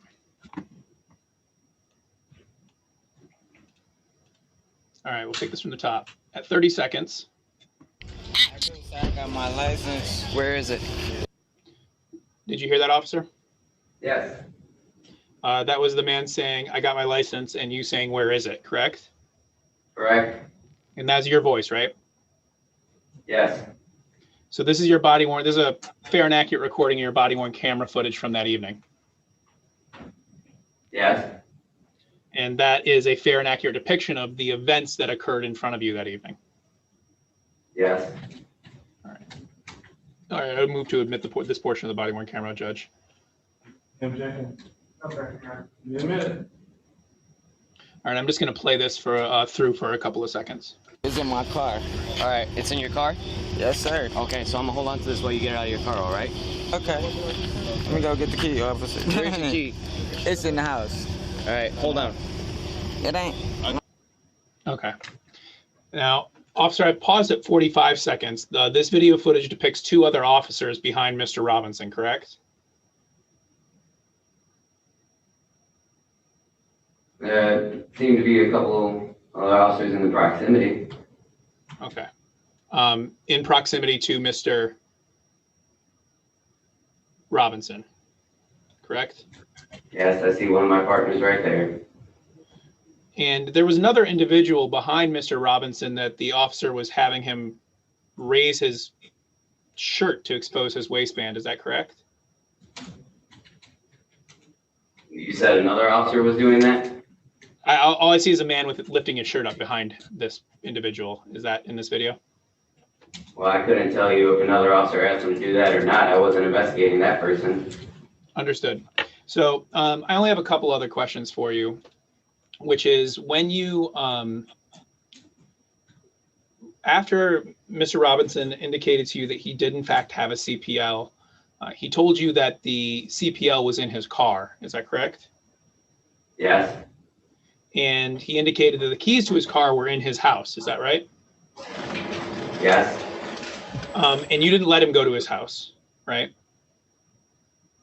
no, I didn't. And you didn't let him go in his car. No, You took him into custody by putting handcuffs on him. well, in my experience, because I have over 100 CCW lockups. In this case, I've come across individuals that have stated, well, I have a CPL, but it's in my car or it's at home, and upon further investigation, they don't have one at all. So in order to mitigate it, I wanted to make sure, whereas random in the system, where lo and behold, he didn't have one at all. Because I've had plenty of instances where a similar scenario like this has happened. All right. So your experience in making arrests, one second, Judge. Sorry, my headset died. You've only been a Detroit police officer for 3 years, is that right? That is correct. You've made more than 100 CCW arrests in 3 years. Correct. And when you say you're going to run his name in the system, what system are you referring to? Talent. We have a system called Talent that look up whether an individual has a CPL or not. And what database is Talon pulling that information from? Is that a Detroit Police Department database? It's pulling from Lean. Okay. And in Lean, does it tell you if someone has an expired CPL? It does.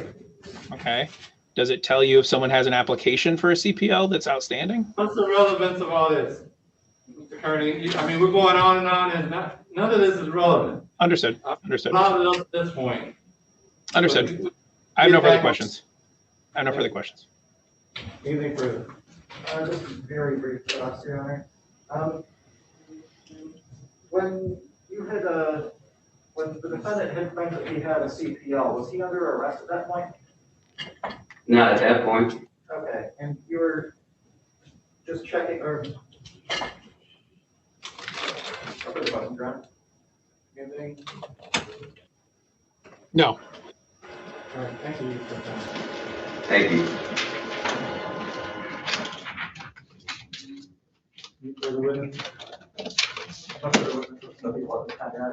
defense? No. Thank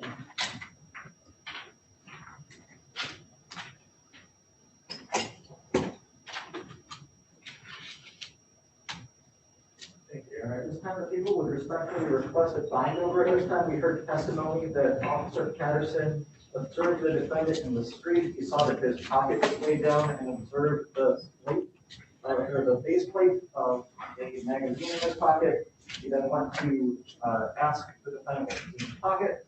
He said that the gun. We heard that he checked lean and did not have a valid CPL at that time. And people would respectfully request a bind over. Thank you, Judge. At the time the officer made his observations, he stated that he made 3 observations while inside of the vehicle.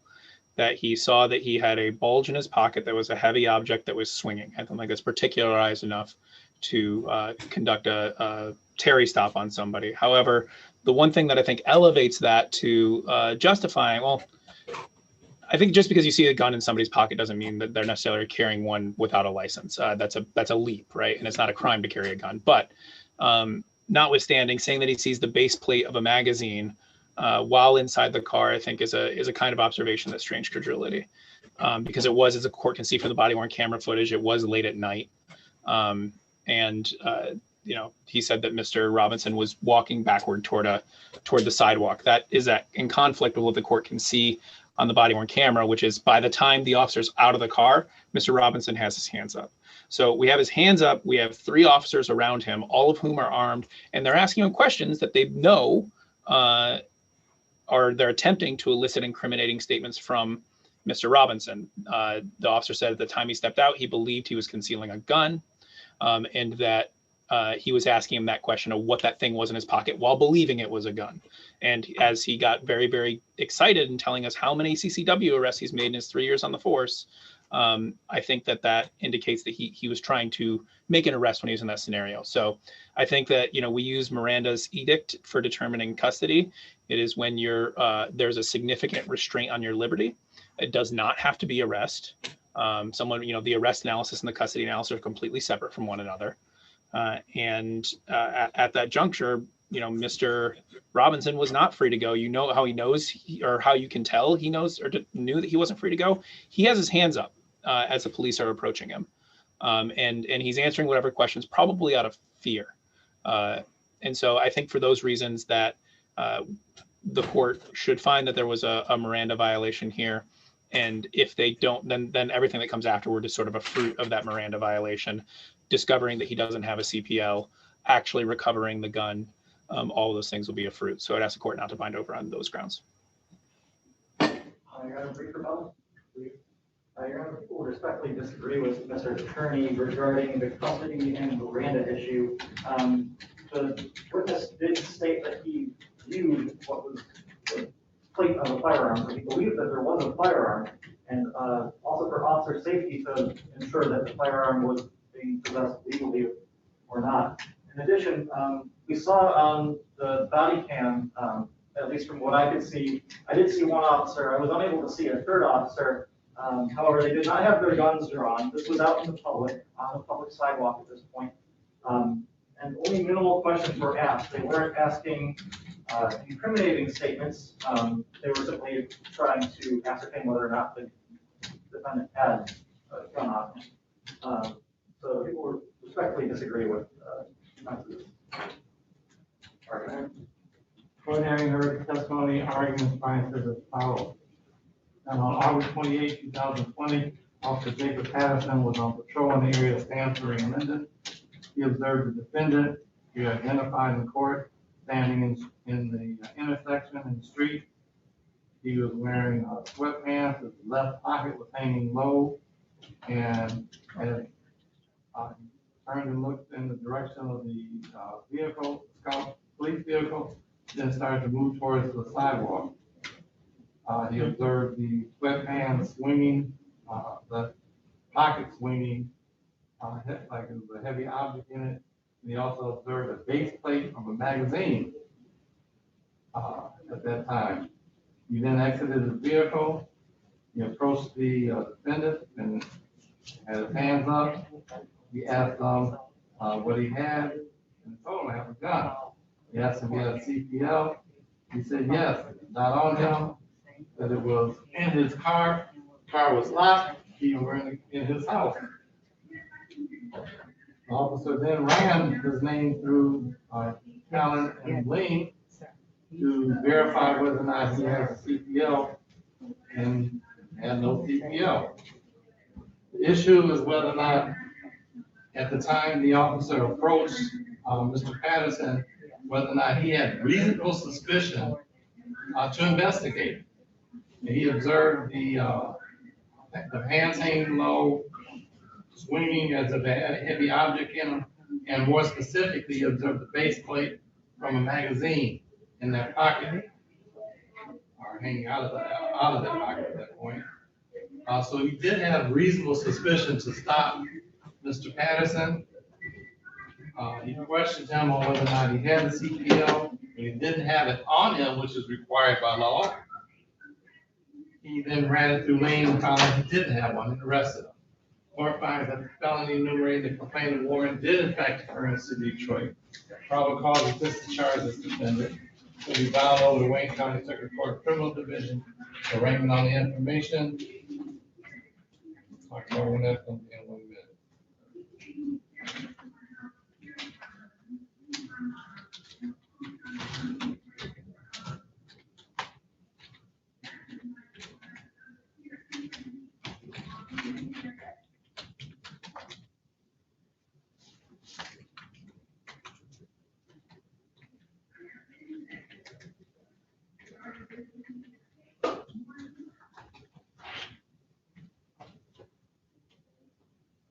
Mr. Robinson, you want me to respect you, correct?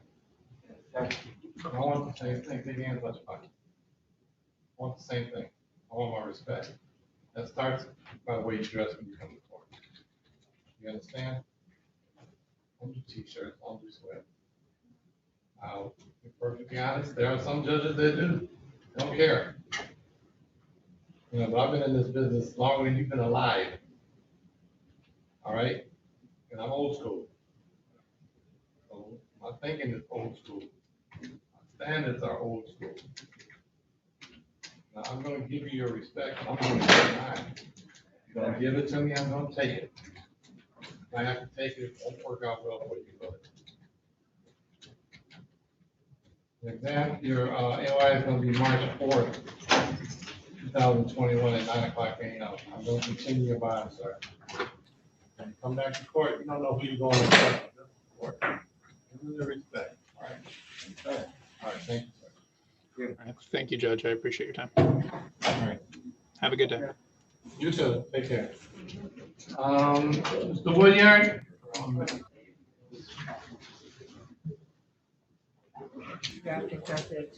was asked to zoom in for a witness, Roy Harris. Oh, okay. So Woody, can you give us a telephone number he can contact you? Sure, 313-855. 855. 5222. 5222. Yep.